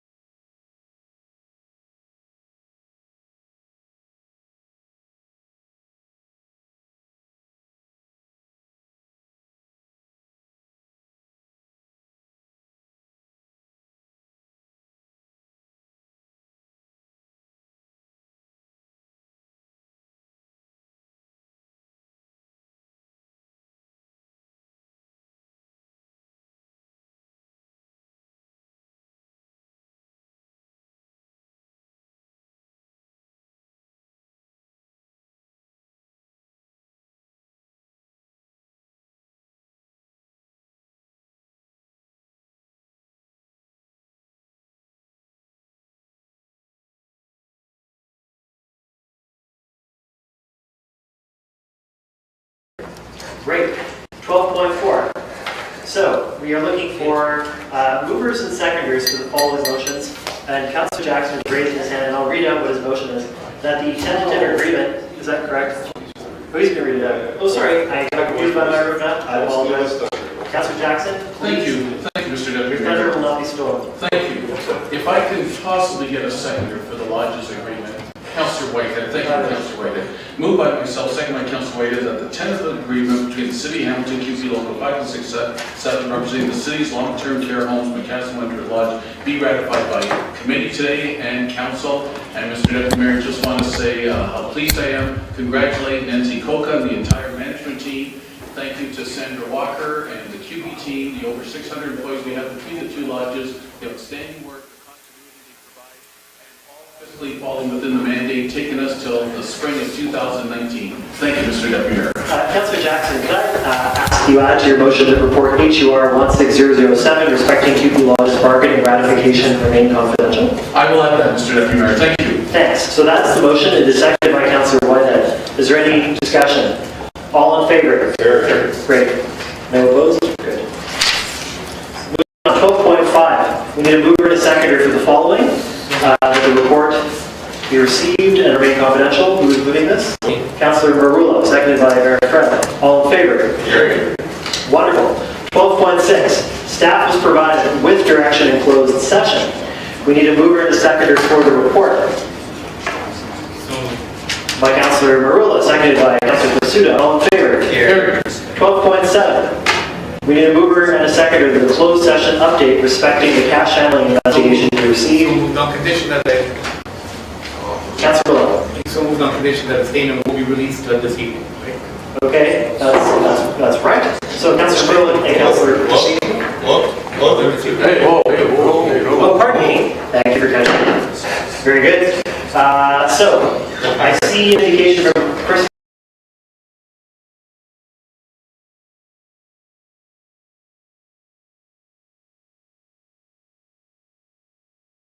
Please jump in, Chris. So if I came through your chair, I mean, at the right time. every effort will be made to try and release it this evening, but let's just put it this way, we're going to release it ASAP. Okay. That is good enough for Councillor Marullo. So, that is his motion.